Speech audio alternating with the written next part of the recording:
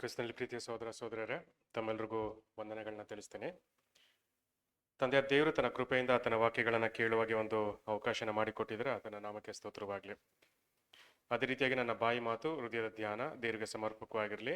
ಈ ವಾಕ್ಯಗಳು ಆತನ ನಾಮಕ್ಕೆ ಮಹಿಮೆಯನ್ನ, ನಮಗೆ ಆಶೀರ್ವಾದವನ್ನ ಉಂಟು ಮಾಡುವಂಥದ್ದಾಗಿರಲಿ. ಸೊ ಕ್ರಿಸ್ತನಲ್ಲಿ ಪ್ರೀತಿಯ ಸಹೋದರ ಸಹೋದರಿಯರೇ, ಅನೇಕ ದಿನಗಳ ನಂತರ ನಿಮ್ಮ ಮಧ್ಯದಲ್ಲಿ ಮಾತಾಡುವಂಥದ್ದು ನನಗೂ ಕೂಡ ಬಹಳ ಸಂತೋಷವಾಗಿದೆ. ಸೊ ಅದೇ ರೀತಿಯಾಗಿ BBS ಸಭೆಯ ಒಂದು ಪ್ರೀತಿನೂ ಕೂಡ ನಿಮ್ಮ ಮಧ್ಯೆ ಹಂಚ್ಕೊಳ್ಳೋದಕ್ಕೆ ಇಷ್ಟಪಡ್ತೇನೆ. ಸೊ ಇವತ್ತು ನಾವು ನೋಡ್ತಿರೋಂಥ ಒಂದು ಟಾಪಿಕ್ ಏನಂತ ನೋಡೋದಾದ್ರೆ, ಪರ್ಟಿಕ್ಯುಲರ್ ಆಗಿ ಒಂದು ಬುಕ್ಲೆಟ್ ಬಂದಿತ್ತು, 7 ವುಮೆನ್ ಆರ್ಕಿಟೆಕ್ಟ್ಸ್ ಆಫ್ ರಿಡಂಪ್ಷನ್ ಅಂತ. ಅದು ನೋಡಿದ್ದೀರಾ, ಓದಿದ್ದೀರಾ? ಓಕೆ.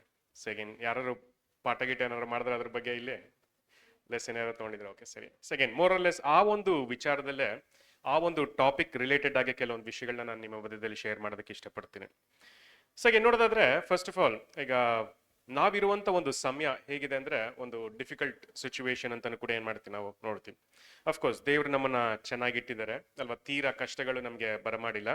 ಬಟ್ ಇಡೀ ಲೋಕದ ಒಂದು ದೃಷ್ಟಿಕೋನದಿಂದ ನಾವು ವಿಚಾರಗಳನ್ನ ನೋಡೋದಾದ್ರೆ ಅಲ್ವಾ, ಲೋಕ ಯಾವ ರೀತಿಯಾಗಿದೆ, ಲೋಕದಲ್ಲಿ ಏನೆಲ್ಲ ವಿಚಾರಗಳು ನಡೀತಾ ಇದೆ ಅನ್ನೋ ಥರ ಆ ವಿಷಯಗಳನ್ನ ನಾವು ಗಮನಿಸಿದಾದ್ರೆ ಡಿಫಿಕಲ್ಟ್ ಸಿಚುವೇಶನ್ಸ್. ಸೊ ಪ್ರಾಬಬಲಿ ನಮ್ಗದು ಹೇಗೆ ರಿಲೇಟ್ ಆಗುತ್ತೆ ಅನ್ನುವಾಗ, ರೀಸೆಂಟಾಗಿ ಅಲ್ವಾ ಇರಾನಲ್ಲಿ ನಡೆದಂಥ ಒಂದು ವಿಚಾರದಿಂದ ನಮಗೇನು ಪ್ರಭಾವ ಆಯಿತು? ಇರಾನಲ್ಲಿ ಏನೋ ಒಂದು ವಿಷಯ ನಡೀತಲ್ಲ, ಸೊ ಅದರಿಂದ ನಮಗೇನು ತೊಂದರೆ ಆಯಿತು? ಪೆಟ್ರೋಲ್, ಗ್ಯಾಸ್ ಏನಾಯ್ತು? ಪ್ರೈಸ್ ಜಾಸ್ತಿ ಆಯಿತು, ರೇಟ್ ಜಾಸ್ತಿ ಆಯಿತು ಅಲ್ವಾ. ಅದು ಸಿಗ್ದಿರಾ ರೇಟ್ ಜಾಸ್ತಿ ಆಯಿತು. ಏನ್ ಅದು ಒಂದು ರೇಟ್ ಜಾಸ್ತಿ ಅದಕ್ಕೆ ಎಲ್ಲನೂ ರೇಟ್ ಜಾಸ್ತಿ ಆಗ್ಬಿಟ್ಟಿದೆ ಅಲ್ವಾ. ಹಾಗಾಗಿ ಹೇಗೆ ನೋಡೋದಾದ್ರೆ ನಮಗೆ ಯಾವ ರೀತಿಯಾಗಿ ಅದು ಪ್ರಭಾವ ಬೀರ್ತು ಅನ್ನೋದು ಕೂಡ ಏನಾಗುತ್ತೆ ಗೊತ್ತಾಗತ್ತೆ. ಅಂದ್ರೆ ಲೋಕದಲ್ಲಿ ಅನೇಕ ವಿಚಾರಗಳು ನಡೀತಾ ಇದೆ, ನಮಗೆ ಗೊತ್ತಿಲ್ದಿರಾ ಅದು ನಮ್ಮ ಪ್ರತಿಯೊಂದು ಜೀವನದ ಮೇಲೆ ಇನ್ಫ್ಲೂಯೆನ್ಸ್ ಮಾಡ್ತಾ ಇದೆ ಅಲ್ವಾ. ಹಾಗಾಗಿ ಲೋಕದಲ್ಲಿ ಅನೇಕ ಕಷ್ಟಗಳು ನಡೀತಾ ಇದೆ, ಡಿಫಿಕಲ್ಟ್ ಟೈಮ್ಸ್ ಅಲ್ಲಿ ಲೋಕ ಇದೆ ಅಂತ ಕೂಡ ಏನ್ ಮಾಡ್ತೀವಿ, ನಾವು ನೋಡ್ತೀವಿ. ಹೆಚ್ಚು ಕಮ್ಮಿ ನೋಡೋದಾದ್ರೆ ಈಗ ಎಂಡ್ ಟೈಮ್ಸ್ ಅಲ್ಲಿ ಏನೆಲ್ಲ ವಿಚಾರಗಳು ನಡಿಬೇಕೋ ಆ ಎಲ್ಲ ವಿಚಾರಗಳನ್ನ ನಾವು ಕಣ್ಣಾರೆ ನೋಡ್ತಾ ಇದೀವಿ ಅಲ್ವಾ. ನೋಡೋದಾದ್ರೆ ರಾಜ್ಯಕ್ಕೆ ವಿರುದ್ಧವಾಗಿ ರಾಜ್ಯವು ಅಲ್ವಾ, ಆ ರೀತಿಯಾದಂಥ ಯುದ್ಧಗಳು ನಡೆಯುವಂಥದ್ದು ಅಲ್ವಾ, ಫಿನಾನ್ಷಿಯಲ್ ಕೊಲ್ಯಾಪ್ಸ್ ಆಗುವಂಥ ಒಂದು ಪರಿಸ್ಥಿತಿ, ರಾಜಕೀಯಗಳು ಪೊಲಿಟಿಕಲ್ ಸಿಸ್ಟಮ್ಸ್ ಬೀಳುವಂಥ ಒಂದು ಪರಿಸ್ಥಿತಿ, ದೇಶನೇ ದಿವಾಳಿ ಆಗುವಂಥ ಒಂದು ಪರಿಸ್ಥಿತಿ, ಆ ಎಲ್ಲ ವಿಚಾರಗಳನ್ನು ಕೂಡ ಏನ್ ಮಾಡಿದೀವಿ, ನೋಡಿದ್ವಿ. ಬೇಸಿಕಲಿ ಎವ್ರಿಥಿಂಗ್ ಇಸ್ ಫೇಲಿಂಗ್ ಅಲ್ವಾ. ನಮ್ಮ ಒಂದು ಭೂಮಿಯ ಅಸ್ಥಿವಾರ ಒಂದು 4 ಫೌಂಡೇಶನ್ಸ್ ಮೇಲೆ ನಿಂತಿದೆ, ಆ 4 ಫೌಂಡೇಶನ್ಸ್ ಕೂಡ ಶೇಕ್ ಆಗ್ತಾ ಇದೆ ಅಲ್ವಾ. ಹಾಗಾಗಿ ಜನರಿಗೆ ಏನ್ ಮಾಡ್ಬೇಕಂತ ಗೊತ್ತಾಗ್ದಿರೋಂಥ ಒಂದು ಪರಿಸ್ಥಿತಿಲಿ ನಾವಿದೀವಿ ಅನ್ನೋ ಒಂದು ಥಾಟ್ ಅನ್ನು ಕೂಡ ಏನ್ ಮಾಡ್ತೀವಿ, ನಾವು ನೋಡ್ತೀವಿ. ಹಾಗಾಗಿ ತುಂಬಾನೇ ಒಂದು ಡಿಫಿಕಲ್ಟ್ ಸಿಚುವೇಶನ್ಸ್ ಅಲ್ಲಿ ನಾವಿದೀವಿ. ಸೊ ಯಾಕೆ ದೇವ್ರು ಈ ರೀತಿಯಾದಂಥ ಒಂದು ಡಿಫಿಕಲ್ಟ್ ಸಿಚುವೇಶನ್ ನ ಭೂಮಿ ಮೇಲೆ ಬರಮಾಡಿದ್ದಾರೆ?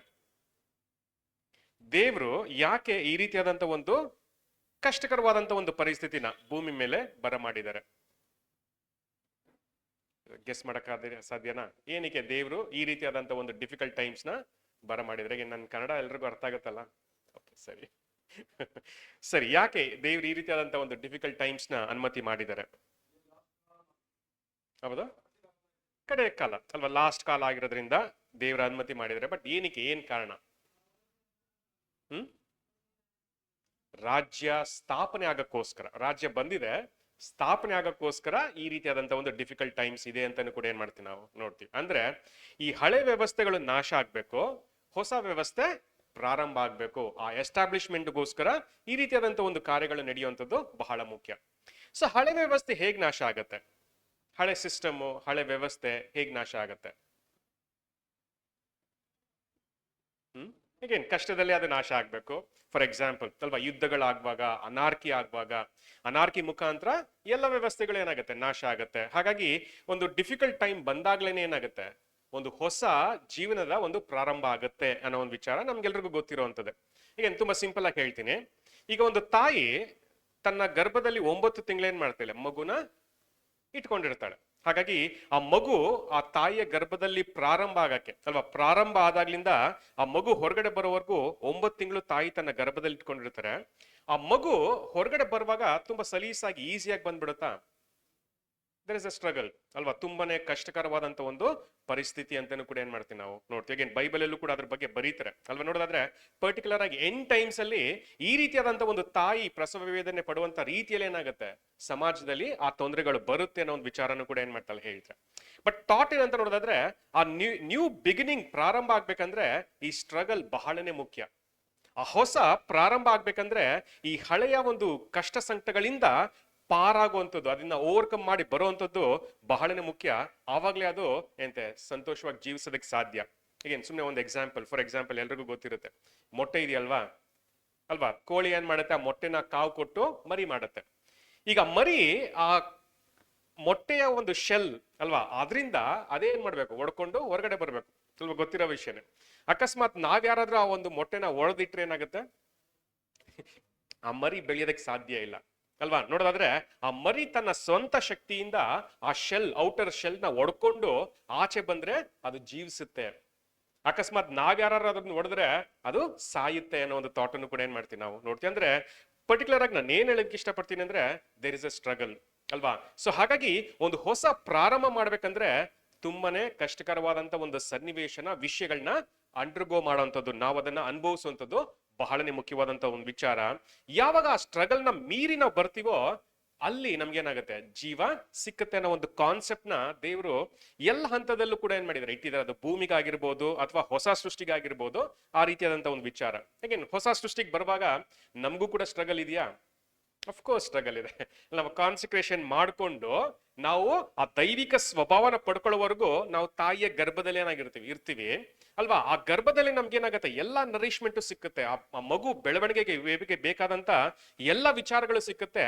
ಈಗ ಅದು ತಾಯಿಯ ಹೊಟ್ಟೆಲಿ ಬೆಳೆದು ಮತ್ತೆ ಈಗ ಹೊರಗಡೆ ಬರ್ಬೇಕು. ಹೊರಗಡೆ ಯಾಕೆ ಬರ್ಬೇಕಂದ್ರೆ ಒಂದು ಹೊಸ ಪ್ರಾರಂಭನ ಸ್ಟಾರ್ಟ್ ಮಾಡೋದಕ್ಕೋಸ್ಕರ ಅದು ಹೊರಗಡೆ ಬರ್ಬೇಕು.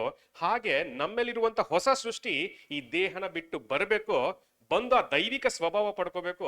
ಆವಾಗ ಒಂದು ನ್ಯೂ ಬಿಗಿನಿಂಗ್ ಅಂತಾನು ಕೂಡ ಏನ್ ಮಾಡ್ತೀವಿ ನಾವು ನೋಡ್ತೀವಿ. ಅಗೇನ್ ಆ ಡಿವೈನ್ ನೇಚರ್ ನ ಕೊಡ್ತಾರೆ. ಆ ರೀತಿಯಾದಂತ ಒಂದು ಲೈಫ್, ಹೊಸ ಲೈಫ್ ಅನ್ನ ನಾವು ಪ್ರಾರಂಭ ಮಾಡ್ತೀವಿ.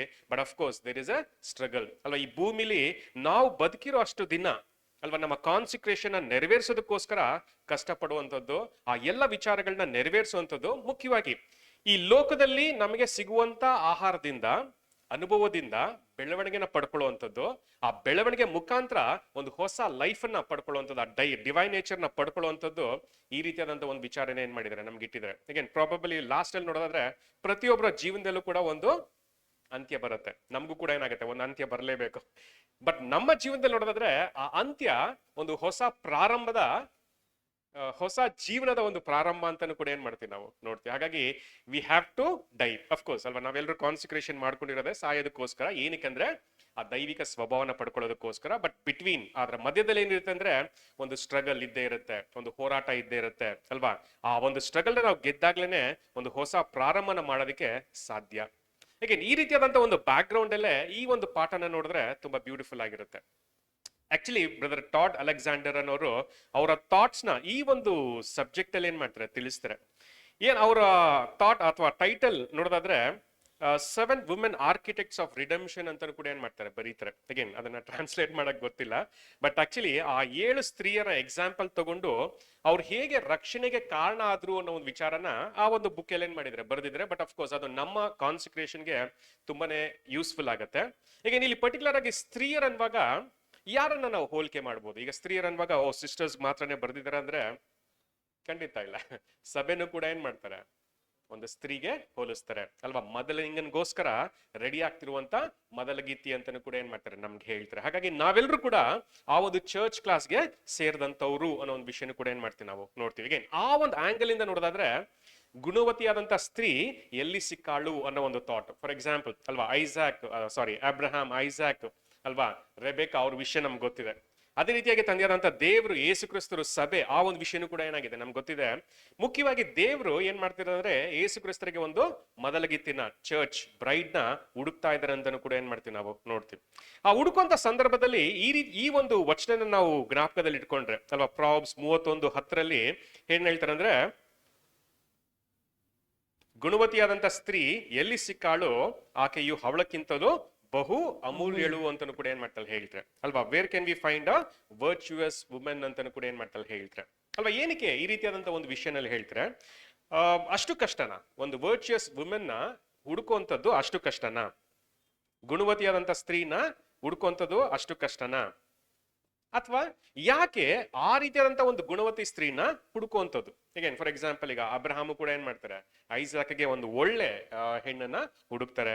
ತಂದೆಯಾದಂತ ದೇವರು ಕೂಡ ಸಭೆನ ಈ ಲೋಕದಿಂದನೇ ಹುಡುಕ್ತಾ ಇದ್ದಾರೆ. ಯಾಕೆ ಹುಡುಕ್ತಾ ಇದ್ದಾರೆ? ಏನು ವಿಶೇಷತೆ? ಏನು ಹುಡುಕ್ತಾ ಇದ್ದಾರೆ? ಹ್ಮ್ ಹೇಳಿ ಸಿಸ್ಟರ್, ಕೇಳಿಸ್ಲಿಲ್ಲ. ಓಕೆ, ಏನಕ್ಕಿರ್ಬೋದು? ಏನು ಹುಡುಕ್ತಾ ಇದ್ದಾರೆ? ಹಾ, ಫ್ಯಾಮಿಲಿಗೋಸ್ಕರ. Okay, divine plan. ಓಕೆ, ಏನು ಹುಡುಕ್ತಾ ಇದ್ದಾರೆ? ಈಗ ನಾವೆಲ್ಲರೂ ಸಭೆ ಆಗಕ್ಕೆ ಹೋಗ್ತಿದೀವಲ್ವಾ? ಸರಿ, ದೇವರು ಭೂಮಿಯಿಂದ 40,44,000 ಜನ ಯಾಕೆ ಹುಡುಕ್ತಾ ಇದ್ದಾರೆ? ಅವರು ಯೇಸು ಕ್ರಿಸ್ತರ ಜೊತೆ ಆಳ್ವಿಕೆ ಮಾಡಬೇಕು, ಆಮೇಲೆ ಇಡೀ ಭೂಮಿಗೆ ಆಶೀರ್ವಾದನ ತಂದು ಕೊಡ್ಬೇಕು, ಆಮೇಲೆ ಒಳ್ಳೇದ ಇದೆಲ್ಲ ವಿಷಯಗಳು ಸರಿದೆ. ಅಲ್ವಾ? ಫಸ್ಟ್ ಆಫ್ ಆಲ್ ಬೇಸಿಕಲಿ ಒಂದು ಸ್ಟ್ರಾಂಗ್ ಕ್ಯಾರೆಕ್ಟರ್ ಇರಬೇಕು, ಒಂದು ಒಳ್ಳೆ ಗುಣ ಇರಬೇಕು. ಯಾಕಂದ್ರೆ ಸಭೆ ಯೇಸು ಕ್ರಿಸ್ತರ ಜೊತೆ ಸೇರ್ಕೊಂಡು ಇಡೀ ಲೋಕನ ರಕ್ಷಣೆ ಮಾಡ್ತಾರೆ. ಆಳ್ವಿಕೆ ಸರಿ, ಆಳ್ವಿಕೆ ಇದೆ, ಬಟ್ ಅವರ ಮುಖ್ಯ ಉದ್ದೇಶ ಏನಂದ್ರೆ ರಕ್ಷಣೆ ಮಾಡ್ತಾರೆ. ರಿಡಂಪ್ಷನ್ ಅಂತಾನು ಕೂಡ ಏನ್ ಮಾಡ್ತೀವಿ ನಾವು ನೋಡ್ತೀವಿ. ಈಗ ಪ್ರಾಬಬಲಿ 6000 ಇಯರ್ಸ್ ಅಲ್ಲಿ ಭೂಮಿ ಪಾಪದ ಒಂದು ಇನ್ಫ್ಲೂಯೆನ್ಸ್ ಅಲ್ಲಿ ಇದೆ ಅಲ್ವಾ? ಸೊ 6000 ವರ್ಷ ಭೂಮಿಗೆ ಪಾಪ ಅನ್ನೋದೇ ಹೆಚ್ಚಾಗಿ ಗೊತ್ತಿದೆ, ಪಾಪದ ಇನ್ಫ್ಲೂಯೆನ್ಸ್ ಅಲ್ಲಿ ಇದೆ. ಈ 1000 ಇಯರ್ಸ್ ಅಲ್ಲಿ ಏನ್ ಮಾಡ್ಬೇಕಂದ್ರೆ ಆ ಪಾಪ ತಪ್ಪು ದೇವರ ವಿಷಯಗಳು ಸರಿಯಾಗಿದೆ ಅಂತ ತಿಳಿಸುವಂತ ಜ್ಞಾನನ ಕೊಡ್ಬೇಕು. ಯಾರು ಕೊಡ್ತಾರೆ ಅಂದ್ರೆ ಯೇಸು ಕ್ರಿಸ್ತರ ಸಭೆ ಕೊಡ್ತಾರೆ. ನಿಜನಾ? ಅಗೇನ್ ಬೇಸಿಕಲಿ ಅವ್ರೇನ್ ಮಾಡ್ತಾರೆ? ದೇವರ ಒಂದು ಜ್ಞಾನನ ಇಡೀ ಲೋಕಕ್ಕೆ ತಿಳಿಸ್ತಾರೆ. ಈಗ ನಾನು ದೇವರ ವಿಚಾರಗಳನ್ನ ನಿಮ್ಮ ಮಧ್ಯದಲ್ಲಿ ತಿಳಿಸುವಾಗ ನಾನ್ ಸ್ಟ್ರಾಂಗ್ ಆಗಿರ್ಬೇಕು ತಾನೆ ಅಲ್ವಾ? ನಾನದನ್ನ ಫಾಲೋ ಮಾಡ್ಬೇಕು ತಾನೆ. ಹಾಗಾಗಿ ಈಗ ನಾನದನ್ನ ಫಾಲೋ ಮಾಡ್ಬೇಕಾಗಿರೋದ್ರಿಂದ ನನ್ನಲ್ಲಿ ಫಸ್ಟ್ ಆ ಒಂದು ಸ್ಟ್ರಾಂಗ್ ಕ್ಯಾರೆಕ್ಟರ್ ಇರುವಂತದ್ದು ಬಹಳ ಮುಖ್ಯ. ಹಾಗಾಗಿ ದೇವರು ಒಂದು ಅರೇಂಜ್ಮೆಂಟ್ ಮಾಡಿದರೆ ಸಭೆ ಸ್ಟ್ರಾಂಗ್ ಕ್ಯಾರೆಕ್ಟರ್ ಇರಬೇಕು. ಹಾಗಾಗಿ ಯಾಕಂದ್ರೆ ಇವ್ರು ಯೇಸು ಕ್ರಿಸ್ತರ ಜೊತೆ ಸೇರ್ಕೊಂಡು ರಕ್ಷಣೆ ಮಾಡ್ತಾರೆ. ಇವರು ಆ ಸ್ಟ್ರಾಂಗ್ ಕ್ಯಾರೆಕ್ಟರ್ ಇದ್ದಾಗ ಮಾತ್ರನೇ ಇವರು ಒಂದು ಒಳ್ಳೆ ಎಕ್ಸಾಂಪಲ್ ಆಗಕ್ಕೆ ಸಾಧ್ಯ ಅನ್ನೋ ಒಂದು ವಿಚಾರನೂ ಕೂಡ ಏನ್ ಮಾಡ್ತಾರೆ ನೋಡ್ತಾರೆ. ಹಾಗಾಗಿ ಯೇಸು ಕ್ರಿಸ್ತರಿಗೆ ಅಲ್ವಾ ಭೂಮಿಯಿಂದ ಆ 1,44,000 ಜನನ ಆಯ್ಕೆ ಮಾಡ್ತಾ ಇದ್ದಾರೆ ಅನ್ನೋ ಒಂದು ಥಾಟ್. ಇನ್ನೊಂದು ಸಿಂಪಲ್ ಆಫ್ಲೈನ್ ಥಾಟ್ ಏನಂತ ನೋಡೋದಾದ್ರೆ, ಅಗೇನ್ ಮನುಷ್ಯರು ಬುದ್ಧಿ ಹೇಳುವಾಗ ಏನ್ ಮಾಡ್ತೀವಿ ಕೇಳ್ತೀವಿ. ಫಾರ್ ಎಕ್ಸಾಂಪಲ್ ಅಲ್ವಾ, ಯಾರು ತುಂಬಾ ತಿಳಿದಿದ್ದವರು ಏನು ಗೊತ್ತಿಲ್ದಿರೋರಿಗೆ ಹೇಳಿದ್ರೆ ಕೇಳೋದ್ ಕಷ್ಟ. ಫ್ರೆಂಡ್ಸ್ ಅಲ್ವಾ, ಫ್ರೆಂಡ್ಸ್ ತರ ಹೇಳುವಾಗ ಈಸಿಯಾಗಿ ಏನ್ ಮಾಡ್ಬೋದು, ಅದನ್ನ ಕಲಿಬಹುದು. ಪ್ರಾಬಬ್ಲಿ ಅದೊಂದು ಉದ್ದೇಶದಿಂದ ಈಗ ಸಭೆಗೆ ಜನರನ್ನ ಲೋಕದಿಂದ ಆಯ್ಕೆ ಮಾಡ್ಕೊಂಡಿರುವಾಗ ಇವರು ಕೂಡ ನಮ್ ತರನೇ ಇದ್ರು ಅಂತ ಹೇಳುವಾಗ, ಆ ಎಕ್ಸ್ಪೀರಿಯನ್ಸ್ ಹೇಳುವಾಗ ಲೋಕ ಪ್ರಾಬಬಲಿ ಬೇಗ ಕೇಳಬಹುದೇನೋ ಅನ್ನೋ ಒಂದು ಉದ್ದೇಶಕ್ಕೋಸ್ಕರನೂ ಕೂಡ 1,44,000 ನ ಆ ರಿಡೆಂಪ್ಷನ್ ವರ್ಕ್ ಅಲ್ಲಿ ಬಳಸ್ಕೊಳ್ತಾರೆ ಅಂತಾನು ಕೂಡ ಏನ್ ಮಾಡ್ತೀವಿ ನಾವು ನೋಡ್ತೀವಿ. ಸೊ ಬೇಸಿಕಲಿ ಸಭೆ ಒಂದು ಸ್ಟ್ರಾಂಗ್ ಕ್ಯಾರೆಕ್ಟರ್ ಆಗಿರ್ಬೇಕು. ಇದ್ದಾಗ ಮಾತ್ರನೇ ಅವರು ಇಡೀ ಲೋಕನ ಆ ರಿಡಂಪ್ಷನ್ ಕಾರ್ಯದಲ್ಲಿ ಅವ್ರು ಒಳಗಾಗಕ್ಕೆ ಸಾಧ್ಯ ಅನ್ನೋ ಒಂದು ಥಾಟ್ ಅನ್ನು ಕೂಡ ಏನ್ ಮಾಡ್ತೀವಿ ನಾವು ನೋಡ್ತೀವಿ.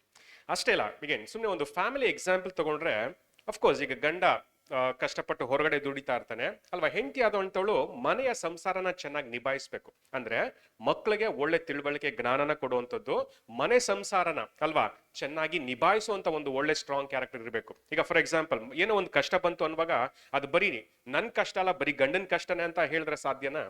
ಇಲ್ಲ. ಸ್ತ್ರೀನೂ ಕೂಡ ಅವರ ಒಂದು ಪಾರ್ಟ್ನ ಅವ್ರು ಮಾಡುವಂಥದ್ದು ಬಹಳ ಮುಖ್ಯವಾಗುತ್ತೆ. ಹಾಗಾಗಿ ಆ ಸ್ಟ್ರಗಲ್ ಅಲ್ಲಿ ಇಬ್ರು ಕೂಡ ಸೇರ್ಕೊಂಡು ಅದನ್ನ ಸರಿಯಾಗಿ ನಿಭಾಯಿಸಿದಾಗ ಮಾತ್ರನೇ ಒಂದು ಫ್ಯಾಮಿಲಿನ ಚೆನ್ನಾಗಿ ಎಸ್ಟಾಬ್ಲಿಷ್ ಮಾಡೋದಕ್ಕೆ ಸಾಧ್ಯ. ಹಾಗಾಗಿ ಆ ಸ್ತ್ರೀನೂ ಕೂಡ ಒಂದು ಸ್ಟ್ರಾಂಗ್ ಕ್ಯಾರೆಕ್ಟರ್ ಇರುವಂತದ್ದು ಬಹಳ ಮುಖ್ಯ. ಅಗೇನ್ ಆ ಒಂದು ದೃಷ್ಟಿಕೋನದಲ್ಲಿ ಏನ್ ಮಾಡ್ತಾರೆ ಅಂದ್ರೆ ಪ್ರತಿಯೊಂದು ಗಂಡಿಗೂ ಕೂಡ ಒಂದು ಒಳ್ಳೆ ಸ್ತ್ರೀನ ಹುಡುಕ್ತಾ ಇದ್ರು ಅಲ್ವಾ, ಗುಣವತಿಯಾದಂತ ಒಂದು ಸ್ತ್ರೀನ ಹುಡುಕ್ತಾ ಇದ್ರು, ಒಳ್ಳೆ ಕ್ವಾಲಿಟಿ ಇರುವಂತ ಒಂದು ಸ್ತ್ರೀನ ಹುಡುಕ್ತಾ ಇದ್ರು. ಈಗೇನ್ ಸುಮ್ನೆ ಸಿಂಪಲ್ ಆಗಿ ಕೇಳ್ತೀನಿ, ಅಕಸ್ಮಾತ್ ನಿಮ್ಗೆ ಯಾರು ಗಂಡ್ ಮಕ್ಳಿದ್ರೆ ಎಂತ ಹುಡುಗಿನ ಹುಡುಕ್ತೀರಾ? ಒಳ್ಳೆ ಹುಡುಗಿನೇ ಹುಡುಕ್ತಿರ್ವಲ್ವಾ? ನೋಡೋದಾದ್ರೆ ಎಲ್ಲ ಗುಣಲಕ್ಷಣಗಳಿರ್ಬೇಕು, ಏನೇ ಕಷ್ಟ ಬಂದ್ರು ನಿಭಾಯಿಸುವಂತವ್ರಾಗಿರ್ಬೇಕು ಅಲ್ವಾ, ಗಂಡನಿಗೆ ಸಪೋರ್ಟಿವ್ ಆಗಿರ್ಬೇಕು ಅನ್ನೋ ಒಂದು ಹುಡುಗಿನ ಏನ್ ಮಾಡ್ತಾರೆ ಹುಡುಕ್ತಿರ. ಹಾಗಾಗಿ ಯೇಸು ಕ್ರಿಸ್ತರಿಗೆ ದೇವ್ರು ಇದೇ ರೀತಿಯಾದಂತ ಒಂದು ಸ್ತ್ರೀನ ಹುಡುಕ್ತಾ ಇದಾರೆ. ಬಟ್ ಪಾಯಿಂಟ್ ಏನಂದ್ರೆ ಈ ಸ್ತ್ರೀ ಈ ಭೂಮಿಯಿಂದ ತಗೋಬೇಕು, ಬಟ್ ಆ ಸ್ತ್ರೀಗೆ ಎಲ್ಲ ಗುಣಲಕ್ಷಣಗಳು ಇರಬೇಕು ಅನ್ನುವಾಗ ನಾವೆಲ್ಲರೂ ಕೂಡ ಆದಾಮಿನ ಸಂತತಿಯವರು ಯಾರು ಕೂಡ ಪರ್ಫೆಕ್ಟ್ ಆಗಿಲ್ಲ. ಹಾಗಾಗಿ ಈಗ ಆ ಒಂದು ಒಳ್ಳೆ ವಿಷಯಗಳನ್ನ ಬೆಳೆಸ್ಬೇಕು ಅನ್ನೋ ಒಂದು ವಿಚಾರನ ಕೂಡ ಏನ್ ಮಾಡ್ತೀವಿ ನಾವು ನೋಡ್ತೀವಿ. ಹಾಗಾಗಿ ದೇವರು ಸಭೆಗೆ ಈ ಒಂದು ಒಳ್ಳೆ ವಿಚಾರನ ಹೇಗೆ ಬೆಳೆಸ್ತಾರೆ ಅಂದ್ರೆ ಈ ಲೋಕದ ಅನೇಕ ಅನುಭವಗಳ ಮುಖಾಂತರ, ಕಷ್ಟಕರವಾದಂತ ಒಂದು ಅನುಭವಗಳ ಮುಖಾಂತರ ಒಳ್ಳೆ ಗುಣಲಕ್ಷಣಗಳು ಬೆಳ್ಕೊಳ್ಳುವಂತ ರೀತಿಯಲ್ಲಿ ಆ ಅನುಭವಗಳನ್ನ ಸಭೆಗೆ ಕೊಡ್ತಾರೆ, ನಮಗ್ ಕೊಡ್ತಾರೆ ಅನ್ನೋ ಒಂದು ವಿಚಾರನ ಕೂಡ ಏನ್ ಮಾಡ್ತೀವಿ ನಾವು ನೋಡ್ತೀವಿ. ಅಗೇನ್ ಸುಮ್ನೆ ಫಾರ್ ಎಕ್ಸಾಂಪಲ್ ನೋಡೋದಾದ್ರೆ ನಮ್ಮ ಜೀವನದಲ್ಲಿ ಬರುವಂತ ಕಷ್ಟಗಳು ಯಾಕೆ ಅನ್ನುವಾಗ ಅನೇಕರಿಗೆ ಅನೇಕ ಉತ್ತರ ಇರುತ್ತೆ. ದೇವ್ರಿಗೆ ನಮ್ ಕಂಡ್ರೆ ಇಷ್ಟ ಇಲ್ಲ, ಹಾಗಾಗಿ ಅನೇಕ ಕಷ್ಟಗಳು ಕೊಡ್ತಾರೆ ಅಂತ ಅನ್ಕೋತೀವಿ. ದೇವ್ರು ಆತರ ಖುಷಿ ಪಡುವಂತ ದೇವ್ರು ಖಂಡಿತ ಅಲ್ಲ. ಯಾಕೆ ನಮ್ಗೆ ಕಷ್ಟಗಳನ್ನ ಅನುಮತಿ ಮಾಡ್ತಾರೆ ಅಂದ್ರೆ, ಸೊ ಪ್ರಾಬಬಲಿ ಎಲ್ಲೋ ಒಂದ್ ಕಡೆ ನಮ್ಮ ಬೆಳವಣಿಗೆ ಬೇಕಾಗಿದೆ. ಈಗ ಇನ್ನೂ ಒಂದು ವಿಷಯ ಏನಂದ್ರೆ, ನಾವ್ ಎಷ್ಟು ಕಠಿಣವಾದಂತ ಜನ ಅಂದ್ರೆ ಒಳ್ಳೆ ಬಾಯಿ ಮಾತಲ್ಲೆಲ್ಲ ಕೇಳೋಂತ ಜನ ಅಲ್ಲ. ಹಾಗಾಗಿ ಡಿಫಿಕಲ್ಟ್ ಎಕ್ಸ್ಪೀರಿಯನ್ಸ್ ನ ಅನುಮತಿ ಮಾಡ್ತಾರೆ. ಯಾವಾಗ ಡಿಫಿಕಲ್ಟ್ ಎಕ್ಸ್ಪೀರಿಯನ್ಸ್ ನ ಅನುಮತಿ ಮಾಡ್ತಾರೋ, ಆ ಅನುಭವ ನಮಗೆ ಒಳ್ಳೆ ಪಾಠನ ಕಲಿಸುತ್ತೆ. ಆ ಅನುಭವದಲ್ಲಿ ನಾವು ಒಳ್ಳೆ ಲೆಸನ್ಸ್ ನ ಕಲ್ತ್ಕೋತೀವಿ, ಒಂದು ಸ್ಟ್ರಾಂಗ್ ಕ್ಯಾರೆಕ್ಟರ್ ಆಗಿ ನಾವು ಬೆಳಿತೀವಿ ಅನ್ನೋ ಒಂದು ವಿಷಯ ದೇವ್ರಿಗೆ ಚೆನ್ನಾಗಿ ಗೊತ್ತಿದೆ. ಹಾಗಾಗಿ ಅನೇಕ ಡಿಫಿಕಲ್ಟ್ ಸಿಚುವೇಶನ್ಸ್ ನ, ಡಿಫಿಕಲ್ಟ್ ಎಕ್ಸ್ಪೀರಿಯನ್ಸಸ್ ನ ನಮ್ಮ ಜೀವನದಲ್ಲಿ ಅನುಮತಿ ಮಾಡ್ತಾರೆ ಅಲ್ವಾ. ಹಾಗಾಗಿ ಈಗ ನಾವು ಆ ಅನುಭವಗಳನ್ನ ಹೇಗ್ ನೋಡ್ಬೇಕಂದ್ರೆ, ಆ ಅನುಭವಗಳು ನಮ್ಮನ್ನ ಬೆಳೆಸೋದಕ್ಕೋಸ್ಕರನೇ ಕೊಟ್ಟಿದ್ದಾರೆ. ಹಾಗಾಗಿ ಆ ಒಂದು ಅನುಭವದಲ್ಲಿ ನಾವು ಏನಾದ್ರು ಕಲಿಯೋದಕ್ಕೆ ಸಾಧ್ಯನ ಅಂತ ನಾವು ನೋಡುವಾಗ ಖಂಡಿತವಾಗ್ಲೂ ಒಂದು ಸ್ಟ್ರಾಂಗ್ ಕ್ಯಾರೆಕ್ಟರ್ ಆಗಿ ನಾವು ಬೆಳೆಯೋದಕ್ಕೆ ಸಾಧ್ಯ ಆಗತ್ತೆ. ಅಗೇನ್ ಸ್ಟ್ರಾಂಗ್ ಕ್ಯಾರೆಕ್ಟರ್ ಆಗಿ ನಾವು ಬೆಳೆದ್ರೆ ನಾವು ಡೆಫಿನೆಟ್ಲಿ ಸಭೆಗೆ ಸೇರುವಂತ ಎಲ್ಲ ಅವಕಾಶಗಳು ಕೂಡ ಇರುತ್ತೆ ಅಲ್ವಾ. ಇನ್ನೊಂದು ಮ್ಯಾಥಮೆಟಿಕ್ಸ್ ಹೇಳೋದಕ್ಕೆ ಇಷ್ಟಪಡ್ತೀನಿ. 1,44,000ಗೂ ಗ್ರೇಟ್ ಕಂಪನಿಗೂ ಇರುವಂತ ಕೌಂಟ್ ನಂಬರ್ಸ್ ಎಷ್ಟಿರ್ಬೋದು? 1,44,000 ನ ಗ್ರೇಟ್ ಕಂಪನಿ ಜೊತೆ ಕಂಪೇರ್ ಮಾಡುವಾಗ ರೇಷಿಯೋ ಪರ್ಸೆಂಟೇಜ್ ಏನಿರ್ಬೋದು ಅಂದ್ರೆ, ಈಗ ಎಲ್ರು ಕಾನ್ಸಂಟ್ರೇಷನ್ ಮಾಡ್ಕೊಂಡಿದೀವಿ, ಎಲ್ರು ಓಡ್ತಾ ಇದೀವಿ. ನಮಗ್ ಗೊತ್ತಿದೆ 1,44,000 ಮಾತ್ರ ಸಭೆಗೆ ಸೇರ್ತಾರೆ, ಇನ್ ಮಿಕ್ಕಿದವರೆಲ್ಲ ಏನಾಗ್ತಾರೆ? ಗ್ರೇಟ್ ಕಂಪನಿಗೆ ಸೇರ್ತಾರೆ. ರೇಷಿಯೋ ಎಷ್ಟಿರ್ಬೋದು? ಎಷ್ಟು ಜನ ಗ್ರೇಟ್ ಕಂಪನಿ ಕ್ಲಾಸ್ ಆಗ್ಬೋದು, ಎಷ್ಟು ಜನ ಸಭೆ ಆಗ್ಬೋದು? ಲಿಮಿಟೆಡ್ ಅಲ್ವಾ. ಗ್ರೇಟ್ ಕಂಪನಿ ಜಾಸ್ತಿ ಅಂದ್ರೆ ಒಡಂಬಡಿಕೆ ಮಾಡ್ಕೊಂಡಂತ ಜಾಸ್ತಿ ಜನ ಏನ್ ಮಾಡ್ತಾರಂತೆ? ಗ್ರೇಟ್ ಕಂಪನಿಗೆ ಹೋಗ್ತಾರೆ ಅಲ್ವಾ. ಒಡಂಬಡಿಕೆ ಮಾಡ್ಕೊಂಡಂತ ಸ್ವಲ್ಪ ಜನ 1,44,000 ಹೋಗ್ತಾರೆ. ಅಗೇನ್ ಈಗ ನಾವೇ ಯೋಚನೆ ಮಾಡೋಣ, ಯಾರು ಸಭೆಗೆ ಹೋಗ್ಬೋದು, ಯಾರು ಗ್ರೇಟ್ ಕಂಪನಿಗೆ ಹೋಗ್ಬೋದು?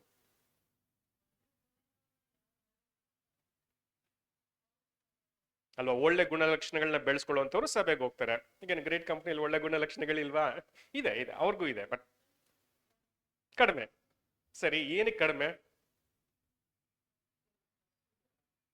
ಓಕೆ, ಇಲ್ಲ, ಟ್ರಸ್ಟಿಂಗ್ ಅನ್ನೋ ಪಾಯಿಂಟ್ ಬರಲ್ಲ. ಯಾಕಂದ್ರೆ ನೀವು ದೇವರನ್ನ ಟ್ರಸ್ಟ್ ಮಾಡಿಲ್ಲ ಅಂದ್ರೆ ಕಾನ್ಸಂಟ್ರೇಷನ್ ಅಲ್ಲಿ ನಡೆಯೋದಕ್ಕೆ ಸಾಧ್ಯನೇ ಇಲ್ಲ. Again that's a basic thing God what will expect from you. ನೀವು ಟ್ರಸ್ಟ್ ಮಾಡ್ಲಿಲ್ಲ ಅಂದ್ರೆ ಈ ಮಾರ್ಗದಲ್ಲಿ ನಡೆಯೋದಕ್ಕೆ ಸಾಧ್ಯ ಇಲ್ಲ.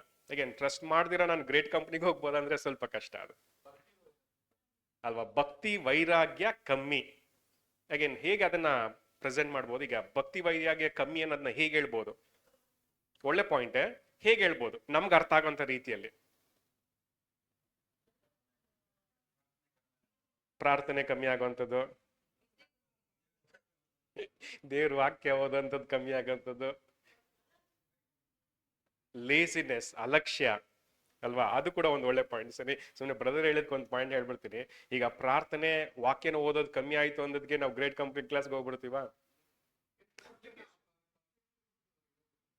ಅಲ್ವಾ. ಅಗೇನ್ ಪ್ರಾರ್ಥನೆ ಆಗ್ಲಿ ದೇವ್ರ ವಾಕ್ಯ ಆಗ್ಲಿ ಏನಕ್ಕೆ ಅಂದ್ರೆ ನಮ್ಮ ಕಾನ್ಸಂಟ್ರೇಷನ್ ಸ್ಟ್ರಾಂಗ್ ಆಗಿ ಬೆಳೆಯೋದಕ್ಕೋಸ್ಕರ ಅಲ್ವಾ. ಅದು ನಮ್ಗೆ ನಮ್ಮ ಕಾನ್ಸಂಟ್ರೇಷನ್ ಸ್ಟ್ರಾಂಗ್ ಆಗಿ ಬೆಳೆಯೋದಕ್ಕೆ ಸಪೋರ್ಟ್ ಮಾಡುತ್ತೆ. ಇಲ್ಲಿ ಸ್ಟ್ರಾಂಗ್ ಕ್ಯಾರೆಕ್ಟರ್ ಬಹಳ ಮುಖ್ಯ. ಅಗೇನ್ ಏನಂದ್ರೆ ನಾವು ಯೇಸು ಕ್ರಿಸ್ತರ ಲೈಕ್ನೆಸ್ ಅಲ್ಲಿ ಬೆಳೆಯುವಂಥದ್ದು ಬಹಳ ಮುಖ್ಯ.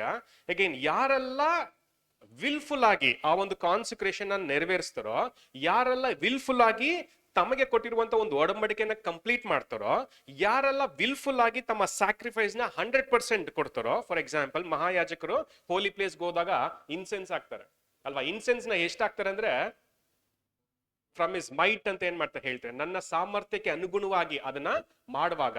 ಅಗೇನ್ ಬೇಸಿಕಲಿ ಸಭೆ ಏನ್ ಮಾಡ್ತಾರೆ ಅಂದ್ರೆ ತಮ್ಮ ಸಾಮರ್ಥ್ಯಕ್ಕೆ ಅನುಗುಣವಾಗಿ ಕಾನ್ಸಂಟ್ರೇಷನ್ ಮಾಡ್ಕೊಳ್ತಾರೆ, ಸ್ಯಾಕ್ರಿಫೈಸ್ ಮಾಡ್ತಾರೆ, ಹಾಗಾಗಿ ಸಭೆಗೆ ಸೇರ್ತಾರೆ. ಗ್ರೇಟ್ ಕಂಪನಿ ಕ್ಲಾಸು ತಮ್ಮ ಸಾಮರ್ಥ್ಯಕ್ಕೆ ಅನುಗುಣವಾಗಿ ಆ ಕಾರ್ಯಗಳನ್ನ ಮಾಡಲ್ಲ, ಅದಕ್ಕೋಸ್ಕರ ಏನ್ ಮಾಡ್ತಾರೆ ಅವರು ಗ್ರೇಟ್ ಕಂಪನಿ ಕ್ಲಾಸ್ ಸೇರ್ತಾರೆ. ಒನ್ ಆಫ್ ದ ರೀಸನ್ಸ್ ಏನಂದ್ರೆ ಲೇಸಿನೆಸ್ ಅಲ್ವಾ. ನಾವು ಕಾನ್ಸಂಟ್ರೇಷನ್ ಮಾಡಬೇಕು, ಆದ್ರೆ ಮಾಡಕ್ಕೆ ಅನೇಕ ಪರಿಸ್ಥಿತಿಗಳು ನಮ್ಮನ್ನ ಬಿಡಲ್ಲ. ಫಾರ್ ಎಕ್ಸಾಂಪಲ್, ವರ್ಲ್ಡ್ಲಿ ಇನ್ಫ್ಲೂಯೆನ್ಸ್ ಅಲ್ವಾ. ಲೋಕದ ವಿಷಯಗಳು ನಮ್ಮನ್ನ ಎಷ್ಟು ಇನ್ಫ್ಲೂಯೆನ್ಸ್ ಮಾಡುತ್ತೆ ಅಂದ್ರೆ ದೇವ್ರ ವಿಷಯನ ಅಷ್ಟೊಂದು ಸೀರಿಯಸ್ ಆಗಿ ತಗೊಳ್ಳೋದು ಬೇಡ. ಹೇಗೆ ನಾನು 100% ಕಾನ್ಸಂಟ್ರೇಷನ್ ಯೋಚನೆ ಮಾಡುವಂಥದ್ದು ಬೇಡ, ಸ್ವಲ್ಪ ನಾನು ಲೋಕದ ವಿಷಯಗಳನ್ನ ಕೂಡ ಇಟ್ಕೊಂಡು ಜಾಸ್ತಿ ನನ್ನ ಕಾನ್ಸಂಟ್ರೇಷನ್ ವಿಷಯಗಳನ್ನ ಇಟ್ಕೊಂಡ್ರೆ ಸಾಕು ಅನ್ನೋ ಥರ ಒಂದು ಮನಸ್ಥಿತಿ ಯಾರಿಗಿರುತ್ತೋ ಅಂಥವ್ರು ಗ್ರೇಟ್ ಕಂಪನಿ ಕ್ಲಾಸ್ ಸೇರ್ತಾರೆ. ಸುಮ್ಮನೆ ಫಾರ್ ಎಕ್ಸಾಂಪಲ್, ಲೋಟನ ಹೆಂಡತಿ ಗೊತ್ತಲ್ವಾ. ಅಗೇನ್ ಲೋಟನ ಹೆಂಡತಿ ಯಾಕೆ ಏತೆ ಅವರನ್ನ ಡೆಸ್ಟ್ರಾಯ್ ಮಾಡಿದ್ರು, ನಾಶ ಮಾಡಿದ್ರು ಅನ್ನೋ ಒಂದು ಪಾಯಿಂಟ್ ನೋಡೋದಾದ್ರೆ, ಅವರು ಕೂಡ ಲೋಟನ್ ಜೊತೆಯಿಂದ ಆ ಮನೆಯಿಂದ ಓಡ್ ಬಂದ್ರು. ಈಗ ನಮ್ಗೆ ಗೊತ್ತಿದೆ, ಈಗ ಆ ಮನೆ ಅಥವಾ ಆ ಒಂದು ಊರ್ನ ನಾಶ ಮಾಡ್ಬೇಕಂತ ಏಂಜಲ್ಸ್ ಅನ್ಕೋತಾರೆ. ನಾಶ ಮಾಡಕ್ಕಿಂತ ಮುಂಚೆ ಅಲ್ಲಿ ನೀತಿವಂತನಾದಂತ ಲೋಟನ ರಕ್ಷಣೆ ಮಾಡ್ಬೇಕು, ಅವನ ಕುಟುಂಬನ ರಕ್ಷಣೆ ಮಾಡ್ಬೇಕು ಅಂತಾನು ಅನ್ಕೋತಾರೆ. ಸೊ ಹಾಗಾಗಿ ಏಂಜಲ್ಸ್ ಹೋಗಿ ಏನ್ ಮಾಡ್ತಾರೆ, ಒಂದು ಎಚ್ಚರಿಕೆನ ಕೊಡ್ತಾರೆ, ನೀವೇನ್ ಮಾಡಿ ಈ ಮನೆನ ಬಿಟ್ಟು ಹೋಗಿ, ಈ ಊರನ್ನ ಬಿಟ್ಟು ಹೋಗಿ ಅಂತ ಏನ್ ಮಾಡ್ತಾರೆ ಹೇಳ್ತಾರೆ. ಹಾಗಾಗಿ ಇವರು ಕೂಡ ಊರನ್ನ ಬಿಟ್ಟು ಹೋಗ್ಬಿಡ್ತಾರೆ. ಹೋಗಂತ ಸಮಯದಲ್ಲಿ ಏನ್ ಮಾಡ್ತಾರೆ ಅಲ್ವಾ, ಲೋಟನ ಹೆಂಡತಿ ಮಾತ್ರ ಏನ್ ಮಾಡ್ತಾರೆ, ಹಿಂತಿರುಗಿ ನೋಡ್ತಾರೆ. ಅದಕ್ಕೆ ಬ್ರದರ್ ರಜಲ್ ತುಂಬಾ ಬ್ಯೂಟಿಫುಲ್ ಆಗಿ ಹೇಳ್ತಾರೆ, ಯಾಕೆ ಲೋಟನ ಹೆಂಡತಿ ಹಿಂತಿರುಗಿ ನೋಡ್ಲು, ಏನಾದ್ರು ರೀಸನ್ಸ್ ಹೇಳೋದಕ್ಕೆ ಸಾಧ್ಯನಾ? ಯಾಕೆ ಲೋಟನ ಹೆಂಡತಿ ಹಿಂತಿರುಗಿ ನೋಡ್ಲು ಸೊಡೋಮ್ ಗೊಮೋರನ? ಲೋಕಾಸೆ ಅಲ್ವಾ, ನಾನೇನೋ ಬಿಟ್ಟು ಬಂದ್ಬಿಟ್ಟಿದ್ದೀನಿ ಅದನ್ನ ತಗೋಬೇಕು ಅಲ್ವಾ, ಅದನ್ನ ಬಿಟ್ಟು ಬಂದಿದ್ದೀನಲ್ಲ ಅಂತ ಒಂದು ಆಸೆಯಿಂದ ಏನ್ ಮಾಡ್ತಾರೆ, ಅದನ್ನ ನೋಡ್ತಾರೆ. ಇದನ್ನ ನಮ್ ಜೀವನಕ್ಕೂ ಅಪ್ಲೈ ಮಾಡ್ಕೊಂಬಂದ್ರೆ ನಮ್ಗೆ ಚೆನ್ನಾಗಿ ಅಪ್ಲೈ ಆಗುತ್ತೆ. ಏನಂದ್ರೆ ನಾವು ಕೂಡ ಲೋಕನ ಬಿಟ್ಟು ಬಂದಿದೀವಿ. ಈಗ ನಮ್ ಫೋಕಸ್ ಯಾವಾಗ್ಲೂ ಮುಂದೆ ಇರಬೇಕು. ಅಕಸ್ಮಾತ್ ನಾವು ಹಿಂತಿರುಗಿ ನೋಡುವಾಗ ಅದೇನನ್ನ ಸೂಚನೆ ಮಾಡುತ್ತೆ ಅಂದ್ರೆ, ಎಲ್ಲೋ ಲೋಕದ ಇನ್ಫ್ಲೂಯೆನ್ಸ್ ನನ್ನನ್ನ ಎಳಿತಾ ಇದೆ, ಸೆಳಿತಾ ಇದೆ. ಆ ಇನ್ಫ್ಲೂಯೆನ್ಸ್ಗೆ ನಾನು ಒಳಗಾಗ್ಬೇಕನ್ನೋ ಒಂದು ಮನಸ್ಥಿತಿ ನನಗಿದೆ. ಆ ಇಂಟ್ರೆಸ್ಟ್ ಇಂದ ಏನ್ ಮಾಡ್ತೀನಿ, ನಾನು ಹಿಂತಿರುಗಿ ನೋಡ್ತೀನಿ. ಅಗೈನ್ ಆಕ್ಚುಲಿ ನೋಡ್ದಾದ್ರೆ ನಾವು ಕಾನ್ಸಂಟ್ರೇಷನ್ ಮಾಡ್ಕೊಂಡಿರುವಂತದ್ದು ನಮ್ಮ ಸಂಪೂರ್ಣನ ಕೊಡ್ತೀನಿ ಅಂತ. ಬಟ್ ಯಾವಾಗ ನಾವು ಲೋಕದ ಇನ್ಫ್ಲೂಯೆನ್ಸ್ ಒಳಗಾಗ್ತೀವೋ ನಮ್ಮ ಕಾನ್ಸಂಟ್ರೇಷನ್ ಸಂಪೂರ್ಣವಾಗಿ ಕೊಡೋದಕ್ಕೆ ಸಾಧ್ಯ ಆಗಿಲ್ಲ. ಅಂತವ್ರು ಗ್ರೇಟ್ ಕಂಪನಿ ಕ್ಲಾಸ್ಗೆ ಸೇರ್ತಾರೆ. ಅಗೈನ್ ಆಕ್ಚುಲಿ ನೋಡಿದ್ರೆ ಇಬ್ರು ಒಳ್ಳೆ ರೀತಿಯಲ್ಲೇ ಪ್ರಾರಂಭ ಮಾಡಿದ್ರು. ಆದ್ರೆ ಕಾಲಕ್ರಮೇಣ ಸಭೆ ಏನ್ ಮಾಡಿದ್ರು ಅಂದ್ರೆ, ತಮ್ಮ ಸಾಮರ್ಥ್ಯಕ್ಕೆ ಅನುಗುಣವಾಗಿ ಆ ಸ್ಯಾಕ್ರಿಫೈಸ್ ನ ಮುಂದುವರಿಸ್ತಾ ಹೋದ್ರು. ಗ್ರೇಟ್ ಕಂಪನಿ ಕ್ಲಾಸು ಅಲ್ವಾ, ನಾನೇನೋ ಲೋಕದಲ್ಲಿ ಬಿಟ್ಟಿದ್ದೀನಿ ಅಲ್ವಾ, ಲೋಕದ ವಿಷಯಗಳು ನನಗೆ ಬೇಕು ಅಂತ ಆ ಇನ್ಫ್ಲೂಯೆನ್ಸ್ಗೆ ಒಳಗಾಗಿ ಅವ್ರೇನಾಗ್ತಾರೆ, ಆ ಗ್ರೇಟ್ ಕಂಪನಿ ಕ್ಲಾಸ್ ಸೇರ್ತಾರೆ. ಸಾರಿ ಅಗೇನ್. ಸೊ ಹಾಗಾಗಿ ಈ ರೀತಿಯಾದಂತ ಒಂದು ವಿಚಾರ. ಸೊ ಈಗ ಸಭೆ ಏನ್ ಮಾಡಿದೆ ಅಂದ್ರೆ, ವಿಲ್ಫುಲ್ ಆಗಿ ಕಂಪ್ಲೀಟ್ ಕಾನ್ಸಂಟ್ರೇಷನ್ ಮಾಡ್ಕೊಂಡಿದೆ, ಕಂಪ್ಲೀಟ್ ಸ್ಯಾಕ್ರಿಫೈಸ್ ನ ಮಾಡಿದೆ. ಅಂತವ್ರು ಮಾತ್ರನೇ 1,44,000 ಗೆ ಸೇರ್ತಾರೆ. ಸೊ ಹಾಗಾಗಿ ಈಗ 1,44,000 ಅನ್ನುವಾಗ ಆ ಸ್ಟ್ರಾಂಗ್ ಕ್ಯಾರೆಕ್ಟರ್ ಇದ್ದಾಗ ಮಾತ್ರನೇ ಈ ವರ್ಲ್ಡ್ ಇನ್ಫ್ಲೂಯೆನ್ಸ್ ಇಂದ ನಾವು ಹೊರಗಡೆ ಬರೋದಕ್ಕೆ ಸಾಧ್ಯ ಅನ್ಸುತ್ತೆ. ನಮಗೆ ಗ್ರೇಟೆಸ್ಟ್ ಎನಿಮೀಸ್ ಗೊತ್ತಲ್ವಾ, 3 ಜನ ಗ್ರೇಟೆಸ್ಟ್ ಎನಿಮೀಸ್ ಅಲ್ವಾ, ಸೇಟನ್, ಸೆಲ್ಫ್, ಇನ್ನೊಂದು ಕೂಡ ಇದೆ ವರ್ಲ್ಡ್ ಅಲ್ವಾ. ವರ್ಲ್ಡ್ ಡೆಫಿನೆಟ್ಲಿ ಅಲ್ವಾ ತುಂಬಾ ಒಂದು ಕೆಟ್ಟ ಇನ್ಫ್ಲೂಯೆನ್ಸ್ ನ ಮಾಡುವಂತ ಒಂದು ವಿಷಯ ಅಂತಾನು ಕೂಡ ಏನ್ ಮಾಡ್ತೀವಿ ನಾವು ನೋಡ್ತೀವಿ. ಅಗೇನ್ ರೀಸೆಂಟ್ ಆಗಿ ಲೈಫ್ ಆಫ್ ಡೇವಿಡ್ ಸ್ಟಡಿ ಓದ್ತಾ ಇದ್ವಿ, ಬುಕ್ಲೆಟ್ ಇದೆ ಅಲ್ವಾ, ಲೈಫ್ ಆಫ್ ಡೇವಿಡ್. ಅದರಲ್ಲಿ ಒಂದು ರೀಸನ್ ಕೊಡ್ತಾರೆ, ಕಿಂಗ್ ಡೇವಿಡ್ ಈ ವಾಸ್ ಅ ರೈಚಿಯಸ್ ಕಿಂಗ್, ನೀತಿವಂತನಾದಂತ ರಾಜ ಕಿಂಗ್ ಡೇವಿಡ್. ಯಾಕೆ ತಪ್ಪು ಮಾಡಿದ್ರು, ಬೇರ್ಷಿಬಾ ಜೊತೆ ಸೇರ್ಕೊಂಡು ತಪ್ಪು ಮಾಡಿದ್ರು ಅನ್ನೋದಕ್ಕೆ ಒಂದು ರೀಸನ್ಸ್ ಕೊಡ್ತಾರೆ. ಏನಂದ್ರೆ, ಕಿಂಗ್ ಡೇವಿಡ್ ಕೂಡ ಅನೇಕ ರಾಜರುಗಳನ್ನ ನೋಡಿ ಇನ್ಫ್ಲೂಯೆನ್ಸ್ಗೆ ಒಳಗಾದ್ರು ಅಂತಾನು ಕೂಡ ಏನ್ ಮಾಡ್ತಾರೆ ಹೇಳ್ತಾರೆ. ಬ್ರದರ್ ರಜಲ್ ಅದನ್ನ ಬರೀತಾರೆ. ಅಂದ್ರೆ ಬೇರೆ ರಾಜ್ಯಗಳನ್ನ ನೋಡಿ ಇನ್ಫ್ಲೂಯೆನ್ಸ್ ಆಯ್ತು ಅಂತ ಏನ್ ಮಾಡ್ತಾರೆ ಹೇಳ್ತಾರೆ. ಅಂದ್ರೆ ಆಗಿನ ಕಾಲದಲ್ಲಿ ಇದ್ದಂತ ಬೇರೆ ರಾಜ್ಯಗಳು ಏನ್ ಮಾಡ್ತಾ ಇದ್ರು ಅಲ್ವಾ, ಅವರು ಅಧಿಕಾರ ನಡೆಸ್ತಾ ಇದ್ರು, ಏನ್ ಬೇಕೋ ಅದನ್ನ ಮಾಡ್ತಾ ಇದ್ರು, ಅನೇಕ ಹೆಂಡತಿದಿರ್ನ ಮದುವೆ ಆಗಿದ್ರು. ಹಾಗಾಗಿ ಕಿಂಗ್ ಡೇವಿಡ್ ಆ ಒಂದು ರಾಜರಿಂದ ಇನ್ಫ್ಲೂಯೆನ್ಸ್ ಆಗಿ ಈ ಒಂದು ತಪ್ಪು ಮಾಡೋದಕ್ಕೆ ಒನ್ ಆಫ್ ದ ರೀಸನ್ಸ್, ಒಂದು ಕಾರಣ ಅಂತಾನು ಕೂಡ ಏನ್ ಮಾಡ್ತಾರೆ ಹೇಳ್ತಾರೆ. ಈಗ ನಾವು ವಿಷಯ ಓದುವಾಗ ನನಗೆ ತುಂಬಾ ಚೆನ್ನಾಗಿ ಅನಿಸ್ತು. ಏನಕ್ಕಂದ್ರೆ ಲೋಕ ಎಷ್ಟು ಸ್ಟ್ರಾಂಗ್ ಆಗಿ ನಮ್ಮನ್ನ ಇನ್ಫ್ಲೂಯೆನ್ಸ್ ಮಾಡ್ಬೋದು ಅನ್ನೋದಕ್ಕೆ ಅದು ಕೂಡ ಒಂದು ಎಕ್ಸಾಂಪಲ್ ಆಗಿದೆ. ಯಾಕಂದ್ರೆ ಡೇವಿಡ್ ಡೆಫಿನೆಟ್ಲಿ ಒಂದು ಸ್ಟ್ರಾಂಗ್ ಕ್ಯಾರೆಕ್ಟರ್, ಒಂದು ನೀತಿವಂತನಾದಂತ ಒಂದು ರಾಜ. ಅವರು ದೇವ್ರಿಗೆ ಅಗೇನ್ಸ್ಟ್ ಆಗಿ ಒಂದು ತಪ್ಪನ್ನ ಮಾಡಿದ್ರು ಅನ್ನುವಾಗ ಆ ಇನ್ಫ್ಲೂಯೆನ್ಸ್ ಎಷ್ಟು ಸ್ಟ್ರಾಂಗ್ ಆಗಿರ್ಬೇಕು ಅನ್ನೋದನ್ನ ನಾವು ತಿಳ್ಕೊಳ್ಳುವಂಥದ್ದು ಬಹಳ ಮುಖ್ಯ. ಹಾಗಾಗಿ ನಮಗಿರುವಂತ ಒಂದು ಇನ್ಫ್ಲೂಯೆನ್ಸ್ ಲೋಕದ ಒಂದು ಇನ್ಫ್ಲೂಯೆನ್ಸ್ ಅಂತಾನು ಕೂಡ ಏನ್ ಮಾಡ್ತೀವಿ ನಾವು ನೋಡ್ತೀವಿ. ಸುಮ್ಮನೆ ಒಂದು ಪ್ರಶ್ನೆ, ಯಾಕೆ ನಮ್ಮ ಕಾನ್ಸಂಟ್ರೇಷನ್ ನಾವು 100% ಮಾಡೋದಕ್ಕೆ ಸಾಧ್ಯ ಆಗ್ತಾ ಇಲ್ಲ? ನನಗೆ ಗೊತ್ತಿರಂಗೆ ಒಂದು ರೀಸನ್ ಆ ಲೋಕದ ಇನ್ಫ್ಲೂಯೆನ್ಸ್ ಮೇನ್ ಆಗಿರುತ್ತೆ.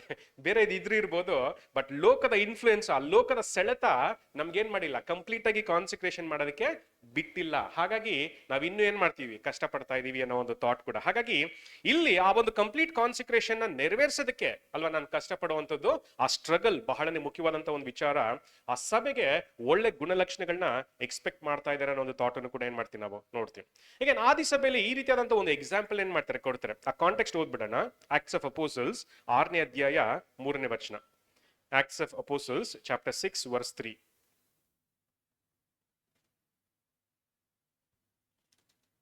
6ನೇ ಅಧ್ಯಾಯ 3ನೇ ವಾಕ್ಯ. ಆದದರಿಂದ ಸಹೋದರರೇ, ಸಂಭಾವಿತರು, ಪವಿತ್ರಾತ್ಮ ಭರಿತರು, ಜ್ಞಾನ ಸಂಪನ್ನರು ಆಗಿರುವ 7 ಮಂದಿಯನ್ನು ನಮ್ಮೊಳಗಿಂದ ನೋಡಿ ಆರಿಸಿಕೊಳ್ಳಿರಿ. ಅವರನ್ನು ಈ ಕೆಲಸದ ಮೇಲೆ ನೇಮಿಸುವೆವು. ಓಕೆ, ಇದರ ಬ್ಯಾಕ್ ಗ್ರೌಂಡ್ ನಮ್ಗೆ ಗೊತ್ತಿದೆ ಅಲ್ವಾ.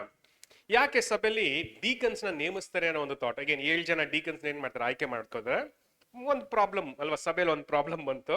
ಅಲ್ಲಿ ಪರ್ಟಿಕ್ಯುಲರ್ ಆಗಿ ಗ್ರೀಕ್ ಸ್ತ್ರೀಯರು ಏನ್ ಮಾಡ್ತಾರೆ, ನಮ್ಮನ್ನ ಚೆನ್ನಾಗಿ ನೋಡ್ಕೋತಾ ಇಲ್ಲ ಅಲ್ವಾ, ನಮ್ಗೆ ತಾರತಮ್ಯ ಮಾಡ್ತಾ ಇದಾರೆ ಅನ್ನೋ ಒಂದು ಕಂಪ್ಲೇಂಟ್ ಕೂಡ ಏನ್ ಮಾಡ್ತಾರೆ, ರೇಸ್ ಮಾಡ್ತಾರೆ. ರೇಸ್ ಮಾಡುವಂತ ಸಮಯದಲ್ಲಿ ಒಂದು ಸೊಲ್ಯೂಷನ್ ಆಗಿ ಏನ್ ಮಾಡ್ತಾರೆ ಅಂದ್ರೆ, 7 ಜನನ ನೀವು ಆಯ್ಕೆ ಮಾಡಿ ಅಂತಾನು ಕೂಡ ಏನ್ ಮಾಡ್ತಾರೆ ಹೇಳ್ತಾರೆ, ಡೀಕನ್ ಸೆಲೆಕ್ಷನ್ ಮಾಡಿ ಅಲ್ವಾ. ಅವ್ರು ಎಂತವ್ರು ಆಗಿರ್ಬೇಕನ್ನೋದನ್ನ ಒಂದು ಎಕ್ಸಾಂಪಲ್ ಆಗಿ ಏನ್ ಮಾಡ್ತಾರೆ ತಿಳಿಸ್ತಾರೆ ಅಲ್ವಾ. ಮತ್ತೊಂದ್ಸರಿ ಓದಿ. ಆದದರಿಂದ ಸಹೋದರರೇ, ಹ್ಮ್ ಸಂಭಾವಿತರು, ಪವಿತ್ರಾತ್ಮ ಭರಿತರು, ಜ್ಞಾನ ಸಂಪನ್ನರು ಆಗಿರುವ ಹ್ಮ್ 7 ಮಂದಿಯನ್ನು ನಮ್ಮೊಳಗಿಂದ ನೋಡಿ ಆರಿಸಿಕೊಳ್ಳಿರಿ. ಹೀಗೆ ನೋಡೋದಾದ್ರೆ ಫಸ್ಟ್ ಆಫ್ ಆಲ್ ಅವರು ಸಂಭಾವಿತರು ಆಗಿರ್ಬೇಕು ಅಂತಾನು ಕೂಡ ಏನ್ ಮಾಡ್ತಾರೆ ಹೇಳ್ತಾರೆ. ಅದನ್ನ ಮೆನ್ ಆಫ್ ಹಾನೆಸ್ಟ್ ರಿಪೋರ್ಟ್ ಅಂತಾನು ಕೂಡ ಏನ್ ಮಾಡ್ತಾರೆ ಕರೀತಾರೆ.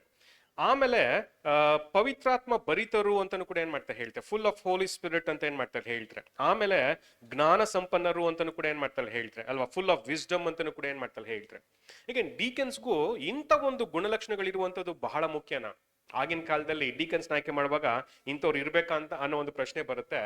ಹೀಗೆ ಡೆಫಿನೆಟ್ಲಿ ಅಪೋಸಲ್ ಸೆಲೆಕ್ಟ್ ಮಾಡಿರುವಾಗ ಅದು ಕರೆಕ್ಟ್ ಆಗೇ ಇರುತ್ತೆ. ಪಾಯಿಂಟ್ ಏನಂತ ನೋಡೋದಾದ್ರೆ ಇಂಥ ಒಂದು ಹೈ ಕ್ವಾಲಿಟಿನ ಆವಾಗ್ಲೇ ಡೀಕನ್ಸ್ ಅಲ್ಲೂ ಕೂಡ ಏನ್ ಮಾಡ್ತಾರೆ ಎಕ್ಸ್ಪೆಕ್ಟ್ ಮಾಡ್ತಾರೆ. ಅಂದ್ರೆ ಅಗೇನ್ ನಾನು ಎಲ್ಡರ್ಸ್ ಡೀಕನ್ಸ್ ಬಗ್ಗೆ ಮಾತಾಡ್ತಿಲ್ಲ. ದೇವ್ರು ಯಾರನ್ನಾದ್ರೂ ಸೆಲೆಕ್ಟ್ ಮಾಡಿದ್ರೆ ಬೇಸಿಕ್ ಕ್ವಾಲಿಟೀಸ್ ನ ಏನ್ ನೋಡ್ತಾರೆ ಅನ್ನೋದನ್ನ ಈ ಒಂದು ವಾಕ್ಯದಲ್ಲಿ ಏನ್ ಮಾಡ್ಬೋದು ನಾವು ತಿಳ್ಕೊಬಹುದು. ಅಂದ್ರೆ ಡೆಫಿನೆಟ್ಲಿ ಅಲ್ವಾ, ಅವ್ರು ಎಂತವ್ರು ಆಗಿರ್ಬೇಕಂದ್ರೆ ಸಂಭಾವಿತರಾಗಿರ್ಬೇಕು ಅಲ್ವಾ, ಅವರು ಪವಿತ್ರಾತ್ಮ ಭರಿತರಾಗಿರ್ಬೇಕು, ಜ್ಞಾನ ಸಂಪನ್ನರಾಗಿರ್ಬೇಕು, ಅಂತವ್ರನ್ನೇ ಆಯ್ಕೆ ಮಾಡಿ ಅಂತಾನು ಕೂಡ ಏನ್ ಮಾಡ್ತಾರೆ ಹೇಳ್ತಾರೆ. ಏನ್ ಒಂದು ಸಭೆಯಲ್ಲಿ ಒಂದು ಡೀಕನ್ಸು ಕೆಲವೊಂದು ವಿಚಾರಗಳನ್ನ ಬಗೆಹರಿಸೋದಕ್ಕೆ ಈ ತರ ಒಂದು ಗುಣಲಕ್ಷಣಗಳು ಇರ್ಬೇಕು ಅನ್ನುವಾಗ 1,44,000ಗೆ ಎಂತ ಗುಣಲಕ್ಷಣಗಳು ಇರ್ಬೇಕಂತ ಎಕ್ಸ್ಪೆಕ್ಟ್ ಮಾಡ್ತಾರೆ. ಡೆಫಿನೆಟ್ಲಿ ಜಾಸ್ತಿ ಅಥವಾ ಈ ಬೇಸಿಕ್ ಗುಣಲಕ್ಷಣಗಳ ಮೇಲೆ ಅವರ ಗುಣಲಕ್ಷಣಗಳನ್ನ ಬೆಳೆಸ್ಕೋಬೇಕು ಅನ್ನೋ ಒಂದು ಥಾಟ್ ಅನ್ನು ಕೂಡ ಏನ್ ಮಾಡ್ತಾರೆ ಹೇಳ್ತಾರೆ. ಸೊ ಪಾಯಿಂಟ್ ಏನಂದ್ರೆ ಫಸ್ಟ್ ಆಫ್ ಆಲ್ ದೇವರು ಈ ರೀತಿಯಾದಂತ ಒಂದು ಗುಣಲಕ್ಷಣಗಳನ್ನ ನಮ್ಮಲ್ಲಿ ಸಭೆಯಲ್ಲಿ 1,44,000 ಅಲ್ಲಿ ಎದುರು ನೋಡ್ತಾ ಇದ್ದಾರೆ ಅಂತ ಕೂಡ ಏನ್ ಮಾಡ್ತೀವಿ ನಾವು ನೋಡ್ತೀವಿ. ಹಾಗಾಗಿ ಫಸ್ಟ್ ಆಫ್ ಆಲ್ ಅಲ್ವಾ, ನಾವು ಸಂಭಾವಿತರಾಗಿರ್ಬೇಕು ಅಂದ್ರೆ ಆ ಒಂದು ಸ್ಥಾನಕ್ಕೆ ಯೋಗ್ಯರಾಗಿರ್ಬೇಕು, ಫುಲ್ ಆಫ್ ಹೋಲಿ ಸ್ಪಿರಿಟ್ ಪವಿತ್ರಾತ್ಮ ಭರಿತರಾಗಿರ್ಬೇಕು, ಆಮೇಲೆ ಫುಲ್ ಆಫ್ ವಿಸ್ಡಮ್ ಅಲ್ವಾ ಜ್ಞಾನ ಸಂಪನ್ನರು ಆಗಿರ್ಬೇಕು ಅನ್ನೋ ಒಂದು ವಿಚಾರನೂ ಕೂಡ ಏನ್ ಮಾಡ್ತಾರೆ ಹೇಳ್ತಾರೆ. ಹಾಗಾಗಿ ಅಂತವ್ರನ್ನ ಎಂತೆ ಆಯ್ಕೆ ಮಾಡುವಂಥದ್ದು ಬಹಳ ಸೂಕ್ತ, ಬಹಳ ಇಂಪಾರ್ಟೆಂಟ್ ಅಂತ ಕೂಡ ಏನ್ ಮಾಡ್ತೀವಿ ನಾವು ನೋಡ್ತೀವಿ. ಸರಿ, ಈಗ ನೆಕ್ಸ್ಟ್ ಪ್ರಶ್ನೆ ಏನಂತ ನೋಡೋದಾದ್ರೆ ಈ ಗುಣಲಕ್ಷಣಗಳನ್ನ ಅಲ್ವಾ 1,40,000ಗೆ ಬೇಕಾಗಿರುವಂತ ಗುಣಲಕ್ಷಣಗಳನ್ನ ನಾವು ಯಾವಾಗ ಬೆಳೆಸ್ಕೊಳ್ಳೋದಕ್ಕೆ ಸಾಧ್ಯ? ಇನ್ನು ಪಾಠಕ್ಕೆ ಹೋಗಿಲ್ಲ, ಇನ್ನು ಕೆಲವೊಂದು ವಿಚಾರಗಳನ್ನ ಸ್ಟಡಿ ಮಾಡ್ತಾ ಇದೀವಿ. ಇಂಥ ಗುಣಲಕ್ಷಣಗಳನ್ನ ಬೆಳೆಸ್ಕೊಳ್ಳೋದು ಯಾವಾಗ ಅಲ್ವಾ? ದೇವರು ನಮ್ಮಲ್ಲಿ ಎಕ್ಸ್ಪೆಕ್ಟ್ ಮಾಡುವಂತ ಗುಣಲಕ್ಷಣಗಳನ್ನ ನಾವು ಯಾವಾಗ ಬೆಳೆಸ್ಕೋಬಹುದು, ಯಾವಾಗ ಬೆಳೆಸ್ಕೋಬೇಕು? ದಿನನಿತ್ಯ ಬೆಳೆಸ್ಕೋಬೇಕಲ್ವಾ? ಓಕೆ, ಆಮೇಲೆ ದಿನನಿತ್ಯ ಅಂದ್ರೆ ಅದಕ್ಕಿಂತ ಮೀರಿ ಏನೂ ಇಲ್ಲ. ಅಂದ್ರೆ ಯಾವಾಗ್ಲೂ ನಾವು ಆ ಒಂದು ಫೋಕಸ್ ನ ಮರೀದಿರ ಇರುವಂತದ್ದು ಬಹಳ ಮುಖ್ಯ. Probably early in the consecration, ನಮ್ಮ ಕಾನ್ಸಿಕ್ರೇಷನ್ ಮಾಡ್ಕೊಂಡಂತ ಪ್ರಾರಂಭ ದಿನಗಳಲ್ಲೇ ಈ ರೀತಿಯಾದಂತ ಒಂದು ಗುಣಲಕ್ಷಣಗಳನ್ನ ಬೆಳೆಸ್ಕೊಳ್ಳುವಂಥದ್ದು ಬಹಳ ಮುಖ್ಯ. ಈಗ ನಮ್ಗೊಂದು ಯೋಚನೆ ಇರುತ್ತೆ ಯಾವಾಗ್ಲ, ಕೆಲವೊಂದು ವಿಚಾರಗಳನ್ನ ನಾವೇನ್ ಮಾಡೋಣ ನಿಧಾನಕ್ಕೆ ಆಮೇಲೆ ಬೆಳೆಸ್ಕೊಳ್ಳೋಣ ಅನ್ನೋ ತರ ಇರುತ್ತಾ? ಈಗ ನಾನು ಒಂದು ಎಕ್ಸಾಂಪಲ್ ಹೇಳ್ತೀನಿ. ಮಕ್ಕಳು ಎಕ್ಸಾಮ್ಗೆ ಯಾವಾಗ ಓದ್ತಾರೆ? ಅದ್ ನಮಗೂ ಎಲ್ಲ ಒಂದ್ ಕಡೆ ಅಭ್ಯಾಸ ಆಗ್ಬಿಟ್ಟಿದೆ ಅಲ್ವಾ. ನಾಳೆ ಎಕ್ಸಾಮ್ ಅಂದ್ರೆ ಇವತ್ತೇನ್ ಮಾಡ್ತೀವಿ, ತುಂಬಾ ಕಷ್ಟಪಟ್ಟು ಓದ್ತೀವಿ. ಅದೇ ತರ ಈ ಕ್ವಾಲಿಟೀಸ್ ನ ಗುಣಲಕ್ಷಣಗಳನ್ನ ನಾವು ಹಂಗೆ ಅನ್ಕೊಂಡ್ಬಿಟ್ಟಿದೀವಿ ಅಲ್ವಾ. ಹೋಗ್ತಾ ಹೋಗ್ತಾ ಹೋಗ್ತಾ ಏನಾಗುತ್ತೆ ಆಮೇಲೆ ಯಾವಾಗ ಬೆಳೆಸ್ಕೊಳ್ಳೋಣ ಅನ್ನೋ ತರ ಅನ್ಕೊಂಡಿರ್ತೀವಿ. ಆಕ್ಚುಲಿ ಅಲ್ಲ, ಅದು ಯಾವಾಗ ನಮ್ಗೆ ಆ ಆಪರ್ಚುನಿಟಿ ಸಿಕ್ಕುತ್ತೋ ಆವಾಗ್ಲೇ ನಾವು ಬೆಳೆಸ್ಕೊಳ್ಳುವಂಥದ್ದು ಬಹಳ ಮುಖ್ಯ. ಏನಕ್ಕಂದ್ರೆ ಯುದ್ಧಕ್ಕೆ ಹೋಗಿ ನಾನು ಯುದ್ಧದ ಅಭ್ಯಾಸ ಮಾಡೋದಕ್ಕೆ ಸಾಧ್ಯನಾ? ಫಾರ್ ಎಕ್ಸಾಂಪಲ್ ಯುದ್ಧಕ್ಕೆ ಹೋಗ್ಬಿಟ್ಟಿದೀನಿ, ಈಗ ಕತ್ತಿ ಹೇಗೆ ನಾನು ಬೀಸುವಂಥದ್ದು ಅಥವಾ ಗನ್ ತಗೊಂಡು ಹೇಗೆ ಶೂಟ್ ಮಾಡೋದಂತ ಅವತ್ತು ನಾನು ಕಲಿಯೋದಕ್ಕೆ ಸಾಧ್ಯನಾ ಅಂದ್ರೆ ಇಲ್ಲ. ಏನಾಗ್ಬೋದು ಆ ಥರ ಆದ್ರೆ ಅಲ್ವಾ? ನಾಳೆ ಯುದ್ಧ ಇದೆ ಅಲ್ವಾ, ನಾನು ಪ್ರಾಕ್ಟೀಸ್ ಮಾಡಿಲ್ಲ, ಯುದ್ಧಕ್ಕೆ ಹೋಗ್ಬಿಟ್ಟಿದೀನಿ, ಏನಾಗುತ್ತೆ? ಸಾಯ್ತೀವಿ, ಡೆಫಿನೆಟ್ಲಿ ಸಾಯಂತ ಒಂದು ಪರಿಸ್ಥಿತಿ. ಬಟ್ ಆದ್ರೂ ಕೂಡ ನಮ್ಗೊಂದು ಯೋಚನೆ, ಕಾನ್ಸಿಕ್ರೇಷನ್ ಹೆಂಗಾರು ನಾನು ಮಾಡಿ ಬಚಾಯಿಸ್ಕೊಬಿಡೋಣ ಅನ್ನೋ ಥರ ಯಾರಿಗಾರು ಇದೇ ಯೋಚನೆ? ಹೀಗೆ ನಮ್ಗೆ ಗೊತ್ತಿಲ್ದ್ರೆ ಎಲ್ಲೋ ಒಂದ್ ಕಡೆ ಇದೆ ಆ ತರ ಅಲ್ವಾ. ಕಾನ್ಸಿಕ್ರೇಷನ್ ತಾನೇ, ನಾವು ಏನ್ ಮಾಡೋಣ ನಾಳೆ ನಾಡಿದ್ದು ಮುಂದಿನ ತಿಂಗಳು ಮುಂದಿನ ವರ್ಷ ಮಾಡ್ಕೊಳಕ್ ಟೈಮ್ ಇದೆ ಅಂತ ಅನ್ಕೊಂಡು ನಾವು ಸ್ವಲ್ಪ ಡಿಲೇ ಮಾಡ್ತಾ ಇದೀವಿ. ಆಕ್ಚುಲಿ ನೋಡಿದ್ರೆ ಆ ತರ ಡಿಲೇ ಮಾಡಿದ್ರೆ ನಮ್ಮ ಒಂದು ಸ್ಟ್ರಾಂಗ್ ಕ್ಯಾರೆಕ್ಟರ್ ಬೆಳೆಯಲ್ಲ ಅಂತ ಕೂಡ ಏನ್ ಮಾಡ್ತೀವಿ ನಾವು ನೋಡ್ತೀವಿ. ಯಾಕೆಂದ್ರೆ ಆ ಕಷ್ಟಕರವಾದಂತ ಪರಿಸ್ಥಿತಿ ಬಂದಾಗ ನಮ್ಮಲ್ಲಿ ಸ್ಟ್ರಾಂಗ್ ಕ್ಯಾರೆಕ್ಟರ್ ಇದ್ರೆ ಮಾತ್ರನೇ ಆ ಒಂದು ಕಷ್ಟಕರವಾದಂತ ಒಂದು ಪರಿಸ್ಥಿತಿನ ನಾವು ಓವರ್ಕಮ್ ಮಾಡೋದಕ್ಕೆ ಸಾಧ್ಯ. ಆ ಸ್ಟ್ರಾಂಗ್ ಕ್ಯಾರೆಕ್ಟರ್ ನಮ್ಮಲ್ಲಿ ಇಲ್ಲ ಅನ್ನುವಾಗ ಆ ಕಷ್ಟಕರವಾದಂತ ಒಂದು ಪರಿಸ್ಥಿತಿ ಬಂದ್ರೆ ನಾವು ಅದನ್ನ ಓವರ್ಕಮ್ ಮಾಡೋದಕ್ಕೆ ಸಾಧ್ಯನೇ ಇಲ್ಲ. ಹಾಗಾಗಿ ದೇವ್ರೇನ್ ಮಾಡ್ತಾರೆ ಅಂದ್ರೆ ಆ ಕಷ್ಟ ಬರಕ್ಕಿಂತ ಮುಂಚೆ ಅನೇಕ ಅನುಭವಗಳ ಮುಖಾಂತರ ಒಂದು ಸ್ಟ್ರಾಂಗ್ ಕ್ಯಾರೆಕ್ಟರ್ ನಮ್ಮಲ್ಲಿ ಬೆಳೆಸ್ತಾರೆ. ಅದನ್ನ ಬೆಳೆಸ್ಕೋಬೇಕು. ಬೆಳೆದಾದ್ಮೇಲೆ ಆ ಕಷ್ಟದ ಪರಿಸ್ಥಿತಿನ ಅನುಮತಿ ಮಾಡ್ತಾರೆ. ಆ ಕಷ್ಟದ ಪರಿಸ್ಥಿತಿಯಲ್ಲಿ ನಾವು ಓವರ್ಕಮರ್ಸ್ ಆಗ್ತೀವಿ ಅನ್ನೋ ಒಂದು ವಿಚಾರನೂ ಕೂಡ. ಈಗ ಬೇಸಿಕ್ ಆಗಿ ಈ ರೀತಿಯಾದಂತ ಒಂದು ಕಾರ್ಯಗಳು, ಕ್ರಿಯೆಗಳು ನಮ್ಮಲ್ಲಿ ನಡೀತಾ ಇರುತ್ತೆ. ಸೊ ಪಾಯಿಂಟ್ ಏನಂದ್ರೆ, ಯಾವಾಗ ನಮ್ಗೆ ಆ ಅನುಭವಗಳನ್ನ ಕೊಡ್ತಾರೋ ಆ ಅನುಭವಗಳ ಮುಖಾಂತರ ಒಳ್ಳೆ ಗುಣಲಕ್ಷಣಗಳನ್ನ, ಸ್ಟ್ರಾಂಗ್ ಕ್ಯಾರೆಕ್ಟರ್ನ ನಾವು ಬೆಳೆಸ್ಕೊಳ್ಳುವಂಥದ್ದು ಬಹಳ ಇಂಪಾರ್ಟೆಂಟ್ ಅಲ್ವಾ? ಯಾಕಂದ್ರೆ ಅವಾಗ ಬೆಳೆಸ್ಕೊಳ್ಳಿಲ್ಲ ಅಂದ್ರೆ ಆ ಕಷ್ಟದ ಪರಿಸ್ಥಿತಿಲಿ ಅದನ್ನ ಎದುರಿಸೋದಕ್ಕೆ ನಮ್ಗೆ ಸಾಧ್ಯ ಆಗಲ್ಲ ಅಂತಾನು ಕೂಡ ಏನ್ ಮಾಡ್ತೀವಿ, ನಾವು ನೋಡ್ತೀವಿ. ಸೊ ಹಾಗಾಗಿ ಈಗ ಪಾಠದಲ್ಲಿರುವಂತ ಕೆಲವೊಂದು ವಿಚಾರಗಳನ್ನ ನಾವು ಓದ್ತಾ ಹೋಗೋಣ. ಆಕ್ಚುಲಿ ಆ 7 ವಿಮೆನ್ ಆಫ್ ರಿಡಂಪ್ಷನ್ ಅನ್ನುವಾಗ ಟಾಡ್ ಅಲೆಕ್ಸಾಂಡರ್ 7 ಸ್ತ್ರೀಯರನ್ನ ಹಳೆ ಒಡಂಬಡಿಕೆಯಿಂದ ತಗೊಂಡಿದ್ದಾರೆ. ಮುಖ್ಯವಾಗಿ ಮೋಶೆ ಒಂದು ಲೈಫ್ಗೆ ಸಂಬಂಧಪಟ್ಟಂಗೆ ಆ 7 ಸ್ತ್ರೀಯರನ್ನ ಏನ್ ಮಾಡ್ತಾರೆ, ತಗೋತಾರೆ. ಅದೇ ತರ ಯೇಸು ಕ್ರಿಸ್ತರ ಒಂದು ಲೈಫಲ್ಲೂ ಕೂಡ ಒಂದು 7 ಸ್ತ್ರೀನ ಏನ್ ಮಾಡ್ತಾರೆ, ತಗೋತಾರೆ. ಅದನ್ನ ಅಲ್ವಾ ಕಂಪೇರ್ ಮಾಡ್ತಾ ಅದರಲ್ಲಿ ನಾವ್ ಏನ್ ಪಾಠಗಳನ್ನ ಕಲಿಬಹುದು ಅನ್ನೋ ಒಂದು ವಿಚಾರಗಳನ್ನ ಕೂಡ ಏನ್ ಮಾಡ್ತಾರೆ, ಹೇಳ್ತಾರೆ. ಮೋಶೆ ಅನ್ನುವಾಗ ನಮ್ಗೆ ಗೊತ್ತಿದೆ ಅಲ್ವಾ, ಮೋಶೆಯ ಪರಿಸ್ಥಿತಿ, ಆ ಸ್ಟೋರಿ ತುಂಬಾ ಚೆನ್ನಾಗಿ ಗೊತ್ತಿದೆ ಅಲ್ವಾ. ಮೋಶೆ ಹುಟ್ಟುವಂತ ಒಂದು ಪರಿಸ್ಥಿತಿಲಿ ಈಜಿಪ್ಟ್ ರಾಜ್ಯ ಏನ್ ಮಾಡ್ತಿರೋ, ಈಜಿಪ್ಟ್ ರಾಜ ಆಳ್ವಿಕೆ ಮಾಡ್ತಾ ಇದ್ರು ಅಂತಾನು ಕೂಡ ಏನ್ ಮಾಡ್ತೀವಿ, ನಾವು ನೋಡ್ತೀವಿ. ಆಗ ಅವಾಗಿನ ಕಾಲದಲ್ಲಿ ಒಂದು ಸುಪ್ರೀಂ ಪವರ್ ಅಲ್ವಾ, ಇಡೀ ಲೋಕನ ಆಳ್ವಿಕೆ ಮಾಡ್ತಿದ್ದಂತ ಒಬ್ಬ ರಾಜ, ಅದು ಈಜಿಪ್ಟ್ ಕಿಂಗ್ಡಮ್ ಅಂತಾನು ಕೂಡ ಏನ್ ಮಾಡ್ತೀವಿ, ನಾವು ನೋಡ್ತೀವಿ. ಈ ರೀತಿಯಾದಂತ ಒಂದು ರಾಜ ಫಾರೋ ಆಳ್ವಿಕೆ ಮಾಡುವಂತ ಸಮಯದಲ್ಲಿ ಮೋಶೆ ಏನಾಗ್ತಾರೆ, ಹುಟ್ಟುವಂತ ಒಂದು ವಿಚಾರ. ಹಾಗೆ ಮೋಶೆ ಬಗ್ಗೆ ನಮ್ಗೆ ಗೊತ್ತಿದೆ, ಈಸ್ ಅ ಗ್ರೇಟ್ ಲೀಡರ್ ಅಲ್ವಾ. ದೇವರು ಇಸ್ರಾಯೇಲ್ನ ರಕ್ಷಣೆ ಮಾಡೋದಕ್ಕೋಸ್ಕರ ಕೊಟ್ಟಂತ ಒಂದು ಲೀಡರ್ ಮೋಶೆ ಅಲ್ವಾ. ಹಾಗಾಗಿ ಮೋಶೆ ಮುಖಾಂತರ ಇಡೀ ಇಸ್ರಾಯೇಲ್ಗೆ ಏನ್ ಮಾಡ್ತಾರೆ, ರಕ್ಷಣೆನ ಕೊಡುವಂಥದ್ದು. ಬಟ್ ಮೋಶೆ ಹುಟ್ಟುವಾಗ ಆ ಪರಿಸ್ಥಿತಿ ಹೇಗಿತ್ತು ಅನ್ನೋದು ಕೂಡ ನಮ್ಗೆ ಚೆನ್ನಾಗಿ ಗೊತ್ತಿದೆ. ಹೀಗೆ ಯಾವ ರೀತಿಯಾದಂತ ಒಂದು ಪರಿಸ್ಥಿತಿ ಇತ್ತು ಮೋಶೆ ಹುಟ್ಟುವಂತ ಒಂದು ಸಮಯದಲ್ಲಿ?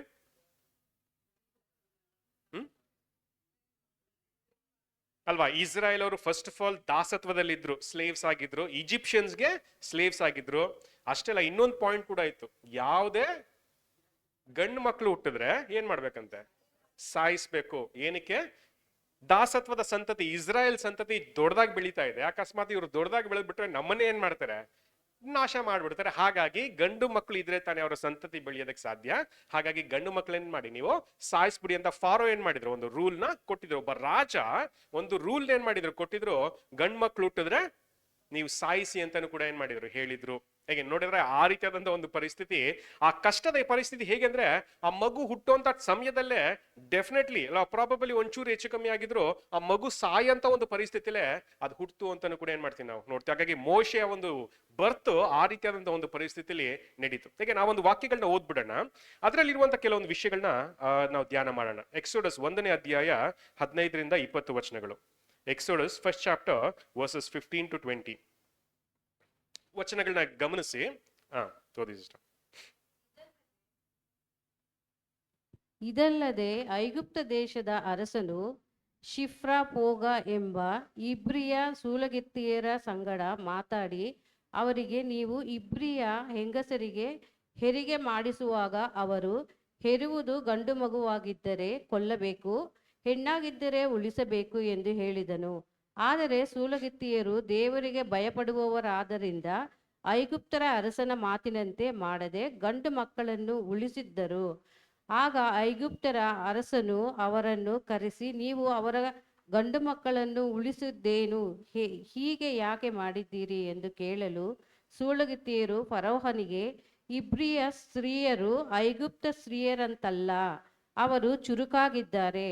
ಅವರು ಸೂಲಗಿತ್ತಿಯು ತಮ್ಮ ಹತ್ತಿರ ಬರುವುದಕ್ಕೆ ಮುಂಚೆಯೇ ಹೆರುವರು ಎಂದು ಹೇಳಿದರು.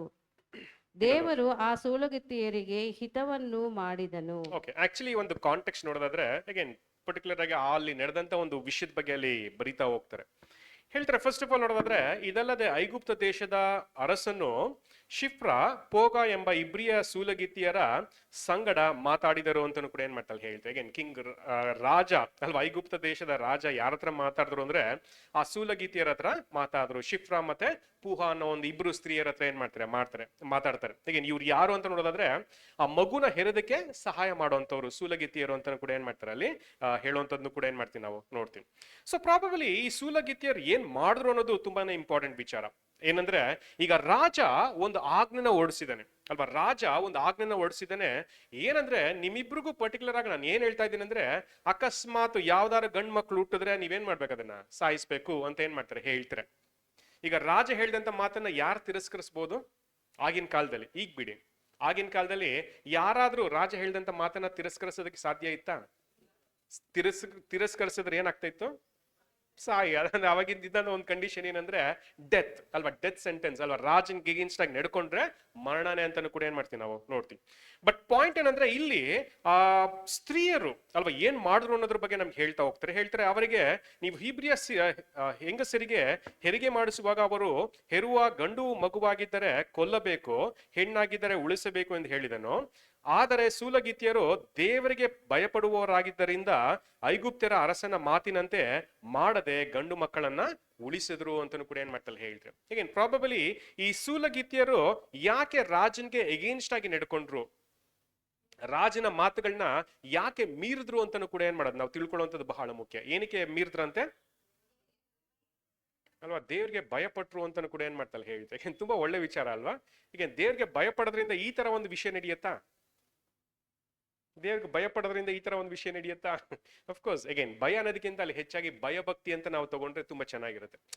ದೇವ್ರ ಮೇಲೆ ಎಷ್ಟು ಭಯಭಕ್ತಿ ಇತ್ತು ಅಂತ ನೋಡೋದಾದ್ರೆ ಆ ರಾಜನು ಕೂಡ ಇವ್ರು ಕೇರ್ ಮಾಡ್ಲಿಲ್ಲ ಅಂತಾನು ಕೂಡ ಏನ್ ಮಾಡ್ತಾರೆ ಹೇಳ್ತಾರೆ. ಮೋರೋವರ್ ರಾಜ ನಮ್ಗೆ ಮರಣ ಕೊಡ್ತಾನೆ, ಅದನ್ನು ಕೂಡ ಇವ್ರು ಏನ್ ಮಾಡಿಲ್ಲ, ಕೇರ್ ಮಾಡ್ಲಿಲ್ಲ.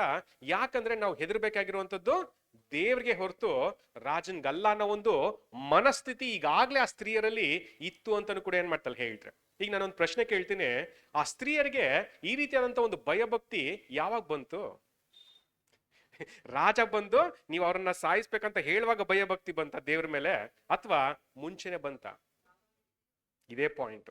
ನಮ್ಮ ಕಾನ್ಸಿಕ್ರೇಷನ್ ಅಲ್ಲಿ ಕೆಲವೊಂದು ವಿಷಯಗಳನ್ನ ನಾವು ಅರ್ಥ ಮಾಡ್ಕೋಬೇಕಂದ್ರೆ ಈ ರೀತಿಯಾದಂತ ವಿಚಾರಗಳನ್ನ ಗಮನಿಸುವಂಥದ್ದು ಬಹಳ ಮುಖ್ಯ. ಏನಂದ್ರೆ ನನಗೆ ಡಿಫಿಕಲ್ಟ್ ಪರಿಸ್ಥಿತಿ ಬಂದಾಗ ನಾನು ದೇವ್ರ ಬಗ್ಗೆ ಓದ್ತೀನಿ ಅಂದ್ರೆ ಸಾಧ್ಯ ಇಲ್ಲ. ಅದು ಮುಂಚೆನೆ ನಮ್ಮಲ್ಲಿ ಇರಬೇಕು.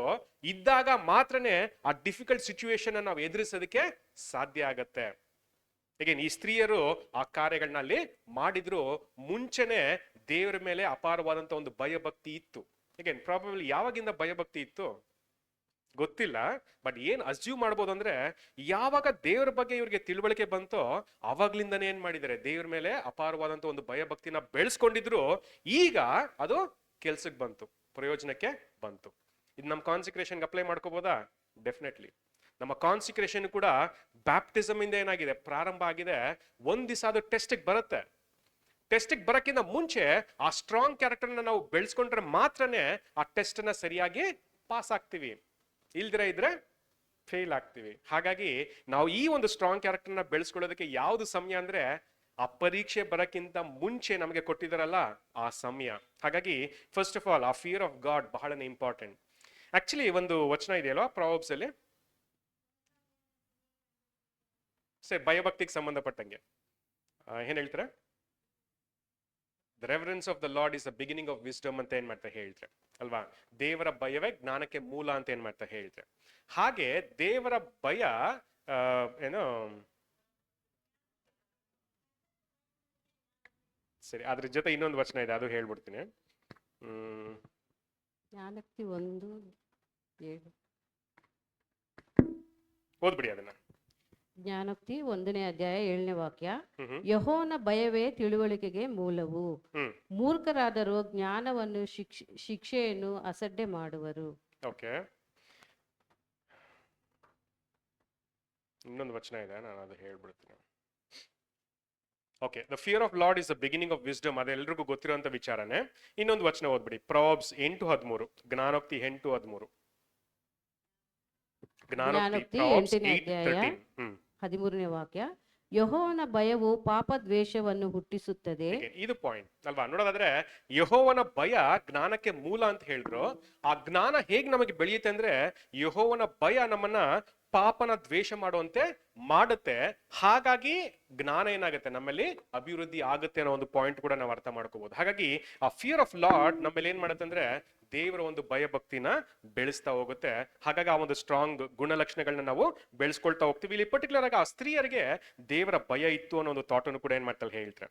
ಸೊ ಆಮೇಲೆ ಇನ್ನೊಂದು ರೀಸನ್ ನೋಡೋದಾದ್ರೆ ರಾಜನೇ ಬಂದು ಕೇಳ್ತಾನೆ ಅಲ್ವಾ, ಏನ್ ಮಾಡಿದೆ ಈ ಒಂದು ಮಗುನ ಹೆರೋದಕ್ಕೆ ನೀನು ಅವಕಾಶ ಮಾಡಿಕೊಟ್ಟಿದೆಯಲ್ಲ ಅಂತ ಕೇಳುವಾಗ ಅವ್ರು ಇನ್ನೊಂದು ರೀಸನ್ ಕೂಡ ಏನ್ ಮಾಡ್ತಾರೆ ಹೇಳ್ತಾರೆ. ಏನ್ ಹೇಳ್ತಾರೆ ಅಂದ್ರೆ ಏನೋ ಹಿಬ್ರಿಯ ಸ್ತ್ರೀಯರು ಐಗುಪ್ತ ಸ್ತ್ರೀಯರಂತೆ ಅಲ್ಲ, ಅವರು ಚುರುಕಾಗಿದ್ದಾರೆ.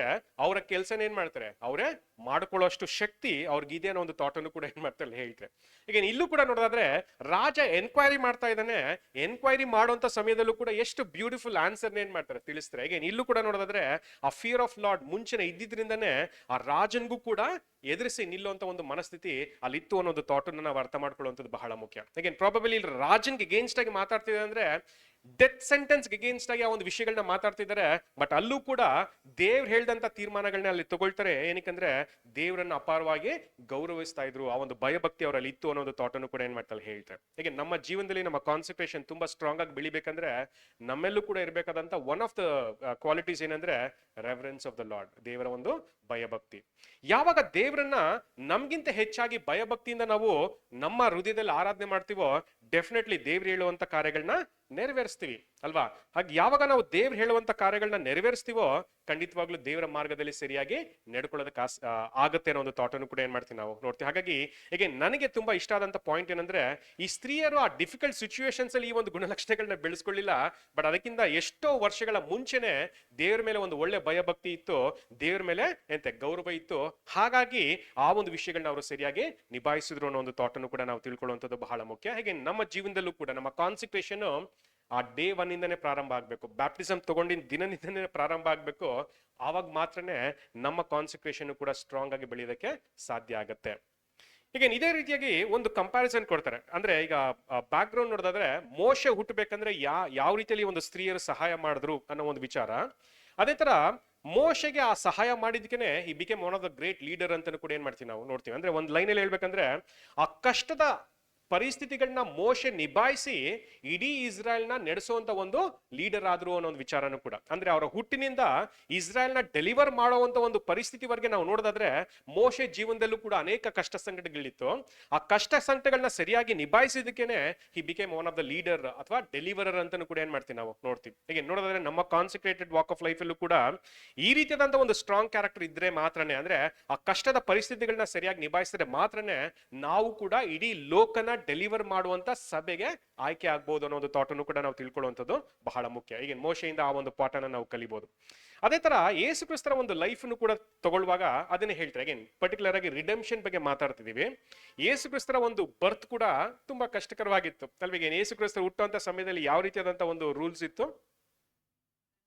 ಯೇಸು ಕ್ರಿಸ್ತರ ಮಗುವಾಗಿ ಹುಟ್ಟುವಾಗ ಯಾವ ರೀತಿಯಾದ ಒಂದು ರೂಲ್ಸ್ ಇತ್ತು ಅಲ್ವಾ? 2 ವರ್ಷದ ಮೇಲ್ಪಟ್ಟಂತ ಗಂಡು ಮಕ್ಕಳನ್ನೇನ್ ಮಾಡಿ ನೀವು ಸಾಯಿಸ್ರಿ ಅನ್ನೋ ಒಂದು ಆಜ್ಞೆನೇ ಏನ್ ಮಾಡಿದ್ರು, ಕೊಟ್ಟಿದ್ರು.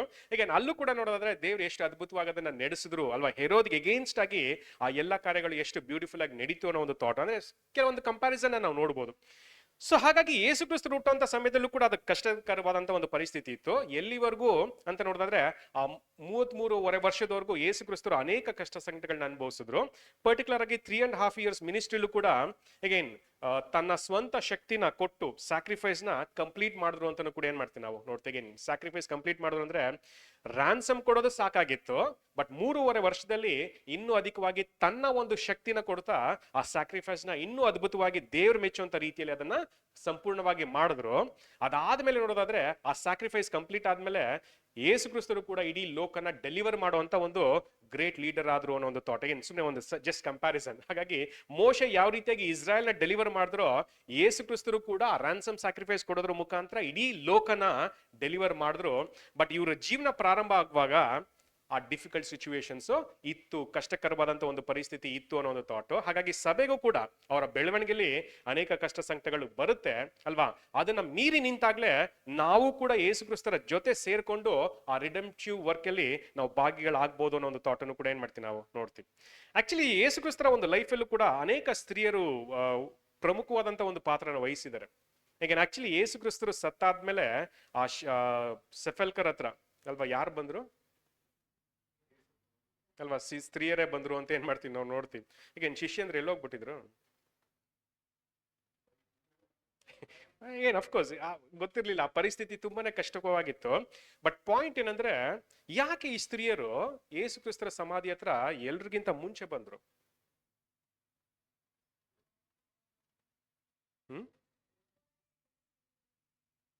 ಅವ್ರ ಜೊತೆನೇ ಇದ್ರು, ಜೊತೆ ಇದ್ದಕ್ಕೆ ಬಂದ್ರ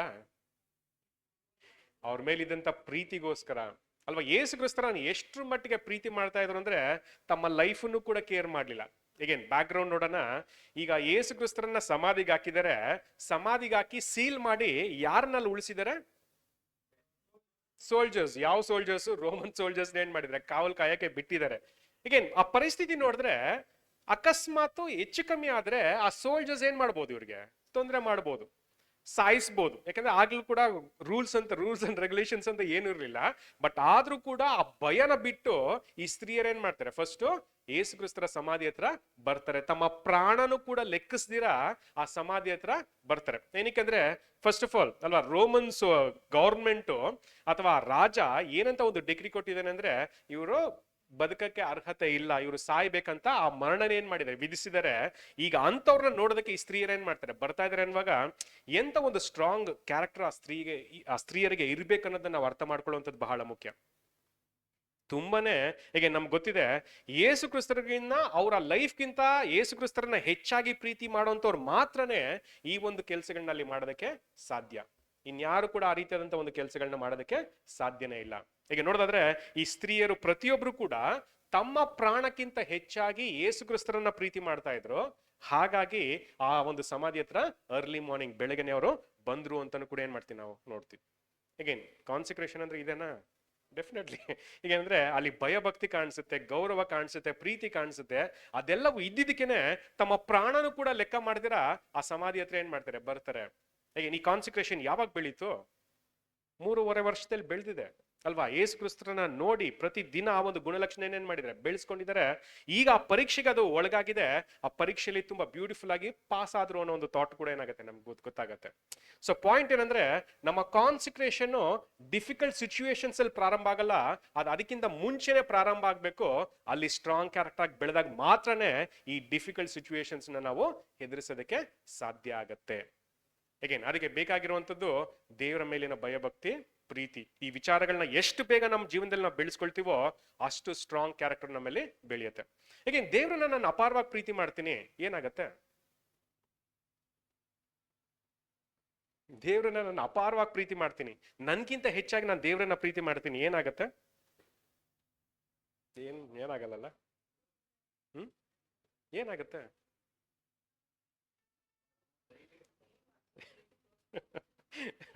ಆಕ್ಚುಲಿ ಹೇಳ್ಬೇಕಂದ್ರೆ ದೇವರನ್ನ ನಾನು ಅಪಾರವಾಗಿ ಪ್ರೀತಿ ಮಾಡ್ತೀನಿ ಅಂದ್ರೆ ಯಾವುದು ಕೂಡ ನನಗೆ ಕಷ್ಟ ಆಗಲ್ಲ. ನನ್ನ ಕಾನ್ಸಿಕ್ರೇಷನ್ ನೆರವೇರಿಸೋದಕ್ಕೆ ಅಡ್ಡಿ ಮಾಡುವಂತ ಪ್ರತಿ ವಿಚಾರಗಳನ್ನು ಕೂಡ ನಾನು ಓವರ್ಕಮ್ ಮಾಡ್ತೀನಿ. ಏನಕ್ಕೆ? ದೇವರನ್ನ ನಾನು ಪ್ರೀತಿ ಮಾಡ್ತೀನಿ. ನನ್ನ ಹೃದಯದಲ್ಲಿ ದೇವರು ಪ್ರಮುಖರಾಗಿರೋದ್ರಿಂದ, ಪ್ರಾಮಿನೆಂಟ್ ಸ್ಥಾನನ ದೇವರು ಪಡ್ಕೊಂಡಿರೋದ್ರಿಂದ ನನ್ಗೆ ಯಾವ ವಿಚಾರಗಳು ಕೂಡ ಕಷ್ಟ ಆಗಲ್ಲ. ಈ ತರ ಮನಸ್ಥಿತಿ ನಮ್ಗಿದ್ರೆ ನಾವೇನ್ ಮಾಡ್ತೀವಿ?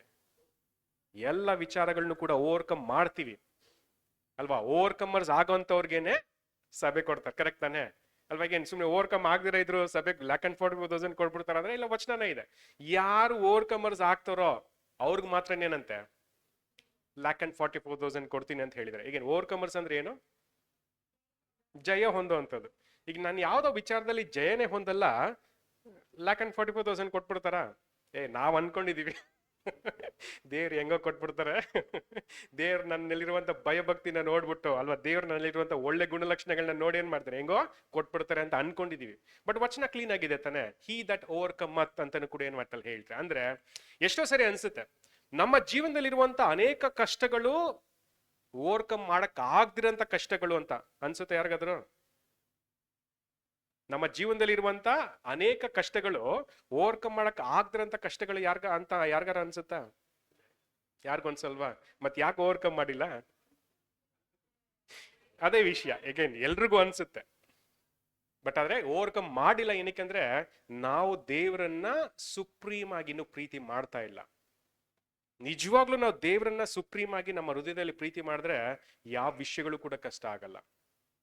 ಈ ಸ್ತ್ರೀಯರಲ್ಲಿ ಅದೇ ಇತ್ತು. ಯೇಸು ಕ್ರಿಸ್ತರನ್ನ ಎಷ್ಟು ಮಟ್ಟಿಗೆ ಪ್ರೀತಿ ಮಾಡ್ತಾ ಇದ್ರು ಅಂದ್ರೆ ಅವ್ರ ಪ್ರಾಣ ಹೋದ್ರು ಪರವಾರ ಚಿಂತೆ ಇಲ್ಲ. ಅವ್ರೇನ್ ಮಾಡಿದಾರೆ? ಫಸ್ಟ್ ಆ ಒಂದು ಸಮಾಧಿ ಹತ್ರ ಬಂದು ನೆಕ್ಸ್ಟ್ ಏನ್ ಮಾಡ್ಬೇಕು ಅನ್ನೋ ಒಂದು ವಿಚಾರನ ಕೂಡ ಏನ್ ಮಾಡ್ತಾ ಇರ್ತಾರೆ.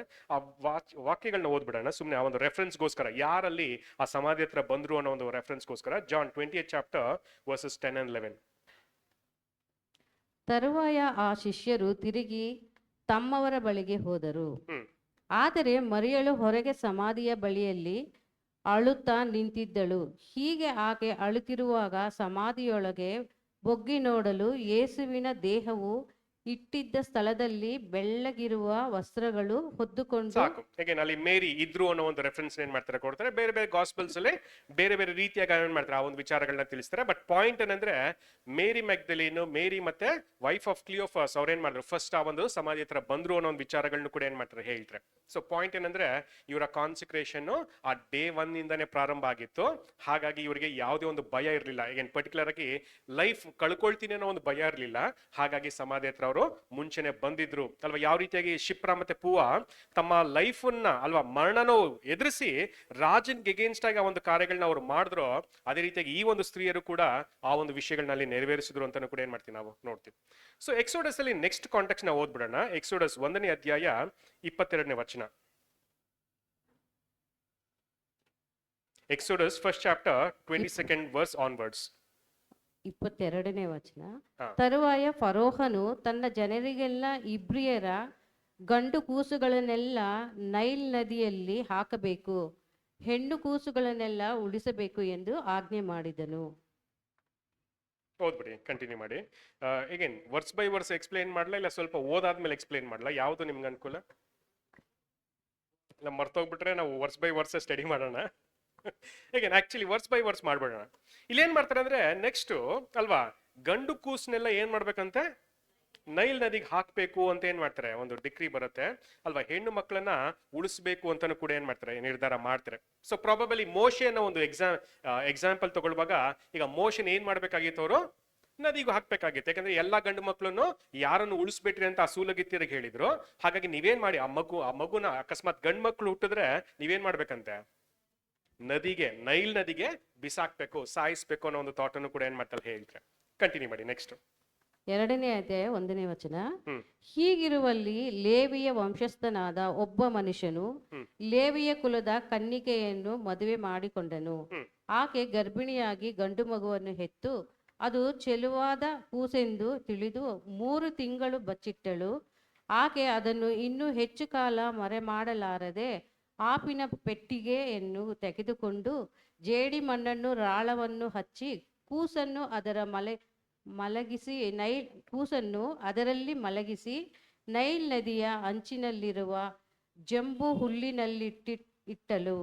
ಕೂಸಿಗೆ ಏನಾಗುವುದೆಂದು ತಿಳಿದುಕೊಳ್ಳುವುದಕ್ಕೆ ಅದರ ಅಕ್ಕನನ್ನು ಸ್ವಲ್ಪ ದೂರದಲ್ಲಿ ನಿಂತುಕೊಂಡಳು. ಅಷ್ಟರಲ್ಲಿ ಫರೋಹನ ಕುಮಾರ್ತೆಯು ಸ್ನಾನಕ್ಕಾಗಿ ಆ ನದಿಯ ಬಳಿಗೆ ಇಳಿದು ಬಂದಳು. ಆಕೆಯ ಗೆಳತಿಯರು ನದಿಯ ದಡದಲ್ಲಿ ತಿರುಗಾಡುತ್ತಿದ್ದರು. ಆಕೆ ಜಂಬು ಹುಲ್ಲಿನಲ್ಲಿ ಪೆಟ್ಟಿಗೆಯನ್ನು ಕಂಡು ದಾಸಿಯನ್ನು ಕಳುಹಿಸಿ ತರಿಸಿದಳು. ಅದನ್ನು ತೆರೆದು ನೋಡುವಾಗ ಆಹಾ, ಅಳುವ ಕೂಸು. ಆಕೆ ಅದರ ಮೇಲೆ ಕನಿಕರಪಟ್ಟು ಇದು ಇಬ್ರಿಯರ ಮಕ್ಕಳಲ್ಲಿ ಒಂದಾಗಿರಬಹುದೆಂದು ಹೇಳಿದಳು. ಸಾಕು. ಈಗ ಈ ಕಾಂಟೆಕ್ಸ್ಟ್ ಓದೋಣ. ಈಗ ಫಸ್ಟ್ ಆಫ್ ಆಲ್ ಆ ಮಗುನ ನೀರ್ಗೆ ಹಾಕಿ ಸಾಯಿಸ್ಬೇಕಾಗಿತ್ತು, ಅದು ರಾಜನ ಒಂದು ಆಜ್ಞೆ. ಬಟ್ ಈಗ ಆ ಮಗುನ ಏನ್ ಮಾಡ್ತಾರೆ ಅಂದ್ರೆ ಆ ನದಿಲೇ ಬಿಡ್ತಾರೆ. ಆ ಒಂದು ತೊಟ್ಲು ಮಾಡ್ತಾರಲ್ವಾ, ತೊಟ್ಲು ಮಾಡ್ಬಿಟ್ಟು ಏನ್ ಮಾಡ್ತಾರೆ ಆ ನದಿಲೇ ಅದನ್ನ ಬಿಡ್ತಾರೆ. ಫರೋನ ಮಗಳು ಏನ್ ಮಾಡ್ತಾಳೆ ಅದನ್ನ ನೋಡಿ ಆ ಮಗುನ ಏನ್ ಮಾಡ್ತಾರೆ ಆ ನದಿಯಿಂದಾನೇ ರಕ್ಷಣೆ ಮಾಡ್ತಾರೆ.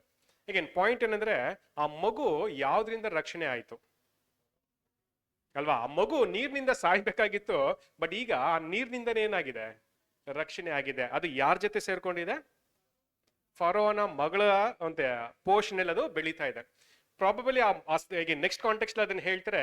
ಆ ಫರೋನ ಮಗಳು ಏನ್ ಹೇಳ್ತಾರೆ ಅಂದ್ರೆ ಈ ಮಗುನ ನಾನ್ ಬೆಳೆಸ್ತೀನಿ, ನನ್ನ ಮಗುವಾಗಿ ಬೆಳೆಸ್ತೀನಿ, ಅದಕ್ಕೆ ಏನ್ ಮಾಡು ಅಂತಾರೆ ಒಂದು ಹೀಬ್ರಿಯ ತಾಯಿನ ನೀನ್ ಕರ್ಕೊಬ ಅಲ್ವಾ, ಕರ್ಕೊಂಬಂದ್ ಏನ್ ಮಾಡೋ ಈ ಮಗುನ ಆಕೆನೆ ಬೆಳೆಸ್ಲಿ, ಅದಕ್ಕೆ ಏನ್ ಮಾಡ್ತೀನಿ ನನ್ನ ಖರ್ಚುನು ನಾನೇ ಕೊಡ್ತೀನಿ ಅಂತಾನು ಕೂಡ ಏನ್ ಮಾಡ್ತಾಳೆ ಹೇಳ್ತಾರೆ. ಈಗ ಕಾಂಟೆಕ್ಸ್ಟ್ ಎಷ್ಟು ಬ್ಯೂಟಿಫುಲ್ ಆಗಿದೆ ಅಂದ್ರೆ ಫಸ್ಟ್ ಆಫ್ ಆಲ್ ನೀರಲ್ಲಿ ಬಿದ್ದು ಸಾಯ್ಬೇಕಾದಂತ ಮಗುನ ಆ ನೀರಿನಿಂದನೇ ಏನ್ ಮಾಡಿದ್ದಾರೆ ರಕ್ಷಣೆ ಮಾಡಿದ್ದಾರೆ ಅಲ್ವಾ. ದೇವ್ರು ಎಷ್ಟು ಅದ್ಭುತವಾಗಿ ತನ್ನ ಕಾರ್ಯಗಳನ್ನ ಮಾಡ್ತಾರೆ ಅನ್ನೋದು ಬಹಳ ಮುಖ್ಯ ಅಲ್ವಾ.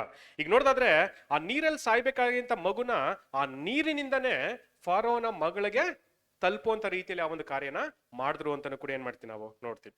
ಇಲ್ಲಿ 2 ಕ್ಯಾರೆಕ್ಟರ್ನ ನಾವು ಜ್ಞಾಪಕ ಮಾಡ್ಕೊಳ್ಳುವಂಥದ್ದು ಬಹಳ ಮುಖ್ಯ. ಯಾರು ಅಂದ್ರೆ ಜಕೋಬೇದ್ ಮತ್ತೆ ಮಿರಿಯಂ ಅಲ್ವಾ. ಗೊತ್ತಲ್ವಾ ಯಾರು ಅಂತ ಅಲ್ವಾ? ಅವರ ತಾಯಿ, ಅವರ ಅಕ್ಕ. ಈಗ ನೋಡೋದಾದ್ರೆ ಇವರು ಕೂಡ ದೇವರಲ್ಲಿ ಭಯಭಕ್ತಿ ಇದ್ದಿದ್ರಿಂದಾನೇ ಈ ರೀತಿಯಾದಂತ ಒಂದು ಕಾರ್ಯನ ಮಾಡ್ತಾರೆ. ಈಗ ಆ ಬುಕ್ಕಲ್ಲಿ ಇನ್ನೂ ಚೆನ್ನಾಗಿ ಬರೀತಾರೆ. ಏನಂದ್ರೆ ಜಕೋಬೇದ್ಗೆ ಎಷ್ಟು ನಂಬಿಕೆ ಇತ್ತು ಅಂತ ನೋಡೋದಾದ್ರೆ, ಆ ತೊಟ್ಲುನ ಅಥವಾ ಎಂತೆ ಮಗು ನೀರಲ್ಲಿ ಮುಳುಗ್ದಿರೋಂಥ ರೀತಿಯಲ್ಲಿ ಆ ಒಂದು ತೊಟ್ಲನ್ನ ಮಾಡಿ ಅದನ್ನ ತೇಲ್ ಬಿಡ್ತಾರೆ ಅನ್ನೋ ಒಂದು ಥಾಟ್ನ ಒಂದು ತುಂಬಾ ಡಿಫ್ರೆಂಟ್ ಆಗಿ ಎಕ್ಸ್ಪ್ಲೈನ್ ಮಾಡ್ತಾರೆ. ಹೇಗೆ ಎಕ್ಸ್ಪ್ಲೈನ್ ಮಾಡ್ತಾರೆ ಅಂದ್ರೆ, ಆರ್ಕ್ ಆಫ್ ನೋಹಾ ಬಗ್ಗೆ ಗೊತ್ತಲ್ವಾ? ಹೀಗೆ ನೋಹಾ ಜಲಪ್ರಳಯದಿಂದ ರಕ್ಷಣೆ ಹೊಂದ್ಬೇಕಂದ್ರೆ ಆರ್ಕ್ ಹೇಗೆ ಮುಖ್ಯವಾಗಿತ್ತೋ, ಸಿಮಿಲರ್ ಕಾನ್ಸೆಪ್ಟ್ಸ್ ಅಲ್ಲಿ ಜಕೋಬೇದ್ ಏನ್ ಮಾಡ್ತಾರೆ, ಆ ಒಂದು ತೊಟ್ಲನ್ನ ಮಾಡ್ತಾರೆ ಅನ್ನೋ ಒಂದು ಥಾಟ್ ಅನ್ನು ಕೂಡ ಏನ್ ಮಾಡ್ತಾರೆ ಹೇಳ್ತಾರೆ. ಯಾಕಂದ್ರೆ ಮಗು ಇಡ್ತಾ ಇದೀವಿ, ಈಗ ಆ ಮಗು ಆ ನೀರೇನಾದ್ರು ಒಳಗೋಗ್ಬಿಟ್ರೆ ಏನಾಗುತ್ತೆ, ಮುಳುಗೋಗುತ್ತೆ. ಆ ಮುಳುಗ್ದಿರೋಂಥ ರೀತಿಯಲ್ಲಿ ಆ ಒಂದು ವಿಚಾರಗಳನ್ನ ಅವರು ಮಾಡಿದ್ರು ಅನ್ನೋ ಒಂದು ಥಾಟ್ ಅನ್ನು ಕೂಡ ಏನ್ ಮಾಡ್ತಾರೆ ಹೇಳ್ತಾರೆ. ಅಂದ್ರೆ ಜಾಕೋಬೇದ್ಗೂ ಕೂಡ ದೇವರ ವಿಚಾರಗಳು ಚೆನ್ನಾಗಿ ತಿಳಿದಿತ್ತು, ದೇವರ ಮೇಲೆ ಅಪಾರವಾದಂತ ಒಂದು ನಂಬಿಕೆ ಇತ್ತು. ಹಾಗಾಗಿ ಆ ಒಂದು ನಂಬಿಕೆನ ಅವರು ಎಕ್ಸಸೈಸ್ ಮಾಡಿದ್ರು ಅಂತಾನು ಕೂಡ ಏನ್ ಮಾಡ್ತಾರೆ ಹೇಳ್ತಾರೆ. ಈಗ ಜಾಕೋಬೇದ್ ಈ ನಂಬಿಕೆನ ಎಕ್ಸಸೈಸ್ ಮಾಡ್ಲಿಲ್ಲ ಅಂದಿದ್ರೆ ಏನಾಗ್ತಿತ್ತು, ಈ ನಂಬಿಕೆನ ವ್ಯಕ್ತಪಡಿಸ್ಲಿಲ್ಲ ಅಂದಿದ್ರೆ ಏನಾಗ್ತಿತ್ತು, ಆ ಮಗು ಸಾಯ್ತಾ ಇತ್ತು ಅಲ್ವಾ? ಏನಕ್ಕಂದ್ರೆ ಸೋಲ್ಜರ್ಸ್ ಇವತ್ತಲ್ಲ ನಾಳೆ ಬಂದು ಆ ಮಗುನ ಸಾಯ್ತಾ ಇದ್ರು. ಹೇಗೆ ನಮ್ಗಿಲ್ಲಿ ಪಾಠ ಏನಂತ ನೋಡೋದಾದ್ರೆ, ನಮ್ಮ ನಂಬಿಕೆನ ಎಕ್ಸಸೈಸ್ ಮಾಡುವಂಥದ್ದು ಬಹಳ ಮುಖ್ಯ. ಹೀಗೆ ನಮ್ಮ ನಂಬಿಕೆನ ಯಾವಾಗ ಎಕ್ಸಸೈಸ್ ಮಾಡ್ಬೋದು, ನಾವು ನಮ್ಮ ನಂಬಿಕೆನ ಯಾವಾಗ ತೋರಿಸ್ಬೋದು? ಪರೀಕ್ಷೆಗಿಂತ ಮುಂಚೆ ನಾವೆಲ್ಲರೂ ಚೆನ್ನಾಗಿ ಮಾತಾಡ್ತೀವಿ, ನಾಳೆ ಪರೀಕ್ಷೆ ಬಂದ್ರೆ ಏನ್ ಮಾಡ್ತೀನಿ ನಾನು ಅಲ್ಲಿ ಏನ್ ಮಾಡ್ತೀನಿ ನೋಡ್ಕೊ ಅಂತ. ಬಟ್ ಆ ಪರೀಕ್ಷೆ ಬರುವಾಗ ಏನಾಗುತ್ತೆ, ಶೇಕ್ ಆಗ್ಬಿಡ್ತೀವಿ. ಬಟ್ ಶೇಕ್ ಆಗುವಂತ ಸಮಯದಲ್ಲೇ ಆ ನಂಬಿಕೆನ ವ್ಯಕ್ತಪಡಿಸುವಂಥದ್ದು ಬಹಳ ಮುಖ್ಯ. ಈ ನಂಬಿಕೆ ಹೇಗೆ ಬೆಳೆಯುತ್ತೆ ಅಂದ್ರೆ, ದೇವರ ವಾಕ್ಯಗಳನ್ನ ಕೇಳೋದ್ರ ಮುಖಾಂತರ ನಂಬಿಕೆ ಬೆಳೆಯುತ್ತೆ. ದೇವರ ವಾಕ್ಯಗಳನ್ನ ನಮ್ಮ ಜೀವನದಲ್ಲಿ ಅಳವಡಿಸ್ಕೊಳ್ಳೋದ್ರ ಮುಖಾಂತರ ನಂಬಿಕೆ ಬೆಳೆಯುತ್ತೆ. ಹಾಗಾಗಿ ಆ ಕಷ್ಟಕರವಾದಂತ ಡಿಫಿಕಲ್ಟ್ ಸಿಚುವೇಶನ್ಸ್ ಅಲ್ಲಿ ಆ ನಂಬಿಕೆನ ವ್ಯಕ್ತಪಡಿಸುವಂಥದ್ದು ಬಹಳ ಮುಖ್ಯವಾಗುತ್ತೆ ಅಲ್ವಾ? ಸೊ ಹಾಗಾಗಿ ಈ ಜಾಕೋಬೇದ್ ಏನ್ ಮಾಡಿದ್ರು, ಆ ಒಂದು ನಂಬಿಕೆನಲ್ಲಿ ಎಕ್ಸಸೈಸ್ ಮಾಡಿದ್ರು ಅನ್ನೋ ಒಂದು ವಿಷಯನ ಕೂಡ ಏನ್ ಮಾಡ್ತೀವಿ ನಾವು ನೋಡ್ತೀವಿ. ಹೇಗೆ ಈಗ ನೆಕ್ಸ್ಟ್ ಏನಾಯ್ತು ಅಂತ ನೋಡೋದಾದ್ರೆ, ಆ ಮಗು ಆ ರಾಜ್ಕುಮಾರಿ ಹತ್ರ ಸೇರ್ತು. ರಾಜ್ಕುಮಾರಿ ಹತ್ರ ಸೇರಿದ್ಮೇಲೆ ಆ ರಾಜ್ಕುಮಾರಿ ಮಾಡಿದಂತ ಕೆಲ್ಸನೂ ತುಂಬಾ ಡಿಫ್ರೆಂಟ್ ಆಗಿದೆ. ಅವ್ರೇನ್ ಮಾಡ್ತಾರೆ, ಫಸ್ಟ್ ಹೋಗಿ ಒಂದು ಹಿಬ್ರಿಯ ಸ್ತ್ರೀನ ಕರ್ಕೋಬಾ ಅಂತ ಮಿರಿಯಂಗೆ ಏನ್ ಮಾಡ್ತಾರೆ ಹೇಳ್ತಾರೆ. ಮಿರಿಯಂ ಏನ್ ಮಾಡ್ತಾರೆ, ತನ್ನ ತಾಯಿನೇ ಕರ್ಕೊಬಂದು ಕೊಡ್ತಾರೆ. ಆ ಮಗು ಎಲ್ಲೇ ಬೆಳೆಯುತ್ತಂತೆ, ತಾಯಿ ಜೊತೆನೆ ಬೆಳೆಯುತ್ತೆ. ಈಗ ಆಕ್ಚುಲಿ ನೋಡಿ ಆ ಪರಿಸ್ಥಿತಿ ಎಷ್ಟು ಡಿಫ್ರೆಂಟ್ ಆಗಿದೆ. ಈಗ ಜಕೋಬೇದ್ ಏನಾದ್ರೂ ದೇವ್ರ ಮೇಲೆ ನಂಬಿಕೆ ಇಲ್ದಿರ ಬೇರೆ ಕಾರ್ಯಗಳನ್ನ ಮಾಡಿದ್ರೆ ಈ ತರ ಒಂದು ಪರಿಸ್ಥಿತಿ ಸೃಷ್ಟಿ ಆಗ್ತಾ ಇತ್ತಂದ್ರೆ ಖಂಡಿತ ಇಲ್ಲ. ಮತ್ತೆ ಆ ಮಗು ನನಗೆ ಸಿಕ್ಕುತ್ತೆ, ಆ ಮಗುನ ನಾನೇ ಪೋಷಣೆ ಮಾಡ್ತೀನಿ ಅನ್ನೋ ಒಂದು ಯೋಚನೆನೂ ಕೂಡ ಮಾಡಿರ್ಲಿಲ್ಲ. ಬಟ್ ಫೇತ್ ನ ಅಲ್ಲಿ ಕೆಲಸ ಮಾಡಿದ್ರು, ನಂಬಿಕೆಗೆ ಅನುಗುಣವಾಗಿ ಕೆಲಸನ ಮಾಡಿದ್ರು, ಮತ್ತೇನಾಯ್ತು, ಆ ಮಗು ಆಕೆಗೆ ಅದು ಸಿಕ್ತು ಅನ್ನೋ ಒಂದು ವಿಚಾರನೂ ಕೂಡ ಏನ್ ಮಾಡ್ತೀವಿ ನಾವು ನೋಡ್ತೀವಿ. ಹೀಗೆ ನೋಡೋದಾದ್ರೆ ಆ ಫೇತ್, ಆ ರೀತಿಯಾದಂತ ಕೆಲಸಗಳು ಬಹಳ ಮುಖ್ಯ. ಬಟ್ ಪಾಯಿಂಟ್ ಏನಂದ್ರೆ, ಈಗ ಜಕೋಬೇದ್ಗೆ ಆ ಮಗುನ ಬೆಳೆಸೋದಕ್ಕೆ ಹಣ ಕೂಡ ಸಿಗ್ತಾ ಇದೆ. ಫಾರೋನ ಕುಮಾರಿ ಏನ್ ಮಾಡ್ತಾರೆ, ಈ ಮಗುನ ನೋಡ್ಕೊಳಕ್ಕೆ ನಿಂಗೆ ದುಡ್ಡು ಕೂಡ ಕೊಡ್ತೀನಿ, ಈ ಮಗುನ ಏನ್ ಮಾಡೋ, ನನ್ನ ಮಗುವಾಗಿ ನೀನು ಬೆಳೆಸು ಅನ್ನೋ ಒಂದು ವಿಚಾರನೂ ಕೂಡ ಏನ್ ಮಾಡ್ತಾರೆ ಹೇಳ್ತಾರೆ.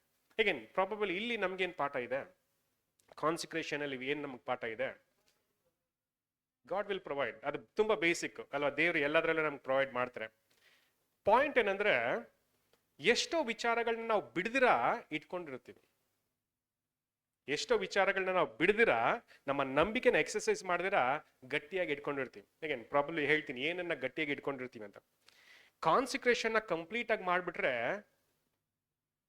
ನಾನು ಲೋಕದವ್ರಿಗಿಂತ ಡಿಫ್ರೆಂಟ್ ಆಗ್ಬಿಡ್ತೀನಿ. ಹಾಗಾಗಿ ನಾನು ಕಂಪ್ಲೀಟ್ ಆಗಿ ಮಾಡೋದು ಬೇಡ, ಅದನ್ನ ಬಿಗಿಯಾಗಿ ಇಟ್ಕೊಂಡಿರ್ತೀವಿ. ಅದರಿಂದ ಏನೋ ಪ್ರಯೋಜನ ಆಗತ್ತಾ? ಇಲ್ಲ. ಒಂದ್ ಥಾಟ್ ಇದೆ ನಮ್ಗೆ, ಕಾನ್ಸಿಕ್ರೇಷನ್ ಅಂದ್ರೆ ನಾವು ಲೋಕದ ತರ ಜೀವಸಂಗೆ ಇಲ್ಲ. ನಾಳೆಯಿಂದ 100% ಏನಂತೆ ಬರೀ ದೇವರಲ್ಲೇ ಇರ್ಬೇಕಂತ ಎಷ್ಟೋ ಜನ ಆ ಒಂದು ಸ್ಟೆಪ್ ನ ತಗೊಳ್ಳಲ್ಲ. ಬಟ್ ದೇವ್ರು ತುಂಬಾ ಡಿಫ್ರೆಂಟ್ ಆಗಿ ಆ ಕೆಲ್ಸಗಳನ್ನ ಮಾಡ್ತಾರೆ. ಅಂದ್ರೆ ಯಾವಾಗ ನಾವು ಕಾನ್ಸಿಕ್ರೇಷನ್ ಮಾಡ್ತಾ ನಮ್ಮ ಸಂಪೂರ್ಣನ ದೇವ್ರಿಗೆ ಒಪ್ಪಿಸ್ಕೊಡ್ತೀವೋ, ದೇವ್ರು ಇನ್ನೊಂದು ಕೆಲಸ ಮಾಡ್ತಾರೆ. ಸರಿಪಾ, ಇವತ್ತೇನ್ ಮಾಡಿದ್ಯಾ ನೀನ್, ಎಲ್ಲಾನು ಕೂಡ ಏನ್ ಮಾಡಿದ್ರೆ ನನ್ಗೆ ಒಪ್ಪಿಸ್ಕೊಟ್ಟಿದ್ಯಾ, ಬಟ್ ಆದ್ರೆ ನಾನೇನ್ ಮಾಡ್ತೀನಿ ಅಂದ್ರೆ ಈ ಎಲ್ಲಾ ಕಾರ್ಯಗಳನ್ನ ನೀನ್ ಇಟ್ಕೊಂಡು ನನಗೋಸ್ಕರ ನೀನ್ ಕೆಲಸ ಮಾಡ್ಬೇಕು ಅಂತ ಏನ್ ಮಾಡ್ತಾರೆ, ಅವಕಾಶ ಕೊಡ್ತಾರೆ. ನಮ್ಮ ಕಾನ್ಸಿಕ್ರೇಷನ್ ಹಂಗೇನೆ. ನಾನು ಏನೆಲ್ಲ ತ್ಯಾಗ ಮಾಡಿದ್ನೋ ದೇವ್ರು ಏನ್ ಮಾಡಿದ್ರೆ ಈಗ ಅದೆಲ್ಲನೂ ನನಗೆ ವಾಪಸ್ ಕೊಟ್ಟಿದ್ದಾರೆ. ಇದೆಯಾ ಪ್ಯಾರಬಲ್ ಅಲ್ಲಿ ಅದನ್ನ ಹೇಳ್ತಿರ್ತಾನೆ, ಈಗ ಎಲ್ಲ ನನಗೆ ವಾಪಸ್ ಕೊಟ್ಟಿದ್ದಾರೆ. ಈಗ ನಾನೇನ್ ಮಾಡ್ಬೇಕು, ದೇವ್ರಿಗೆ ಅನುಗುಣವಾಗಿ ನಾನು ನಡ್ಕೋಬೇಕು. ಅಂದ್ರೆ ಏನೋ ಒಂದು ವಿಚಾರಗಳನ್ನ ಭಯಪಟ್ಟು ನಾನು ಕಾನ್ಸಿಕ್ರೇಷನ್ ಮಾಡಿರ್ಲಿಲ್ಲ, ಅಕಸ್ಮಾತ್ ಭಯಪಟ್ಟು ಆ ಸ್ಟೆಪ್ ನ ತಗೊಂಡಾಗ ದೇವ್ರು ಏನ್ ಮಾಡಿದ್ರೆ ಅಂದ್ರೆ ಆ ಎಲ್ಲ ವಿಚಾರಗಳನ್ನ ನನಗೆ ವಾಪಸ್ ಕೊಟ್ಟಿದ್ದಾರೆ. ಈಗ ನಾನು ಸರಿಯಾದಂತ ಉಗ್ರಾಣಕಾರನಾಗಿ ದೇವ್ರಿಗೋಸ್ಕರ ಆ ಒಂದು ಕೆಲಸಗಳನ್ನ ಮಾಡುವಂಥದ್ದು ಬಹಳ ಮುಖ್ಯ. ಈಗ ಎಷ್ಟೋ ಸರಿ ಕಾನ್ಸಿಕ್ರೇಷನ್ ಅಂದ್ರೆ ಒಂದು ಬೇಡಿ ಅಂತ ಅನ್ಕೊಂಡ್ಬಿಡ್ತೀವಿ. ಬೇಡಿ ಅಂದ್ರೆ ಚೈನ್ಸ್ ಅಂತ ಗೊತ್ತಲ್ಲ. ಕಾನ್ಸಿಕ್ರೇಷನ್ ಅಂದ್ರೆ ಕೆಲವ್ರಿಗೆ ಅನ್ಸುತ್ತೆ ಅದು ಚೈನ್ ಅಂತ, ರಿಸ್ಟ್ರಿಕ್ಷನ್ ಅಂತ. ಬಟ್ ಆಕ್ಚುಲಿ ರಿಸ್ಟ್ರಿಕ್ಷನ್ಸ್ ಅಲ್ಲ. ನೀವು ಅದನ್ನ ಮೀರಿ ದಾಟಿ ಬಂದಾಗ್ಲೇ ಆ ಫ್ರೀಡಮ್ ಅನ್ನೋದು ಏನು ಅನ್ನೋದು ಗೊತ್ತಾಗತ್ತೆ ಅಲ್ವಾ. ದೇವರು ಆ ರೀತಿಯಾದಂತ ಒಂದು ವಿಷಯಗಳನ್ನ ನಮಗೆ ಕೊಟ್ಟಿದ್ದಾರೆ. ಹಾಗಾಗಿ ನಮ್ಮ ಪಾಯಿಂಟ್ ಏನಂದ್ರೆ ನಮ್ಮ ಕಾನ್ಸಂಟ್ರೇಷನ್ 100% ಮಾಡಬೇಕು, ಯಾವುದನ್ನು ತಡೆ ಹಿಡಿಬಾರ್ದು. ಯಾವ್ದನ್ನಾದ್ರೂ ತಡೆ ಹಿಡಿದ್ರೆ ಏನಾಗುತ್ತೆ ಅಂದ್ರೆ ನಮ್ಮ ಕಾನ್ಸಂಟ್ರೇಷನ್ ಕಂಪ್ಲೀಟ್ ಆಗಲ್ಲ. ನಮ್ಮ ಕಾನ್ಸಂಟ್ರೇಷನ್ ಕಂಪ್ಲೀಟ್ ಆಗ್ಲಿಲ್ಲ ಅಂದ್ರೆ ಬಹುಮಾನ ಕೂಡ ಸಿಕ್ಕಲ್ಲ. ಹಾಗಾಗಿ ಯಾವ್ದನ್ನ ವಿತ್ ಮಾಡ್ಕೊಂಡಿದಿರೋ ಅದನ್ನು ಕೂಡ ಕೊಟ್ರೆ ಮಾತ್ರನೇ ನಾವು 100% ಕೊಟ್ಟಂಗಾಗತ್ತೆ. ದೇವ್ರು ಹೇಳಿದಂತ ಮಾತನ್ನ ನೆರವೇರಿಸೋದಕ್ಕಾಗತ್ತೆ. ಅಫ್ಕೋರ್ಸ್ ಆಮೇಲೆ ಆಶೀರ್ವಾದ ಇದ್ದೇ ಇದೆ. ಇನ್ನೊಂದು ಥಾಟ್ ಹೇಳ್ತೀನಿ, ತಪ್ಪು ತಿಳ್ಕೊಬೇಡಿ. ದೇವ್ರ ಮಾರ್ಗದಲ್ಲಿ ಬರುವಾಗ ನಮ್ಗೆ ಒಂದೇ ಎಕ್ಸ್ಪೆಕ್ಟೇಷನ್, ದೇವ್ರು ನಮ್ಮನ್ನ ಆಶೀರ್ವಾದ ಮಾಡ್ತಾರ, ಎಲ್ರಿಗಿಂತ ಚೆನ್ನಾಗಿ ಎಲ್ರಿಗಿಂತ ಚೆನ್ನಾಗಿ ಜೀವಿಸ್ತಾರ. ನಾನು ಎಲ್ರಿಗಿಂತ ಚೆನ್ನಾಗಿ ಜೀವನ ಮಾಡ್ಲೇಬೇಕಲ್ವಾ. ಫಾರ್ ಎಕ್ಸಾಂಪಲ್, ನನ್ನ ನೆರೆಯವ್ರನ್ನ ಏನ್ ಮಾಡ್ತಾರೆ, ನಾನು ನೋಡ್ತಾರೆ. ಈಗ ಅವ್ರ ಸ್ಟ್ಯಾಂಡರ್ಡ್ಗೆ ನಾನು ಬದುಕಬೇಕು. ಅವ್ರ ಕಾರ್ ತಗೊಂಡ್ರು ನಾನು ಕಾರ್ ತಗೋಬೇಕು, ಅವ್ರು ವಾಷಿಂಗ್ ಮಿಷಿನ್ ತಗೊಂಡ್ರು ನಾನು ವಾಷಿಂಗ್ ಮಿಷಿನ್ ತಗೋಬೇಕು. ಈ ತರ ಎಲ್ಲ ನಾನು ಜೀವಿಸಕ್ಕಾಗಲ್ವಲ್ಲ. ಆ ತರ ಎಲ್ಲಿ ಹೇಳಿಲ್ಲ ದೇವ್ರಲ್ವಾ. ಹೇಗೆ ನೋಡೋದಾದ್ರೆ ನಿಮ್ಮ ಕಾನ್ಸಂಟ್ರೇಷನ್ ವಿಷಯಗಳಲ್ಲಿ ನೀವು ಕಂಪ್ಲೀಟ್ ಆಗಿ ಅದನ್ನ ಮಾಡ್ತಾ ಹೋದ್ರೆ ನಿಮ್ಗೆ ಏನ್ ಅವಶ್ಯಕತೆ ಇದೆಯೋ ಅದಕ್ಕಿಂತ ಹೆಚ್ಚಾಗಿ ಏನ್ ಮಾಡ್ತಾರೆ ನಿಮ್ಗೆ ಕೊಡ್ತಾರೆ. ಕೆಲವೊಂದ್ಸರಿ ಏನ್ ಸುಮ್ನೆ ನನ್ನ ಮನ್ಸಿನ ಥಾಟ್ ಹೇಳ್ತೀನಿ, ದೇವ್ರ ನಮ್ಗೆ ಊಟ ಬಟ್ಟೆಗೆ ಏನಾದ್ರು ಕೊರತೆ ಮಾಡ್ತಾರ? ಅಥವಾ ನಮ್ಮ ಕಾನ್ಸಂಟ್ರೇಷನ್ ಅಲ್ಲಿ ಊಟ ಬಟ್ಟೆನೆ ದೊಡ್ಡದಾಗಿರ್ಬೇಕಾ? ದೇವ್ರು ನಮ್ಗೆ ಊಟ ಬಟ್ಟೆ ಕೊಡ್ತಾರೆ, ಅದಕ್ಕೆ ನಾನು ಕಾನ್ಸಂಟ್ರೇಷನ್ ಮಾಡ್ಕೊಂಡಿದ್ದೀನಿ ಅಂತ ಬರ್ಬೇಕಾ? ಸರಿ, ದೇವ್ರು ನಮ್ಗೆ ಒಂದ್ ವಾರ ಊಟ ಕೊಟ್ಟಿಲ್ಲ, ಬರೀ ಗಂಜಿ ಕೊಡ್ತಾ ಇದ್ರೆ ಏನ್ ಮಾಡ್ತೀವಿ? ಡೌಟ್ ಬಂದ್ಬಿಡುತ್ತೆ, ಈ ತರ ಮಾಡಿದ್ರೆ ನಾವ್ ಏನ್ ಮಾಡೋಣ? ಸರಿ, ಇನ್ನೊಂದು ಪ್ರಶ್ನೆ ಕೇಳ್ತೀನಿ, ಯಾವ ತರ ನಿಮ್ ಗಂಜಿ ಕೊಟ್ಟಿದಾರ? ಇಲ್ಲ ತಾನೆ ಅಲ್ವಾ. ಕಾನ್ಸಂಟ್ರೇಷನ್ ಮಾಡ್ಕೊಂಡಾಗ್ಲಿಂದ ಇಲ್ಲಿವರೆಗೂ ನಮ್ಮನ್ನು ಚೆನ್ನಾಗೇ ನಡೆಸ್ತಾ ಇದ್ದಾರೆ. ಸೊ ಪಾಯಿಂಟ್ ಏನಂದ್ರೆ, ಎಷ್ಟೋ ವಿಚಾರಗಳನ್ನ ನಾವು ಬಿಡ್ದಿರ ಅದನ್ನ ಹಿಡ್ಕೊಂಡಿದೀವಿ. ಏನಕ್ಕೆ ಎಲ್ಲೋ ಒಂದು ಭಯ ಇದೆ, ದೇವ್ರ ನಮ್ಮನ್ನ ಎಲ್ಲಿ ತುಂಬಾ ಕೀಳಾಗಿ ನಡೆಸ್ಬಿಡ್ತಾರೋ ಅಂತ. ಒಂದು ಇನ್ಫಾರ್ಮೇಶನ್ ಹೇಳ್ತೀನಿ, ದೇವ್ರ ಆತರ ಯೋಚನೆ ಮಾಡಲ್ಲ. ದೇವ್ರಿಗೆ ಅನ್ಯಾಯ ಮಾಡಿ ಅಥವಾ ನಿಮ್ಗೆ ಏನು ಕೊರತೆಗಳನ್ನ ಕೊಟ್ಟು ಸಂತೋಷ ಪಡುವಂತ ಮನಸ್ಥಿತಿ ಖಂಡಿತ ಇಲ್ಲ. ಅಕಸ್ಮಾತ್ ಆ ಕೊರತೆಗಳನ್ನ ಕೊಟ್ಟಿದ್ರೆ ಅಂದ್ರೆ ಅದ್ರಲ್ಲಿ ನೀವೇನೋ ಕಲಿಬೇಕಾಗಿರೋಂಥ ಒಂದು ಪಾಠ ಇರೋದ್ರಿಂದನೇ ಆ ಕೊರತೆಗಳನ್ನ ಕೊಟ್ಟಿದರೆ ಹೊರತು ಇನ್ಯಾವ ಕಾರಣಕ್ಕೂ ಅಲ್ಲ. ಯಾವಾಗ ಆ ವಿಷಯಗಳನ್ನ ನೀವು ಓವರ್ಕಮ್ ಮಾಡ್ತಿರೋ ನಿಮ್ಗೆ ಏನ್ ಅವಶ್ಯಕತೆ ಇದೆಯೋ ಅದಕ್ಕಿಂತ ಹೆಚ್ಚಾಗಿ ಏನ್ ಮಾಡ್ತಾರೆ, ಕೊಡ್ತಾರೆ. ಇಲ್ಲಿ ಜೇಕೋಬೆದ್ ಎಕ್ಸ್ಪೆಕ್ಟ್ ಮಾಡಿಕ್ಕಿಂತ ಹೆಚ್ಚಾಗಿ ಕೊಟ್ರು. ಮಗುನ ಪೋಷಣೆ ಮಾಡೋದಕ್ಕೂ ಅವಕಾಶ ಕೊಟ್ರು, ಅದರ ಜೊತೆಗೆ ದುಡ್ಡು ಕೂಡ ಕೊಟ್ರು. ಯಾರು ಕೊಟ್ರು ಅಲ್ವಾ? ಫಾರೋನ ಮಗಳು ಏನ್ ಮಾಡ್ತಾರೆ, ಅಲ್ಲಿ ದುಡ್ಡನ್ನ ಕೊಡ್ತಾರೆ. ಹಾಗೆ ಇನ್ನೊಂದು ಆಂಗಲ್ ಅಲ್ಲಿ ಈಗ ಮಗು ಬೆಳೀತಾ ಇದೆ, ತಾಯಿ ಜೊತೆ ಬೆಳೀತಾ ಇದೆ. ಯಾರ ಖರ್ಚಲ್ಲಿ ಬೆಳೀತಾ ಇದೆ? ರಾಜನ್ ಖರ್ಚಲ್ಲಿ ಬೆಳೀತಾ ಇದೆ. ಯಾವ ರಾಜ ಈ ಮಗುನ ಸಾಯಿಸ್ಬೇಕಂತ ಯೋಚನೆ ಮಾಡ್ತಿದ್ನೋ ಅವನ ಮಗಳ ಪೋಷಣೆಲೆ, ಅವನ್ ದುಡ್ಡಲ್ಲೇ ಈ ಮಗು ಬೆಳೀತಾ ಇದೆ. ಯೋಚನೆ ಮಾಡಿ, ದೇವ್ರು ಎಷ್ಟು ಅದ್ಭುತವಾಗಿ ಆ ಕಾರ್ಯಗಳನ್ನ ನಡೆಸ್ತಾರೆ. ಪ್ರಾಬಬಲಿ ಜಕೋಬೆದ್ ಬೇರೆ ರೀತಿಯಾಗಿ ಯೋಚನೆ ಮಾಡಿದ್ರೆ ಈ ತರ ಆಶೀರ್ವಾದನ ಪಡ್ಕೊಳ್ಳೋಕೆ ಸಾಧ್ಯ ಆಗ್ತಿರ್ಲಿಲ್ಲ. ಬಟ್ ಸರಿಯಾಗಿ ಯೋಚನೆ ಮಾಡಿದಕ್ಕೆ ಎಷ್ಟು ಅದ್ಭುತವಾಗಲ್ಲ ಒಂದು ಆಶೀರ್ವಾದನ ಕೊಟ್ಟಿದ್ದಾರೆ. ಹಾಗೆ ನಮ್ಮ ಕಾನ್ಸಂಟ್ರೇಷನ್ ಅಲ್ಲೂ ಕೂಡ ಅಪ್ಲೈ ಆಗ್ಲೇಬೇಕು, ಇದನ್ನ ನೆರವೇರಿಸಲೇಬೇಕು.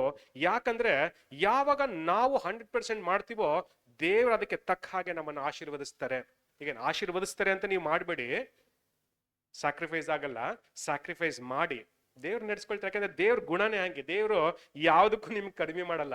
ಬಟ್ ಪಾಯಿಂಟ್ ಏನಂದ್ರೆ ನಮ್ಮ ಮನಸ್ಥಿತಿ ಅಷ್ಟು ಪ್ಯೂರ್ ಆಗಿರ್ಬೇಕು. ದೇವ್ರು ಮಾಡ್ತಾರೋ ಬಿಡ್ತಾರೋ ನಾವು ಆ ಕೆಲಸಗಳನ್ನ ಮಾಡಿದ್ರೆ ದೇವ್ರು ನಂಬಿಕಸ್ತರು ಆ ಕಾರ್ಯಗಳನ್ನ ಮಾಡೇ ಮಾಡ್ತಾರೆ. ಹೇಗೆ ಎಂತ ಪರಿಸ್ಥಿತಿನೂ ಕೂಡ ಬದಲಾಯಿಸ್ತಾರೆ. ಯೋಚನೆ ಮಾಡಿ, ಫಾರೋ ಈ ಮಗುನ ಸಾಯಿಸ್ಬೇಕಂತ ಪ್ಲಾನ್ ಮಾಡ್ತಾ ಇದ್ದ.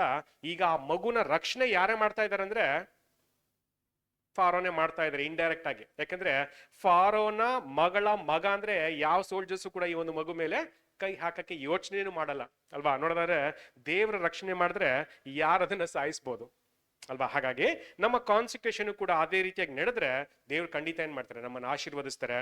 ಯಾವಾಗ ದೇವ್ರ ಆಶೀರ್ವಾದ ನಮ್ಗಿರುತ್ತೋ ಯಾವ ವಿಚಾರಗಳು ಕೂಡ ಕಷ್ಟ ಆಗ್ಬಾರ್ದು ನಮ್ಗೆ. ಹಾಗಾಗಿ ಕಾನ್ಸಂಟ್ರೇಷನ್ ಅನ್ನೋ ಒಂದು ವಿಚಾರ ಬರುವಾಗ ಏನೇ ಕಷ್ಟ ನಷ್ಟ ಆದ್ರೂ ಸರಿನೇ ಆ ಹೆಜ್ಜೆನ ನೀವು ತಗೊಳ್ಳುವಂಥದ್ದು ಬಹಳ ಮುಖ್ಯ.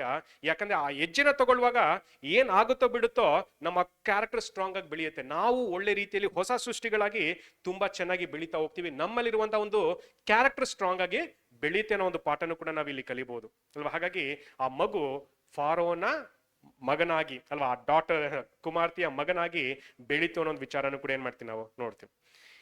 ಹೊಸ ಒಡಂಬಡಿಕೆಯಲ್ಲಿ ಇದೇ ರೀತಿಯಾದ ಒಂದು ಒಳ್ಳೆ ಕಾಂಟೆಕ್ಸ್ಟ್ ಹೇಳ್ತಾರೆ. ಯೇಸು ಕ್ರಿಸ್ತರ ಒಂದು ಕಾಲದಲ್ಲೂ ಕೂಡ ಒಂದು ಕಾಂಟೆಕ್ಸ್ಟ್ ಹೇಳ್ತಾರೆ, ಅದನ್ನ ಓದ್ಬಿಡೋಣ. ಮಾರ್ಕನ ಸುವಾರ್ತೆ 15ನೇ ಅಧ್ಯಾಯ 37ರಿಂದ 40 ವಚನಗಳು. Matthew 15 chapter verses 37 onwards.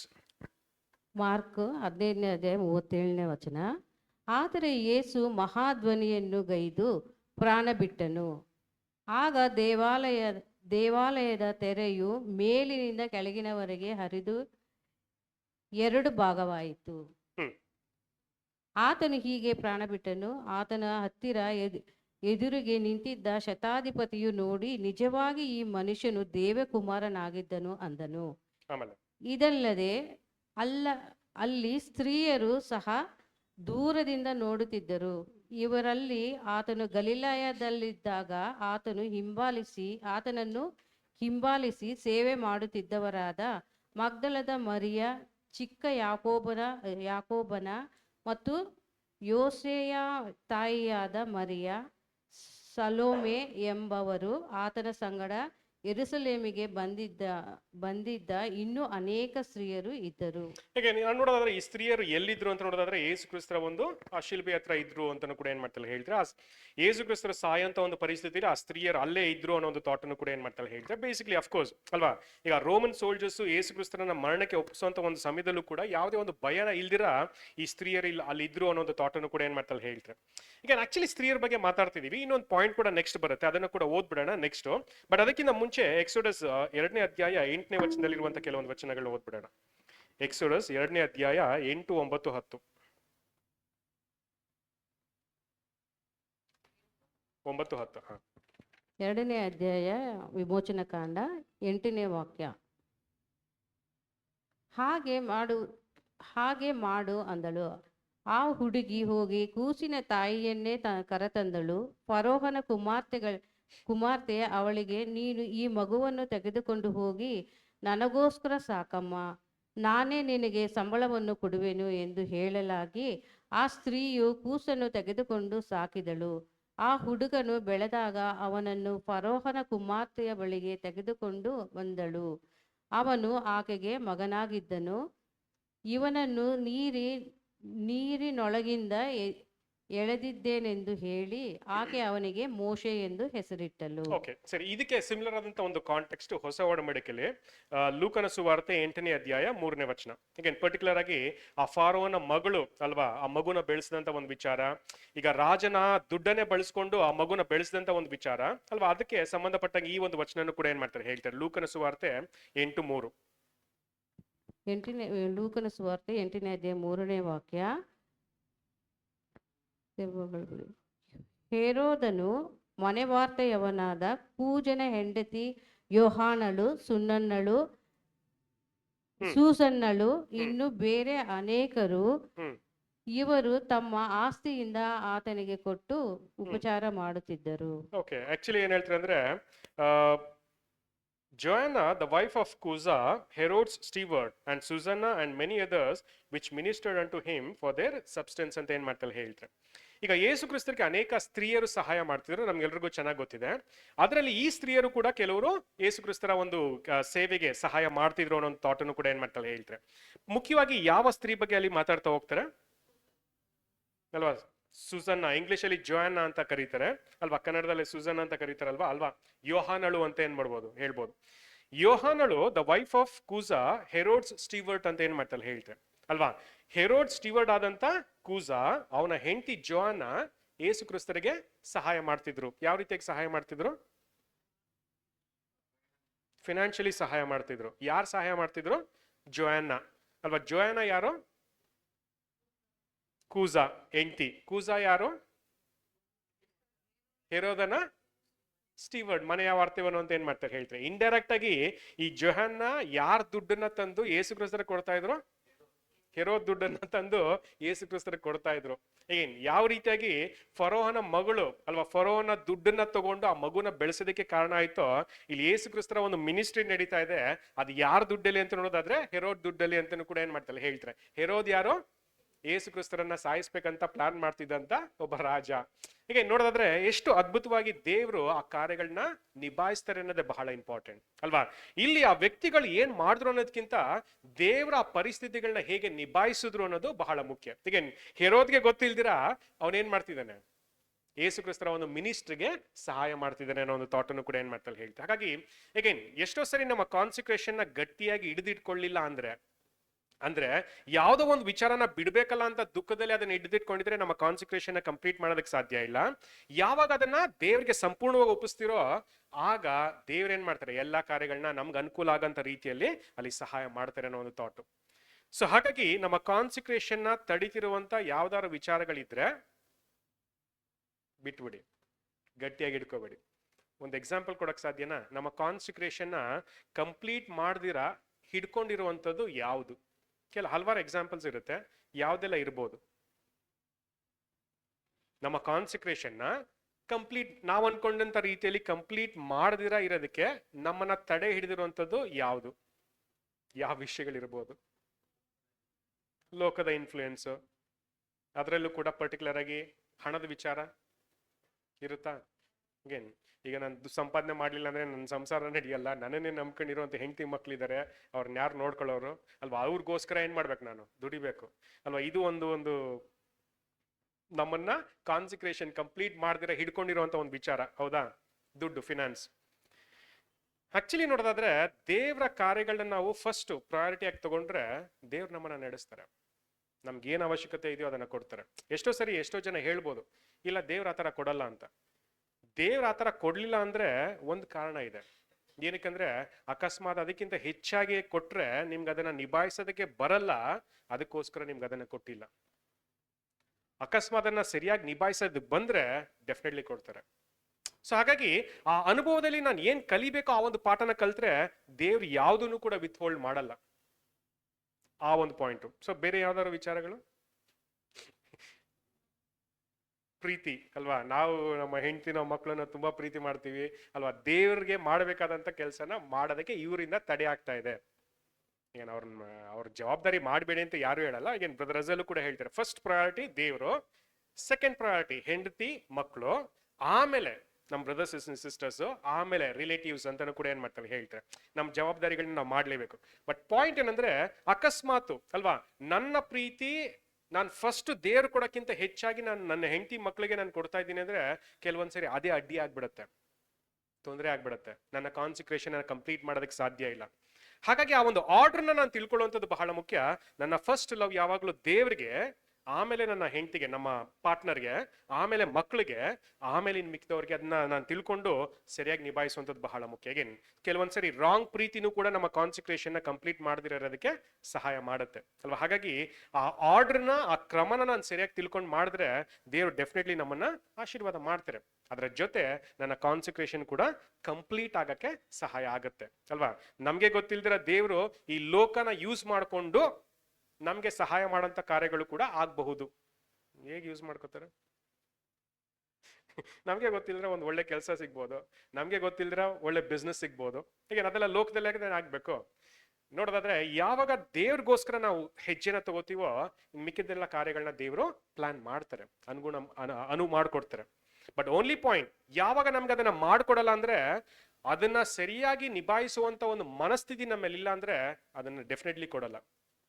ನಾವೇ ಪೇರೆಂಟ್ಸ್ ಆಗಿ ನಮ್ಮ ಮಕ್ಳಿಗೆ ಏನ್ ಬೇಕೋ ಏನ್ ಬೇಡ ಅನ್ನೋದು ಚೆನ್ನಾಗಿ ಗೊತ್ತಿದೆ. ನಮ್ಮ ಮಕ್ಳಿಗೆ ಏನ್ ಕೊಟ್ರೆ ಅವ್ರು ಹಾಳಾಗ್ತಾರೆ ಅನ್ನೋದು ಗೊತ್ತಿದೆ. ಹಾಗಾಗಿ ಹಾಳಾಗೋಂಥ ವಿಷಯನ ಖಂಡಿತ ಕೊಡಲ್ಲ. ಅಕಸ್ಮಾತ್ ಅದನ್ನ ಸರಿಯಾಗಿ ನಿಭಾಯಿಸ್ತಾರೆ ಅಂದ್ರೆ ಡೆಫಿನೆಟ್ಲಿ ಕೊಡ್ತಾರೆ. ಸಿಂಪಲ್ ಆಗಿ ಅದೇ ವಿಚಾರಗಳು. ಸೊ ಹಾಗಾಗಿ ದೇವ್ರು ಅಷ್ಟು ಚೆನ್ನಾಗಿ ನಮ್ಮನ್ನ ನಡೆಸ್ತಾರೆ. ನಮ್ಮ ಕಾನ್ಸಂಟ್ರೇಷನ್ ಅಲ್ಲಿ ನಾವು ಈ ಒಂದು ಪ್ಯಾಟ್ರನ್ ಫಾಲೋ ಮಾಡುವಂಥದ್ದು ಬಹಳ ಮುಖ್ಯ. ಲಾಸ್ಟ್ ಕಾಂಟೆಕ್ಸ್ಟ್ ಒಂದು ಓದ್ಬಿಟ್ಟು ಈ ಒಂದು ಪಾಠನ ಮುಗಿಸೋಣ. ಇದರಲ್ಲಿ ಎಕ್ಸೋಡಸ್ 4ನೇ ಅಧ್ಯಾಯದಲ್ಲಿ ಬರುವಂತ ಕೆಲವೊಂದು ವಿಚಾರಗಳು, Exodus 4th chapter versus 21 to 26 ಅದರಲ್ಲಿ ಇರುವಂತ ಕೆಲವೊಂದು ವಿಚಾರಗಳನ್ನ ಓದ್ಬಿಡೋಣ. ಯೆಹೋವನು ಮೋಶೆಗೆ ಇಂತೆಂದನು, ನೀನು ಐಗುಪ್ತ ದೇಶಕ್ಕೆ ತಿರುಗಿ ಬಂದಾಗ ನಾನು ನಿನಗೆ ತೋರಿಸಿಕೊಟ್ಟ ಮಹತ್ಕಾರ್ಯಗಳನ್ನೆಲ್ಲ ಫರೋಹನ ಮುಂದೆ ಮಾಡಬೇಕು. ಆದರೂ ನಾನು ಅವನ ಹೃದಯವನ್ನು ಕಠಿಣಪಡಿಸುವನಾದ್ದರಿಂದ ಅವನು ಜನರನ್ನು ಹೋಗಗೊಡಿಸುವುದಿಲ್ಲ. ಆದ ಕಾರಣ ನೀನು ಫರೋಹನಿಗೆ, ಇಸ್ರಾಯೇಲ್ ಜನವು ನನಗೆ ಚೊಚ್ಚಲ ಮಗನಂತೆ ಇದೆ ಎಂದು ತಿಳುಕೋ. ನನ್ನ ಮಗನು ನಿನ್ನ ದೇಶದಿಂದ ಹೊರಟು ನನ್ನನ್ನು ಆರಾಧಿಸುವುದಕ್ಕೆ ಅವನಿಗೆ ಅಪ್ಪಣೆ ಕೊಡಬೇಕು. ಅದಕ್ಕೆ ನೀನು ಒಪ್ಪದೆ ಹೋದರೆ ನಾನು ನಿನಗಿರುವ ಚೊಚ್ಚಲ ಮಗನನ್ನು ಸಾಯಿಸುವೆನು ಎಂದು ಯೆಹೋವನು ಹೇಳುತ್ತಾನೆ ಎಂದು ತಿಳಿಸಬೇಕು.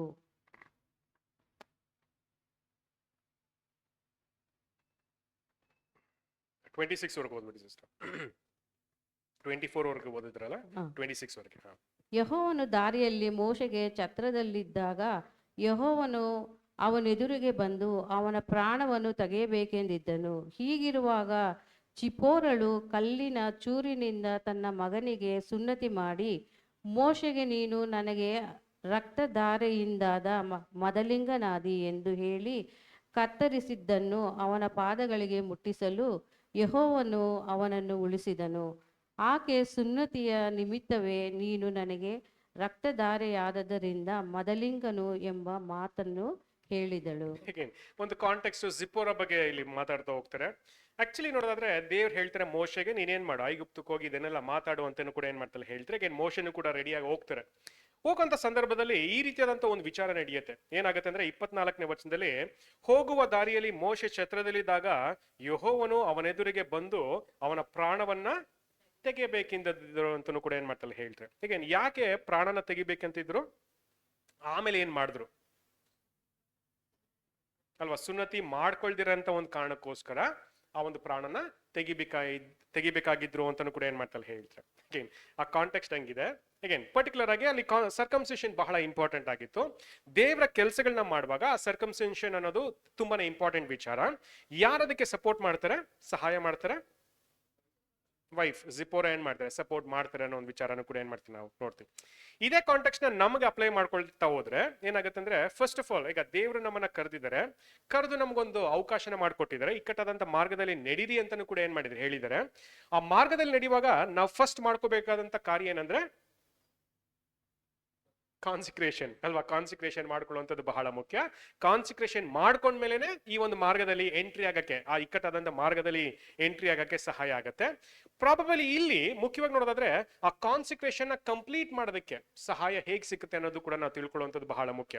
ಪ್ರಾಬಬಲಿ ಇಲ್ಲಿ ಮೋಶೆಗೆ ಯಾರು ಸಹಾಯ ಮಾಡಿದ್ರು ಅಂದ್ರೆ ತನ್ನ ಹೆಂಡತಿ ಸಹಾಯ ಮಾಡಿದ್ರು. ಹೇಗೆ ನೋಡೋದಾದ್ರೆ ಒಂದು husband and wife consecrated walk of life ಅಲ್ಲಿ ನಡೀತಿರುವಾಗ ಯಾರು ಸಹಾಯ ಮಾಡಬೇಕು, ಇಬ್ರು ಸಹಾಯ ಮಾಡಿದ್ರೆ ಕಾನ್ಸಿಕ್ರೇಟೆಡ್ ವಾಕ್ ಆಫ್ ಲೈಫ್ ಅಲ್ಲಿ ಚೆನ್ನಾಗಿ ನಡೆಯೋದಕ್ಕೆ ಈಸಿ ಆಗುತ್ತೆ ಅನ್ನೋ ಒಂದು ಪಾಯಿಂಟ್ ಕೂಡ ಏನ್ ಮಾಡ್ತಾರೆ ಹೇಳ್ತಾರೆ. ಬಟ್ ಓವರ್ ಆಲ್ ಥಾಟ್ ನೋಡಿದ್ರೆ ನಮ್ಮ ಕಾನ್ಸಿಕ್ರೇಷನ್ ನಮ್ಮ ಮೈಂಡ್ ಅಲ್ಲಿ ಇಟ್ಕೊಂಡು ಅನೇಕ ಕಾರ್ಯಗಳನ್ನ ಮಾಡುವಂಥದ್ದು ಬಹಳ ಇಂಪಾರ್ಟೆಂಟ್. ಅಗೇನ್ ಮೋಶೆ ಒಂದು ಗ್ರೇಟ್ ಲೀಡರ್ ಆಗಿದ್ರು ಸರಿನೇ, ಆ ಕಾನ್ಸಿಕ್ರೇಷನ್ ಮಾಡ್ಕೊಳ್ದಿರ ಇರುವಾಗ ದೇವರು ತನ್ನ ಕಾರ್ಯಗಳನ್ನ ಅಲ್ಲಿ ಮಾಡೋದಕ್ಕೆ ಅವಕಾಶ ಕೊಡ್ಲಿಲ್ಲ ಅನ್ನೋ ಒಂದು ಪಾಯಿಂಟ್ ಅನ್ನು ಕೂಡ ನಾವು ತಿಳ್ಕೊಳ್ಳುವಂಥದ್ದು ಬಹಳ ಮುಖ್ಯ. ಹಾಗಾಗಿ ಕಾನ್ಸಿಕ್ರೇಷನ್ ಅನ್ನುವಾಗ ದೇವರು ಅಗೇನ್ ನಾವು ಯೇಸು ಕ್ರಿಸ್ತರ ಜೊತೆ ಈ ಒಂದು ಇಕ್ಕಟ್ಟಾದಂತ ಮಾರ್ಗದಲ್ಲಿ ನಡೆಯುವಾಗ ಆ ಕಾನ್ಸಿಕ್ರೇಷನ್ ಅನ್ನೋ ಒಂದು ಸ್ಟೆಪ್ ಇಂಪಾರ್ಟೆಂಟ್ ಆಗುತ್ತೆ.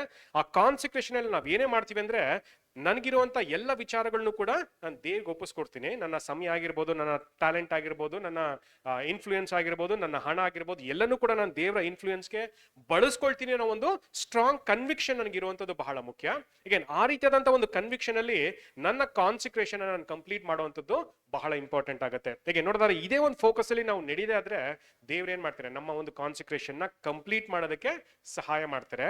ಯಾವಾಗ ನಮ್ಮ ಕಾನ್ಸಿಕ್ರೇಷನ್ ಕಂಪ್ಲೀಟ್ ಆಗುತ್ತೋ ನಾವು ದೇವರಿಗೆ ಮೆಚ್ಚುಗೆ ಆದಂತ ಮಕ್ಕಳಾಗಿ ಜೀವಿಸೋದಕ್ಕೂ ಕೂಡ ಸಹಾಯ ಆಗುತ್ತೆ. ಹೀಗೆ ನೋಡೋದಾದ್ರೆ ಓವರ್ ಆಲ್ ನಮ್ಮ ಕಾನ್ಸಿಕ್ರೇಷನ್ಗೆ ತುಂಬಾ ಒಂದು ಒಳ್ಳೆ ಇನ್ಫ್ಲೂಯೆನ್ಸ್ ಸಿಕ್ಕುತ್ತೆ. ಅದರ ಜೊತೆ ನಮ್ಮ ಫ್ಯಾಮಿಲಿ ಕೂಡ ನಮಗೆ ಸಪೋರ್ಟ್ ಮಾಡಿದ್ರೆ ತುಂಬಾ ಚೆನ್ನಾಗಿರುತ್ತೆ. ಈಗ ಅಫ್ಕೋರ್ಸ್ ಈಗ ಎಲ್ಲರೂ ಎಂತ ಒಂದು ಕಾನ್ಸಿಕ್ರೇಟೆಡ್ ಫ್ಯಾಮಿಲೀಸ್ ಕಾನ್ಸಿಕ್ರೇಷನ್ ಮಾಡಿಕೊಂಡು ಈ ಒಂದು ವಾಕ್ ಆಫ್ ಲೈಫ್ ಅಲ್ಲಿ ನಡೆಯುವಾಗ ತುಂಬಾನೇ ಸಂತೋಷ ಆಗುತ್ತೆ ಅಲ್ವಾ. ಮುಂಚೆ ಆದ್ರೆ ಒಬ್ಬರು ಫ್ಯಾಮಿಲಿಯಲ್ಲಿ ಒಬ್ರೊಬ್ರು ಬರ್ತಾ ಇದ್ರು, ಬಟ್ ಈಗ ನೋಡೋದಾದ್ರೆ ಫ್ಯಾಮಿಲಿ ಎಲ್ಲರೂ ಕೂಡ ಅಲ್ವಾ ಕಾನ್ಸಿಕ್ರೇಷನ್ ಮಾಡ್ಕೊಳ್ಳುವಂತ ಒಂದು ಅವಕಾಶಗಳನ್ನು ಏನ್ ಮಾಡಿದ್ರೆ ಕೊಟ್ಟಿದ್ರೆ, ಅಲ್ಲೂ ಕೂಡ ಅಲ್ವಾ ಹಸ್ಬೆಂಡ್ಗೆ ಯಾವ ಉದ್ದೇಶ ಇರ್ಬೇಕಂದ್ರೆ, ನಾನು ಕಾನ್ಸಿಕ್ರೇಷನ್ ಮಾಡಿದೀನಿ, ಫಸ್ಟ್ ದೇವ್ರಿಗೆ ನನ್ನ ಪ್ರೀತಿ, ಆಮೇಲೆ ಹೆಂಡತಿಗೆ, ಆಮೇಲೆ ಮಕ್ಕಳಿಗೆ, ಆ ಒಂದು ಆರ್ಡರ್ನ ಫಾಲೋ ಮಾಡುವಂಥದ್ದು. ಹೆಂಡತಿನೂ ಕೂಡ ಫಸ್ಟ್ ದೇವ್ರಿಗೆ ನನ್ನ ಕಾನ್ಸಿಕ್ರೇಷನ್, ಆಮೇಲೆ ನನ್ನ ಗಂಡನಿಗೆ, ಆಮೇಲೆ ಮಕ್ಕಳಿಗೆ, ಆಮೇಲೆ ಇನ್ ಮಿಕ್ಕಿದವ್ರಿಗೆ ಅನ್ನೋ ಒಂದು ಮೈಂಡ್ ಸೆಟ್ ಅಲ್ಲಿ ಬೆಳೆಯುವಂಥದ್ದು ಬಹಳ ಮುಖ್ಯ. ಬಟ್ ಇಬ್ರು ಇನ್ನೊಬ್ಬರಿಗೆ ಸಹಾಯ ಮಾಡುವಂಥದ್ದು ಕೂಡ ಬಹಳ ಮುಖ್ಯ. ಫಾರ್ ಎಕ್ಸಾಂಪಲ್, ಈಗ ಹಸ್ಬೆಂಡ್ ಯಾವ್ದಾದ್ರು ವಿಚಾರದಲ್ಲಿ ತಪ್ಪು ಮಾಡ್ತಾರ, ಹೆಂಡತಿ ಬೈಬೇಕು, ಬೈಬಾರ್ದು ಒಳ್ಳೆ ರೀತಿಯಲ್ಲಿ ತಿಳುವಳಿಕೆ ಹೇಳಬೇಕು. ಆ ಕಾನ್ಸಿಕ್ರೇಷನ್ ನ ಸರಿಯಾದಂತ ರೀತಿಯಲ್ಲಿ ನಿಭಾಯಿಸುವಂತ ರೀತಿಯಲ್ಲಿ ಆ ಒಂದು ಜ್ಞಾನನ ಕೊಡುವಂಥದ್ದು ಬಹಳ ಮುಖ್ಯವಾಗುತ್ತೆ. ಹಾಗೆ ಗಂಡನು ಕೂಡ ಅಲ್ವಾ, ಹೆಂಡತಿಗೆ ಆ ಕಾನ್ಸಿಕ್ರೇಷನ್ ನ ನೆರವೇರಿಸುವಂತ ಒಂದು ಒಳ್ಳೆ ಬೆಳವಣಿಗೆ ಆಗುವಂತ ರೀತಿಯಲ್ಲಿ ಆ ಒಂದು ವಿಚಾರಗಳನ್ನ ಹೇಳುವಂಥದ್ದು ಬಹಳ ಮುಖ್ಯ. ಈ ರೀತಿಯಾಗಿ ಫ್ಯಾಮಿಲಿಯ ಆ ಒಂದು ರಿಲೇಶನ್ಶಿಪ್ ಇದ್ರೆ, ಆ ಒಂದು ಸಂಬಂಧ ಇದ್ರೆ, ಆ ಒಂದು ಬಾಂಡಿಂಗ್ ಇದ್ರೆ ನಮ್ಮ ಕಾನ್ಸಿಕ್ರೇಟೆಡ್ ವಾಕ್ ಆಫ್ ಲೈಫ್ ಅಲ್ಲಿ ಚೆನ್ನಾಗಿ ನಡೆಯೋದಕ್ಕೆ ಅವಕಾಶ ಆಗುತ್ತೆ. ಹಾಗಾಗಿ ಒಬ್ರಿಗೊಬ್ರು ಸಹಾಯ ಮಾಡ್ತಾ ನಮ್ಮ ಕಾನ್ಸಿಕ್ರೇಷನ್ ನ ಕಂಪ್ಲೀಟ್ ಮಾಡೋದಕ್ಕೆ ಹೆಲ್ಪ್ಫುಲ್ ಆಗಿರುವಂತದ್ದು ಬಹಳ ಮುಖ್ಯವಾದಂತ ಒಂದು ವಿಚಾರ. ಬಟ್ ಓವರ್ ಆಲ್ ನೋಡೋದಾದ್ರೆ ಆ ಕಾನ್ಸಿಕ್ರೇಷನ್ ಮೈಂಡ್ ಸೆಟ್ ಅನ್ನೋದು ನಮಗೆ ಬಹಳ ಇಂಪಾರ್ಟೆಂಟ್. ಆ ಕಾನ್ಸಿಕ್ರೇಷನ್ ಮೈಂಡ್ ಸೆಟ್ ಯಾವಾಗ ಬೆಳೆಯುತ್ತೆ ಅಂದ್ರೆ, ದೇವ್ರ ಮೇಲೆ ಯಾವಾಗ ನಾನು ಅಪಾರವಾದಂತ ಒಂದು ಭಯಭಕ್ತಿನ ಇಟ್ಕೊಂಡು ನಡೀತೀನೋ ಆವಾಗ ಆ ಒಂದು ಕಾನ್ಸಿಕ್ರೇಷನ್ ಮೈಂಡ್ ಸೆಟ್ ಬೆಳೆಯುತ್ತೆ. ಅದ್ರ ಜೊತೆ ಇನ್ನೂ ಅನೇಕ ಗುಣಲಕ್ಷಣಗಳು ಬೆಳೆಯುತ್ತೆ. ಅಷ್ಟೇ ಅಲ್ಲ, ಯಾವಾಗ ದೇವರು ನನ್ನ ಜೀವನದಲ್ಲಿ ಮೊದಲ ಆಯ್ಕೆ ಆಗಿರ್ತಾರೋ, ಫಸ್ಟ್ ಪ್ರಯಾರಿಟಿ ಆಗಿರ್ತಾರೋ, ಬೇರೆ ಯಾವ ವಿಚಾರಗಳು ಕೂಡ ನನಗೆ ಕಷ್ಟ ಆಗಲ್ಲ. ಆ ಎಲ್ಲ ವಿಚಾರಗಳನ್ನು ಕೂಡ ಓವರ್ಕಮ್ ಮಾಡುವಂತ ಒಂದು ಮನಸ್ಥಿತಿ ಇರುತ್ತೆ. ಆ ರೀತಿಯಾದಂತ ಒಂದು ಮೈಂಡ್ ಸೆಟ್ ಅಲ್ಲಿ ನನ್ನ ಕಾನ್ಸಿಕ್ರೇಷನ್ ನ ದೇವ್ರು ಅನ್ಕೊಂಡಂತ ರೀತಿಯಲ್ಲಿ ಕಂಪ್ಲೀಟ್ ಮಾಡೋ ಎಲ್ಲಾ ಸಾಧ್ಯತೆನೂ ಇರುತ್ತೆ ಅಲ್ವಾ. ಹಾಗಾಗಿ ಆ ಒಂದು ಮೈಂಡ್ ಸೆಟ್ ಅಲ್ಲೇ ನಾವು ಮುಂದೆ ನಡೆಯುವಂಥದ್ದು ಬಹಳನೇ ಇಂಪಾರ್ಟೆಂಟ್ ವಿಚಾರ ಅನ್ನೋ ಒಂದು ಥಾಟ್ ಅನ್ನು ಕೂಡ ಕೆಲವೊಂದು ವಿಚಾರಗಳನ್ನ ಈ ಒಂದು ಪಾಠದಲ್ಲೂ ಕೂಡ ಏನ್ ಮಾಡ್ತಾರೆ ನಮ್ಗೆ ತಿಳಿಸ್ತಾರೆ. ಸೊ ಲಾಸ್ಟ್ ಅಲ್ಲಿ ಕೆಲವೊಂದು ವಾಕ್ಯಗಳನ್ನ ಓದ್ಬಿಟ್ಟು ಈ ಒಂದು ಪಾಠನ ಮುಕ್ತಾಯ ಮಾಡೋಣ. ಒಂದೇ ಒಂದು ನಿಮಿಷ. ಸರಿ, ಐಸಾಯ ಲಾಸ್ಟ್ ಅಲ್ಲಿ ಐಸಾಯ 5ನೇ ಅಧ್ಯಾಯ 1ರಿಂದ ಕೆಲವೊಂದು ವಚನಗಳನ್ನ ಓದ್ಬಿಡೋಣ. Isaiah 5th chapter verses 1 to 6. 1ರಿಂದ 6ವರೆಗೆ. ಏಷಯ 5ನೇ ಅಧ್ಯಾಯ 1ನೇ ವಚನ. ಏಷಯ 5 ಅಲ್ವಾ? ಓಕೆ. ನನ್ನ ಪ್ರಿಯನು ಅವನ ತೋಟವನ್ನು ಕುರಿತು ನನ್ನ ಪ್ರಿಯನ ಒಂದು ಗೀತವನ್ನು ನಾನು ಹಾಡುವೆನು, ಕೇಳಿರಿ. ಸಾರವತ್ತಾದ ಗುಡ್ಡದ ಮೇಲೆ ನನ್ನ ಪ್ರಿಯನಿಗೆ ದ್ರಾಕ್ಷಿಯ ತೋಟವಿತ್ತು. ಓಕೆ, ಹೇಗೆ ನೋಡೋದಾದ್ರೆ ಇಲ್ಲಿ ಫಸ್ಟ್ ಆಫ್ ಆಲ್ ಅಲ್ವಾ, ಐಸಾಯದಲ್ಲಿ ತುಂಬಾ ಚೆನ್ನಾಗಿ ಬೆಳೀತಾರೆ. ಒಂದು ದ್ರಾಕ್ಷಿ ತೋಟದ ಬಗ್ಗೆ ಏನ್ ಮಾಡ್ತಾರೆ, ಬರೀತಾ ಹೋಗ್ತಾರೆ. ಈ ದ್ರಾಕ್ಷಿ ತೋಟ ಯಾರ್ದು? ದೇವ್ರದಲ್ವಾ. ಈ ದ್ರಾಕ್ಷಿ ತೋಟ ಯಾರು? ಇಸ್ರಾಯೇಲ್ ಅಲ್ವಾ. ಪರ್ಟಿಕ್ಯುಲರ್ ಆಗಿ ನೋಡಿದ್ರೆ ಇಸ್ರಾಯೇಲ್. ನಮ್ಗೇನಾರು ಅಪ್ಲೈ ಆಗತ್ತಾ? ಸ್ಪಿರಿಚುವಲ್ ಇಸ್ರಾಯೇಲ್ಗೆ ಏನಾರು ಅಪ್ಲೈ ಆಗತ್ತಾ? ಹೇಗೆ? ಕರೆಕ್ಟ್. ಹೇಗೆ? ಏಸು ಕ್ರಿಸ್ತರು ಒಂದು ಪ್ಯಾರಬಲ್ ಹೇಳೋರಲ್ಲ. ಏನ್ ಪ್ಯಾರಬಲ್? ಬರೀ ತೋಟಗಾರನ, ನಾನೇ ನಿಜವಾದಂತ ಕೊಂಬೆ, ನೀವೆಲ್ಲ ಏನಾಗಿದ್ದೀರ? ದ್ರಾಕ್ಷೆ ಬಳ್ಳಿಗಳಾಗಿದ್ದೀರ ಅಂತ ಹೇಳಿದ್ರು ತಾನೆ. ಜಾನ್ ಅಪೋಸಲ್ ಏನೋ ಜಾನ್ ಗಾಸ್ಪಲ್ ಎಲ್ಲ ಹೇಳ್ತಾರಲ್ವ. ಸೊ ಹಾಗಾಗಿ ಆ ದ್ರಾಕ್ಷೆ ತೋಟ, ಆ ದ್ರಾಕ್ಷೆ ಬಳ್ಳಿ ಯಾರು ಅಂದ್ರೆ ನಾವು ಅನ್ನೋ ಒಂದು ವಿಚಾರ ತಿಳ್ಕೊಳ್ಳುವಂಥದ್ದು ಬಹಳ ಇಂಪಾರ್ಟೆಂಟ್. ಅಫ್ಕೋರ್ಸ್ ಇದು ಇಸ್ರಾಯೇಲ್ ಫಸ್ಟ್ ಅಪ್ಲೈ ಆಗುತ್ತೆ, ಅದ್ರ ಜೊತೆ ಸ್ಪಿರಿಚುವಲ್ ಇಸ್ರಾಯೇಲ್ಗೂ ಕೂಡ ಏನಾಗುತ್ತೆ, ಅಪ್ಲೈ ಆಗುತ್ತೆ. ಹಾಗಾಗಿ ಪರ್ಟಿಕ್ಯುಲರ್ ಆಗಿ ನಮ್ಗೆ ಹೇಳಿರುವಂತ ಒಂದು ವಿಚಾರ ಅಂತ ನಾವು ತಿಳ್ಕೊಂಡು ಸ್ಟಡಿ ಮಾಡೋಣ. 2ನೇ ವಚನ. ಅವನು ಅದನ್ನು ಅಗತೆ ಮಾಡಿ ಕಲ್ಲುಗಳನ್ನು ತೆಗೆದುಹಾಕಿ ಒಳ್ಳೊಳ್ಳೆ ದ್ರಾಕ್ಷೆಯ ಸಸಿಗಳನ್ನು ನೆಟ್ಟು ಮಧ್ಯದಲ್ಲಿ ಬುರುಜನ್ನು ಕಟ್ಟಿ ದ್ರಾಕ್ಷೆಯ ತೋಟವನ್ನು ಕರೆಯಿಸಿ ತೊಟ್ಟಿಯನ್ನು ಕರೆಯಿಸಿ ಮಾಡಿಕೊಂಡು ತೋಟವು ಒಳ್ಳೆ ದ್ರಾಕ್ಷೆಯ ಹಣ್ಣನ್ನು ಕೊಡುವುದೆಂದು ಎದುರು ನೋಡುತ್ತಿರಲು ಅದು ಹೊಲಸ ಹಣ್ಣನ್ನು ಬಿಟ್ಟಿತು. ಓಕೆ, ಫಸ್ಟ್ ಆಫ್ ಆಲ್ ನೋಡೋದಾದ್ರೆ ಅವನು ಅಗೇನ್ ಪರ್ಟಿಕ್ಯುಲರ್ ಆಗಿ ಈಗ ದೇವರು ನಮ್ಮನ್ನ ಕರೆದಿದ್ದಾರೆ. ನಮ್ಮನ್ನ ಕರೆದು ಏನ್ ಮಾಡಿದ್ರೆ ಅಂತ ನೋಡೋದಾದ್ರೆ ಅಲ್ವಾ, ಅದನ್ನ ಅಗೆತ ಮಾಡಿ ಕಲ್ಲುಗಳನ್ನ ತೆಗೆದು ಹಾಕಿ ಒಳ್ಳೊಳ್ಳೆ ದ್ರಾಕ್ಷಿಯ ಸಸಿಗಳನ್ನ ನೆಟ್ಟರು ಅಂತಾನು ಕೂಡ ಏನ್ ಮಾಡ್ತಾರೆ ಹೇಳ್ತಾರೆ. ಈಗ ನಾವು ಕೂಡ ಲೋಕದಲ್ಲೇ ಇದ್ವಿ, ಲೋಕದ ಎಲ್ಲಾ ವಿಷಯಗಳು ಕೂಡ ನಮ್ಮಲ್ಲಿ ಇತ್ತು. ನಮ್ಮನ್ನ ಏನ್ ಮಾಡಿದ್ರು, ಲೋಕದಿಂದ ಕರೆದ್ರು ಅಂತಾನು ಕೂಡ ಏನ್ ಮಾಡ್ತೀವಿ ನಾವು ನೋಡ್ತೀವಿ. ಲೋಕದಿಂದ ನಮ್ಮನ್ನ ಕರೆದು ಏನ್ ಮಾಡಿದ್ರು, ದೇವರ ಒಂದು ವಾಕ್ಯ ಎಂಬ ಬೀಜನ ಏನ್ ಮಾಡಿದ್ರು ನಮ್ಮ ಹೃದಯದಲ್ಲಿ ಬಿತ್ತಿದ್ರು ಅಲ್ವಾ. ಬೇಡದಿರಂತ ವಿಷಯಗಳನ್ನ ತೆಗೆದಾಕಿ ಅಲ್ಲಿ ಬೇಕಾಗಿರುವಂತ ದೇವರ ವಿಚಾರಗಳನ್ನ ಅಲ್ಲಿ ಬಿತ್ತಿದ್ರು ಅಂತಾನು ಕೂಡ ಏನ್ ಮಾಡ್ತೀವಿ ನಾವು ನೋಡ್ತೀವಿ. ಏನಕ್ಕೆ ನಾವು ಕೂಡ ಒಂದು ಒಳ್ಳೆ ಗಿಡವಾಗ್ಬೇಕು, ಒಂದು ದ್ರಾಕ್ಷಿ ಬಳ್ಳಿ ಆಗ್ಬೇಕು, ಒಂದು ಒಳ್ಳೆ ಫಲ ಕೊಡುವಂತ ಒಂದು ಬಳ್ಳಿ ಆಗ್ಬೇಕು ಅನ್ನೋ ಒಂದು ದೃಷ್ಟಿಲಿ ದೇವ್ರು ಆ ರೀತಿಯಾಗಿ ಅನೇಕ ಕೆಲಸಗಳನ್ನ ಮಾಡಿದ್ರು ಅಂತಾನು ಕೂಡ ಏನ್ ಮಾಡ್ತಾರೆ ಹೇಳ್ತಾರೆ. ಹೇಗೆ ಈ ತರ ಮಾಡಿದ್ರ? ಡೆಫಿನೆಟ್ಲಿ ಮಾಡಿದ್ರೆ. ನಮ್ಗೆಲ್ರಿಗೂ ಕೂಡ ಲೋಕದಿಂದ ಸಪರೇಟ್ ಆಗಿ ಕರೆದು ನಾವು ಕೂಡ ಒಂದು ಒಳ್ಳೆ ವ್ಯಕ್ತಿಗಳಾಗಿ ಲೋಕದಲ್ಲಿ ಜೀವಿಸ್ಬೇಕಂತ ದೇವರು ತನ್ನ ವಾಕ್ಯಗಳನ್ನ ಏನ್ ಮಾಡಿದ್ದಾರೆ ನಮ್ಗೆ ಕೊಟ್ಟಿದ್ದಾರೆ. ಈ ವಾಕ್ಯನ ತಿಳ್ಕೊಂಡು ನಾವೇನ್ ಮಾಡ್ಬೇಕು, ಒಳ್ಳೆಯವರಾಗಿ ಬೆಳಿಬೇಕು ಅಲ್ವಾ. ಹಾಗಾಗಿ ಆ ರೀತಿಯಾದಂತ ಒಂದು ವ್ಯವಸ್ಥೆನ ನಮ್ಗೆ ಮಾಡ್ಕೊಟ್ಟಿದ್ದಾರೆ. ಅಷ್ಟೇ ಅಲ್ಲ, ಅಲ್ಲಿ ಮುಖ್ಯವಾಗಿ ಇನ್ನೊಂದು ಏನ್ ಮಾಡಿದ್ರು ಅಂದ್ರೆ ಅಂಡ್ ಹಿ ಫೆನ್ಸ್ಡ್ ಇಟ್ ಅಂತಾನು ಕೂಡ ಏನ್ ಮಾಡ್ತಾರೆ ಹೇಳ್ತಾರೆ. ಕನ್ನಡದಲ್ಲಿ ಅದೇನು ಏನ್ ಬಂತ ಗೊತ್ತಿಲ್ಲ. ಇಂಗ್ಲಿಷಲ್ಲಿ ಹಿ ಫೆನ್ಸ್ಡ್ ಇಟ್ ಅಂತ ಕೂಡ ಏನ್ ಮಾಡ್ತಾರೆ ಹೇಳ್ತಾರೆ. ತಮಿಳಲ್ಲಿ ಹೇಗೆ ಬರುತ್ತೆ ಓದಿ ಫಸ್ಟ್ 5:2 ಬೇಲಿ ಹಾಕಿ ಅಂತ ಹೇಳ್ತಾರಲ್ವಾ. ಓಕೆ, ಈಗ ಬೇಲಿ ಹಾಕಿದ್ರು ಅಂದ್ರೆ ಏನರ್ಥ? ನಮ್ಮ ಜೀವನದಲ್ಲಿ ಏನಾದ್ರು ಬೇಲಿ ಹಾಕಿದಾರ ದೇವರು? ಕಾಂಪೌಂಡ್ ಹಾಕಿದ್ದಾರೆ, ಅದನ್ನ ಕನ್ನಡದಲ್ಲಿ ಬೇಲಿ ಅಂತಾರೆ. ಏನಾದ್ರು ಬೇಲಿ ಹಾಕೋರ? ಸರಿ, ಬೇಲಿ ಇಲ್ಲ ಅಂದ್ರೆ ಏನಾಗುತ್ತೆ ಅಲ್ವಾ? ಬೇಲಿ ಇಲ್ದಿರೆ ಯಾವ ಕಾಡು ಮೃಗಗಳು, ಬೇರೆ ದನ ಹಸುಗಳೆಲ್ಲ ಬಂದೇನ್ ಮಾಡುತ್ತೆ, ಅದನ್ನ ಮೇಯ್ದು ಬಿಡುತ್ತೆ, ಫಲ ಬೆಳೆದಂಗೆ ಬಿಟ್ಬಿಡುತ್ತೆ. ಹಾಗಾಗಿ ಆ ಬೇಲಿ ಅನ್ನೋದು ಬಹಳ ಮುಖ್ಯ. ನಮ್ಮ ಕಾನ್ಸಿಕ್ರೇಟೆಡ್ ವಾಕ್ ಆಫ್ ಲೈಫ್ ಅಲ್ಲಿ ಈ ಬೇಲಿ ಅನ್ನೋದು ಯಾವುದು? ರಕ್ಷಣೆ. ಯಾವುದು ಬೇಲಿ ಅಂದ್ರೆ? ಏನು? ದೇವರ ವಾಕ್ಯಗಳು ಅಲ್ವಾ, ದೇವರ ವಿಚಾರಗಳು ಅಫ್ಕೋರ್ಸ್ ಅಲ್ವಾ. ಆ ಫೆನ್ಸಿಂಗ್ ಯಾರು ಮಾಡ್ತಾರೆ? ದೇವ್ರು ಕಟ್ತಾರೆ. ನಮ್ಮ ಜೀವನದಲ್ಲಿ ದೇವರ ವಾಕ್ಯನ ಕೊಡೋದ್ರ ಮುಖಾಂತರ ನಾವ್ಯಾವ ಒಂದು ಫೆನ್ಸಿಂಗ್ ನ ಕಟ್ಕೋಬೇಕಂತ ಏನ್ ಮಾಡ್ತಾರೆ ಹೇಳ್ತಾರೆ. ನಾವು ಫೆನ್ಸಿಂಗ್ ಕಟ್ಕೊಂಡಿದೀವ? ಯಾವ ತರ ಕಟ್ಕೊಂಡಿದೀವಿ? ಏನೇನ್ ಕಟ್ಕೊಂಡಿದೀವಿ ಹೇಳಿದ್ರೆ ಚೆನ್ನಾಗಿ ಅರ್ಥ ಆಗುತ್ತೆ. ಫೆನ್ಸಿಂಗ್ ಹಾಕೊಂಡಿದೀವ ನಾವು? ಫೆನ್ಸಿಂಗ್ ಹಾಕೊಂಡಿದೀವ? ಯಾವ ವಿಷಯಕ್ಕೆ ಫೆನ್ಸಿಂಗ್ ಹಾಕೊಂಡಿದೀವಿ? ಪಾಪದ ವಿಚಾರಗಳಿಗೆ ಫೆನ್ಸಿಂಗ್ ಹಾಕೊಂಡಿದೀವಿ. ಇದು ಸರಿ, ಇದು ತಪ್ಪು ಅಂತ ಬೇಲಿ ಯಾರು ಕಟ್ಕೊಂಡಿದೀವಿ? ನಾವೇ ಕಟ್ಕೊಂಡಿದೀವಿ. ಅಫ್ಕೋರ್ಸ್ ದೇವರ ವಾಕ್ಯದ ಮುಖಾಂತರ ನಮ್ಗೆ ತಿಳಿಸಿದರೆ, ಬಟ್ ಈಗ ಆ ಫೆನ್ಸಿಂಗ್ ನಾವು ಕಟ್ಕೊಂಡಿದೀವಿ ಅಲ್ವಾ. ಇದು ಸರಿ, ಇದು ತಪ್ಪು ಅನ್ನೋ ಒಂದು ಬೇಲಿನ ಏನ್ ಮಾಡಿದೀವಿ ನಾವು ಹಾಕೊಂಡಿದೀವಿ. ಹಾಗಾಗಿ ಬೇಲಿ ಅನ್ನೋದು ನಮ್ಮ ಕಾನ್ಸಂಟ್ರೇಷನ್ಗೆ ಬಹಳ ಇಂಪಾರ್ಟೆಂಟ್ ವಿಚಾರ. ಅಂದ್ರೆ ಆ ಫಲಗಳು, ಆ ಗಿಡ ಒಳ್ಳೆ ರೀತಿಯಲ್ಲಿ ಫಲನ ಕೊಡ್ಬೇಕಂದ್ರೆ ಆ ಫೆನ್ಸಿಂಗ್ ಬಹಳ ಮುಖ್ಯ. ಆ ಫೆನ್ಸಿಂಗ್ ನ ನಾವೇ ಹಾಕೋಬೇಕಾಗತ್ತೆ. ಫೆನ್ಸಿಂಗ್ ನಾವು ಹಾಕೊಳ್ಳಿಲ್ಲ ಅಂದ್ರೆ ನಾಶ ಆಗ್ಬಿಡುತ್ತೆ. ಯಾವುದೋ ಒಂದು ದನ ಬಂದು ಏನ್ ಮಾಡುತ್ತೆ, ಆ ಗಿಡನ ಮೇಯ್ದು ಬಿಡುತ್ತೆ.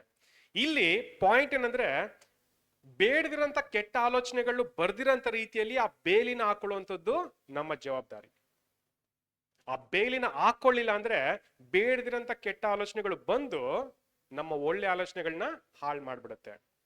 ಯಾವಾಗ ಒಳ್ಳೆ ಆಲೋಚನೆಗಳು ಹಾಳಾಗುತ್ತೋ ಒಳ್ಳೆ ಫಲಗಳನ್ನ ಕೊಡೋದಕ್ಕೆ ಸಾಧ್ಯ ಇಲ್ಲ. ಹಾಗಾಗಿ ಫೆನ್ಸಿಂಗ್ ಬಹಳ ಇಂಪಾರ್ಟೆಂಟ್ ಆಗುತ್ತೆ. ಪರ್ಟಿಕ್ಯುಲರ್ ಆಗಿ ಈ ಫೆನ್ಸಿಂಗು ನಾವೇ ಕಟ್ಕೋಬೇಕಾಗತ್ತೆ. ಅಫ್ಕೋರ್ಸ್ ದೇವ್ರ ವಾಕ್ಯ ಸಹಾಯ ಮಾಡುತ್ತೆ. ದೇವ್ರ ವಾಕ್ಯ ಓದಿದ ತಕ್ಷಣ ಅದನ್ನ ಅಪ್ಲೈ ಮಾಡ್ಕೊಳ್ಳುವಾಗ ನಾವೇ ಆ ಫೆನ್ಸಿಂಗ್ ನ ಕಟ್ಕೋಬೇಕಾಗತ್ತೆ, ಕಟ್ಕೊಳ್ತೀವಿ.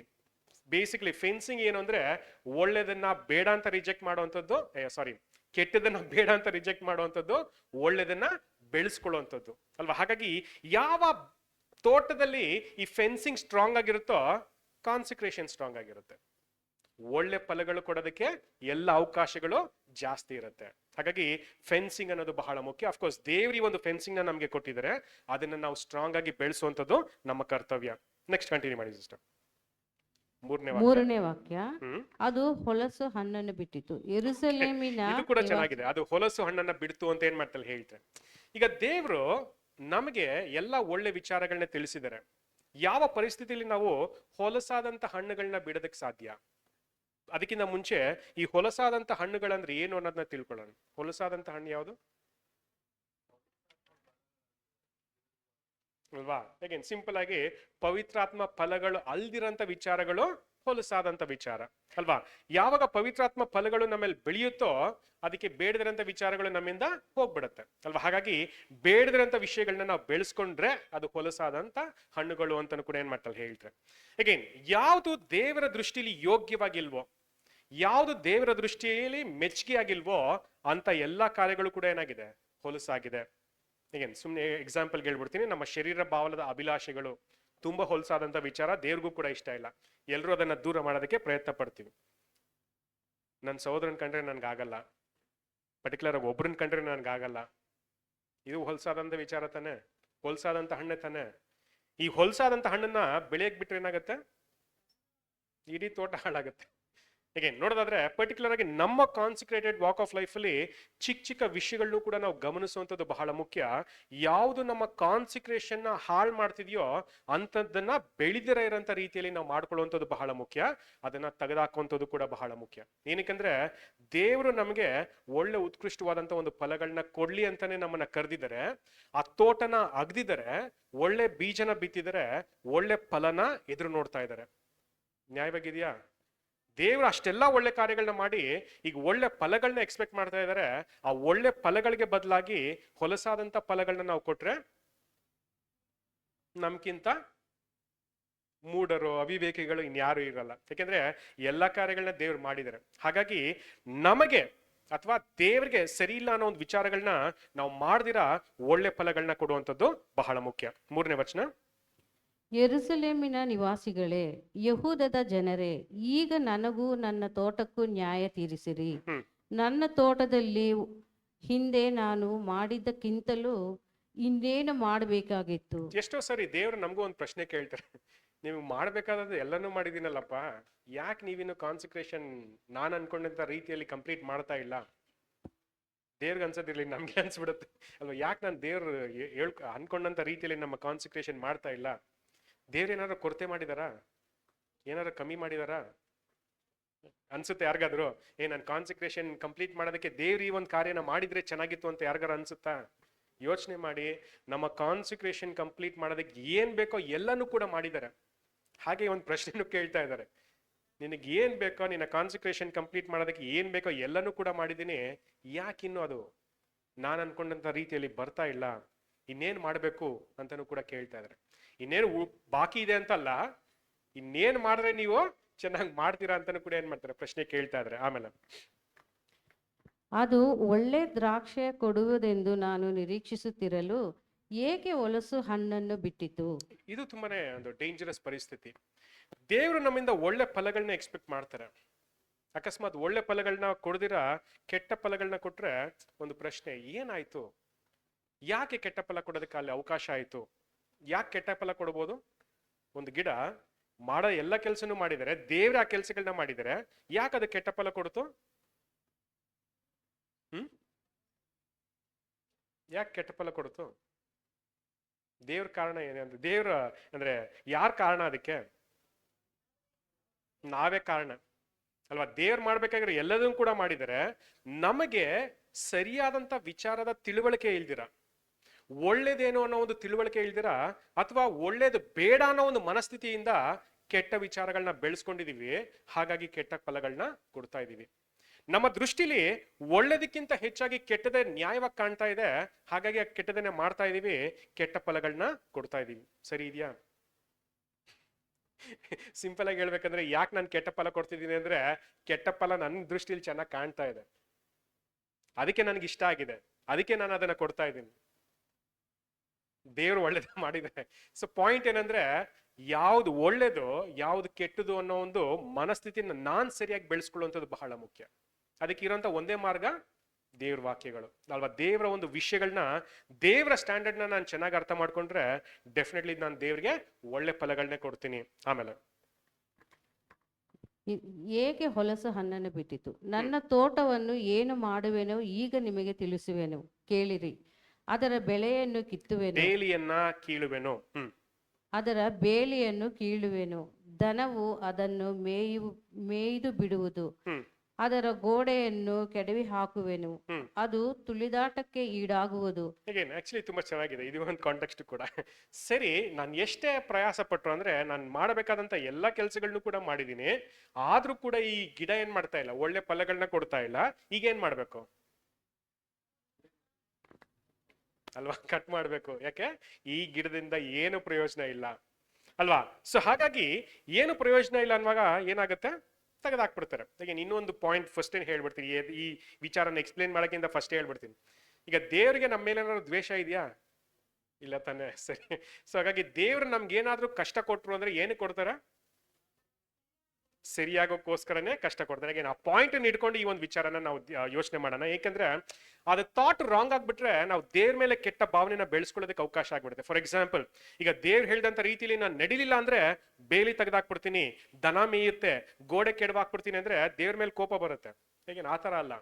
ನಿನಗೆ ಮಾಡ್ಬೇಕಾಗಿರೋ ಎಲ್ಲ ಕೆಲಸನೂ ಕೂಡ ನಾನು ಮಾಡಿದ್ದೀನಿ, ಯಾವುದನ್ನು ಕೂಡ ಕೊರತೆ ಬಿಟ್ಟಿಲ್ಲ. ಹೀಗೆ ನಿನಗೆ ಬೇಕಾದಂತ ರಕ್ಷಣೆ, ಆ ಕಾಂಪೌಂಡ್ ನ ಕಟ್ಕೊಟ್ಟಿದ್ದೀನಿ, ನಿನಗೆ ಬೇಕಾದಂತ ಪೋಷಣೆ ನಾನು ಮಾಡ್ತಾ ಇದ್ದೀನಿ. ಯಾವ ದನಗಳು ಅದನ್ನ ಬಂದು ತೊಂದರೆ ಮಾಡದಿರೋಂಥ ರೀತಿಯಲ್ಲಿ ಗೋಡೆಗಳನ್ನ ಹಾಕಿದ್ದೀನಿ. ಈಗ ನೀನು ಬಿಡಬೇಕಾದಂತ ಫಲಗಳನ್ನ ಬಿಡ್ತಾ ಇಲ್ಲ.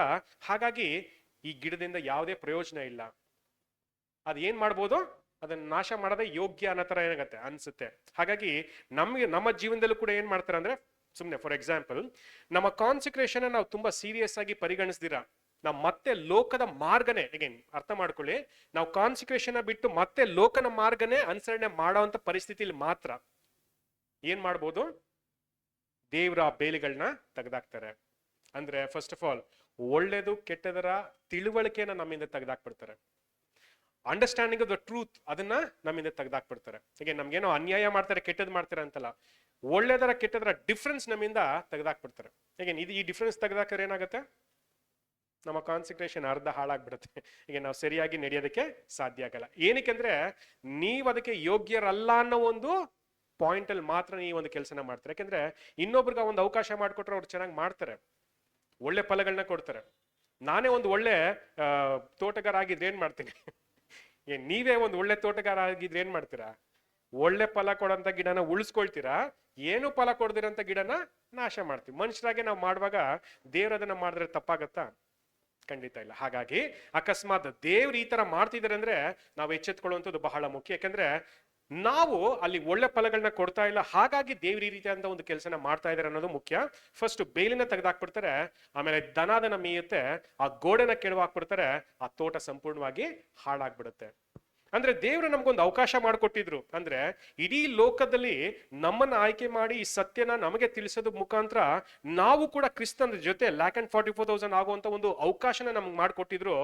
ನಮ್ಮ ಸ್ವಂತ ಸ್ವಾರ್ಥದಿಂದ ಅದನ್ನ ಮೀರಿ, ಅದನ್ನ ಬೇಡ ಅಂತ ತಳ್ಳಿ ನಾವು ಲೋಕದ ಮಾರ್ಗನೇ ಅನುಸರಣೆ ಮಾಡುವಾಗ ಡೆಫಿನೆಟ್ಲಿ ನಮ್ಗೆ ಆ ಒಂದು ಆಶೀರ್ವಾದನ ಪಡ್ಕೊಳ್ಳುವಂತ ಯಾವುದೇ ಯೋಗ್ಯತೆ ಇಲ್ಲ ಅಂತ ನಮ್ಮನ್ನ ದೂರ ಮಾಡಿದರೆ ಅನ್ನೋ ಒಂದು ಥಾಟನ್ನು ಕೂಡ ನಾವು ತಿಳ್ಕೊಳ್ಳುವಂಥದ್ದು ಬಹಳ ಮುಖ್ಯ ಅಲ್ವಾ. ಹಾಗಾಗಿ ಈ ರೀತಿಯಾದಂತಹ ಒಂದು ಕೆಲಸಗಳನ್ನ ಅಲ್ಲಿ ಮಾಡ್ತಾರೆ. ಅಗೇನ್ ಅಲ್ಟಿಮೇಟ್ಲಿ ಏನಾಗುತ್ತೆ, ಈ ಲೋಕದ ಅಂದ್ರೆ ಈ ಕಾನ್ಸಂಟ್ರೇಷನ್ ಮೈಂಡ್ ಸೆಟ್ ಇಲ್ದಿರಂತವ್ರು ಲೋಕದ ಇನ್ಫ್ಲುಯೆನ್ಸ್ಗೆ ಒಳಗಾಗಿ ಲೋಕನ ಇಷ್ಟಪಡುವಂತವ್ರು ಆ ಲೋಕಕ್ಕೆ ಹೋಗಂಗೆ ಮಾಡ್ತಾರೆ. ಅಗೇನ್ ಅಫ್ಕೋರ್ಸ್ ಅವ್ರ ಪರಿಸ್ಥಿತಿ ಏನಾಗುತ್ತೆ ಅಂದ್ರೆ ದೇವ್ರ ಜಡ್ಜ್ ಮಾಡ್ತಾರೆ, ಬಟ್ ಲೋಕಕ್ಕೆ ಹೋಗ್ತಾರೆ. ಡೆಫಿನೆಟ್ಲಿ 1,44,000 ಅವಕಾಶನ ಅವ್ರು ಕಳ್ಕೊಳ್ತಾರೆ ಅನ್ನೋ ಒಂದು ವಿಚಾರನೂ ಕೂಡ ಏನ್ ಮಾಡ್ತೀವಿ ನಾವು ನೋಡ್ತೀವಿ. ಆಮೇಲೆ ಯೆಶಾಯ 5ನೇ ಅಧ್ಯಾಯ 6ನೇ ವಾಕ್ಯ, ಅದನ್ನು ಹಾಳು ಮಾಡುವೆನು, ಯಾರು ಕುಡಿ ಕತ್ತರಿಸಿ ಅಗತೆ ಮಾಡುವುದಿಲ್ಲ. ಅಗೇನ್ ಯಾರು ಕೂಡ ಅದರ ಕುಡಿನ ಕತ್ತರಿಸಿ ಅಗೆತ ಮಾಡಲ್ಲ. ಇದು ನಮ್ಗೆ ಚೆನ್ನಾಗಿ ಗೊತ್ತಿದೆ. ಯಾಕೆ ಆ ಕುಡಿನ ಕತ್ತರಿಸ್ತಾರೆ ಅಂದ್ರೆ ಒಳ್ಳೆ ಫಲಗಳನ್ನ ಕೊಡ್ಲಿ ಅಂತ ಆ ಗಿಡನ ಏನ್ ಮಾಡ್ತಾರೆ, ತುಂಬಾ ಬ್ಯೂಟಿಫುಲ್ ಆಗಿ ಮೇಂಟೈನ್ ಮಾಡ್ತಾರೆ. ಅಗೇನ್ ಅಕಸ್ಮಾತ್ ನಾವು ಆ ಫಲಗಳನ್ನ ಕೊಡ್ಲಿಲ್ಲ ಅಂದ್ರೆ ಆ ಮೇಂಟೆನೆನ್ಸ್ ನ ಮಾಡಲ್ಲ, ಆ ಕುಡಿನ ಕತ್ತರಿಸಲ್ಲ ಅಂತ ಕೂಡ ಏನ್ ಮಾಡ್ತಾರೆ ಹೇಳ್ತಾರೆ. ಆಮೇಲೆ ಅದರಲ್ಲಿ ಮುಳ್ಳುಗಿಲ್ಲು ಬೆಳೆದು ಹೋಗುವುದು ಮತ್ತು ಅದರ ಮೇಲೆ ಮಳೆ ಸುರಿಸಬಾರದೆಂದು ಮೇಘಗಳಿಗೆ ಅಪ್ಪಣೆ ಮಾಡುವೆನು. ಅಲ್ವಾ, ಆ ತೋಟ ಹೋಗಿ ಅದೇನಾಗ್ಬಿಡುತ್ತಂತೆ, ಅದು ಮುಳ್ಳು ಗಿಡ ಬೆಳೆಯುವಂತ ಒಂದು ಜಾಗ ಆಗ್ಬಿಡುತ್ತೆ. ಮೋಡನು ಕೂಡ ಅಲ್ಲಿ ನೀರು ಸುರಿಸಿದಂತ ರೀತಿಯಲ್ಲಿ ಅಪ್ಪಣೆ ಆಗ್ಬಿಡುತ್ತೆ. ಹಾಗಾಗಿ ಅದು ಸಂಪೂರ್ಣವಾಗಿ ನಾಶ ಆಗ್ಬಿಡುತ್ತೆ ಅನ್ನೋ ಒಂದು ಥಾಟನ್ನು ಕೂಡ ಹೇಳ್ತಾರೆ. ಏನಿಲ್ಲಿ ಪ್ರಾಬಬಲಿ ಕಾನ್ಸಂಟ್ರೇಷನ್ ಮಾಡ್ಕೊಂಡ್ಮೇಲೆ ನಾನು ಸರಿಯಾಗಿ ನಡೀಲಿಲ್ಲ ಅಂದ್ರೆ ದೇವ್ರು ನಾಶ ಮಾಡ್ಬಿಡ್ತಾರ ಅನ್ನೋ ಒಂದು ಭಯದಲ್ಲಿ ನಾನು ಕಾನ್ಸಂಟ್ರೇಷನ್ ಕಂಪ್ಲೀಟ್ ಮಾಡ್ಬೇಕಂದ್ರೆ ಖಂಡಿತ ಇಲ್ಲ. ಕಾನ್ಸಂಟ್ರೇಷನ್ ನ ಖುಷಿಯಾಗಿ ಸಂತೋಷವಾಗಿ ಕಂಪ್ಲೀಟ್ ಮಾಡ್ಬೇಕಂತ ದೇವ್ರು ಎಕ್ಸ್ಪೆಕ್ಟ್ ಮಾಡ್ತಾರೆ ಅಲ್ವಾ. ಅಕಸ್ಮಾತ್ಗೆ ನಮ್ಗಿರುವಂತ ಒಂದು ಭಯದಲ್ಲಿ ನಾವೇನ್ ಮಾಡ್ತೀವಿ, ಕಾನ್ಸಂಟ್ರೇಷನ್ ಕಂಪ್ಲೀಟ್ ಮಾಡೋದಕ್ಕೆ ಅಂದ್ರೆ ಮಾಡುವಂತ ಒಂದು ಮನಸ್ಥಿತಿ ಇರಲ್ಲ, ಬಿಡುವಂತ ಒಂದು ಮನಸ್ಥಿತಿ ಇರಲ್ಲ. ಆ ತರ ಒಂದು ಪರಿಸ್ಥಿತಿಯಲ್ಲಿ ಕಷ್ಟಪಡುವಾಗ ಈ ತರ ಒಂದು ಕಾರ್ಯಗಳು ನಡೆಯುತ್ತೆ. ಬಟ್ ಪಾಯಿಂಟ್ ಏನಂದ್ರೆ ಲೋಕದ ಇನ್ಫ್ಲೂಯೆನ್ಸ್ ನ ಬಿಡಿ, ನೀವು ಕಾನ್ಸಂಟ್ರೇಷನ್ ಮಾಡ್ಕೊಂಡಿರುವಾಗ ಅದೇ ಒಂದು ಮೈಂಡ್ ಸೆಟ್ ಅಲ್ಲಿ ನಡೀರಿ. ದೇವ್ರ ನಂಗೆ ಬೇಕಾದಂತ ಎಲ್ಲಾ ಅವಕಾಶಗಳನ್ನು, ಎಲ್ಲ ಸಹಾಯಗಳನ್ನು ಕೂಡ ಮಾಡ್ಕೊಡ್ತಾರೆ. ನಾವು ಕೂಡ ಒಂದು ಸುಂದರವಾದಂತ ಒಂದು ತೋಟ ಆಗಕ್ಕೆ ದೇವ್ರ ನಮಗೆ ಸಹಾಯ ಮಾಡ್ತಾರೆ. ಸೊ ಬೇಸಿಕಲಿ ನಮ್ಮ ಕಾನ್ಸಂಟ್ರೇಷನ್ ಕಂಪ್ಲೀಟ್ ಮಾಡೋದಕ್ಕೆ ನಮಗೆ ಮನಸ್ಥಿತಿ ಇದ್ದಾಗ ದೇವ್ರು ಅದಕ್ಕೆ ಎಲ್ಲ ರೀತಿಯಾದಂತ ಸಹಾಯ ಮಾಡ್ತಾರೆ. ಅದನ್ನ ಕಂಪ್ಲೀಟ್ ಮಾಡೋದಕ್ಕೂ ಕೂಡ ನಮ್ಗೆ ಅವಕಾಶ ಮಾಡ್ಕೊಡ್ತಾರೆ. ದೇವ್ರು ಅದೇ ರೀತಿಯಾದಂತ ಒಂದು ಫಲಗಳನ್ನ ನಮ್ಮಿಂದ ಎಕ್ಸ್ಪೆಕ್ಟ್ ಮಾಡ್ತಾ ಇದಾರೆ ಅನ್ನೋ ಒಂದು ಥಾಟನ್ನು ಕೂಡ ನಾವು ತಿಳ್ಕೊಬಹುದು. ಹಾಗಾಗಿ ಆ concentration mind set from day one ಇಂದಾನೆ ಪ್ರಾರಂಭ ಆಗ್ಬೇಕು. ಬ್ಯಾಪ್ಟಿಸಮ್ ಇಂದಾನೆ ಅದನ್ನ ಪ್ರಾರಂಭ ಆಗ್ಬೇಕು. ಯಾವಾಗೆಲ್ಲ ಅದನ್ನ ಕಳ್ಕೊಳ್ತೀವೋ ಮತ್ತೆ ಅದನ್ನ ಪುನಃಸ್ಥಾಪನೆ ಮಾಡಬೇಕು ವಾಪಸ್ ಅಲ್ವಾ. ನಮ್ಮ ಕಾನ್ಸಂಟ್ರೇಷನ್ ಇಂಪಾರ್ಟೆಂಟ್ ಅನ್ನೋ ಒಂದು ವಿಚಾರನ ನಾವೇ ತಿಳಿಸ್ತಾ ಆ ಕಾನ್ಸಂಟ್ರೇಷನ್ ಕಂಪ್ಲೀಟ್ ಮಾಡುವಂಥದ್ದು ಬಹಳ ಮುಖ್ಯವಾಗುತ್ತೆ ಅಲ್ವಾ. ಆ ರೀತಿಯಾಗಿ ಮಾಡಿದಾಗ ಮಾತ್ರನೇ ಗುಣವತಿಯಾದಂಥ ಸತಿ ಎಲ್ಲಿ ಸಿಕ್ಕಾಳೋ ಅವಳಕ್ಕಿಂತಲೂ ಶ್ರೇಷ್ಠ ಅಂತ ಕೂಡ ಏನ್ ಮಾಡ್ತಾರೆ ಹೇಳ್ತಾರೆ. ಯೇಸು ಕ್ರಿಸ್ತರ ಜೊತೆ ಆ ರಿಡಮ್ಟಿವ್ ವರ್ಕ್ ಅಲ್ಲಿ ನಾವು ಭಾಗಿಯಾಗಕ್ಕೆ ಹೊರಟಿದೀವಿ. ಈಗ ಆ ಸ್ಟ್ರಾಂಗ್ ಕ್ಯಾರೆಕ್ಟರ್ಸ್ ನ ನಮ್ಮಿಂದ ಎದುರು ನೋಡ್ತಾರೆ. ಹಾಗಾಗಿ ನಾವು ಒಂದು ಸ್ಟ್ರಾಂಗ್ ಕ್ಯಾರೆಕ್ಟರ್ನ ಬೆಳೆಸ್ಕೊಂಡು ತೋರಿಸಿದಾಗ ಮಾತ್ರನೇ ನಾವು ಕೂಡ ಯೇಸು ಕ್ರಿಸ್ತರ ಜೊತೆ ಆ 1,44,000 ಆಗಕ್ಕೆ ಸಾಧ್ಯ ಆಗುತ್ತೆ ಅನ್ನೋ ಒಂದು ಪಾಯಿಂಟ್ ಕೂಡ ಹೇಳ್ತಾ ಈ ಒಂದು ಪಾಠನ ಮುಕ್ತಾಯ ಮಾಡ್ತೀನಿ. Thank you.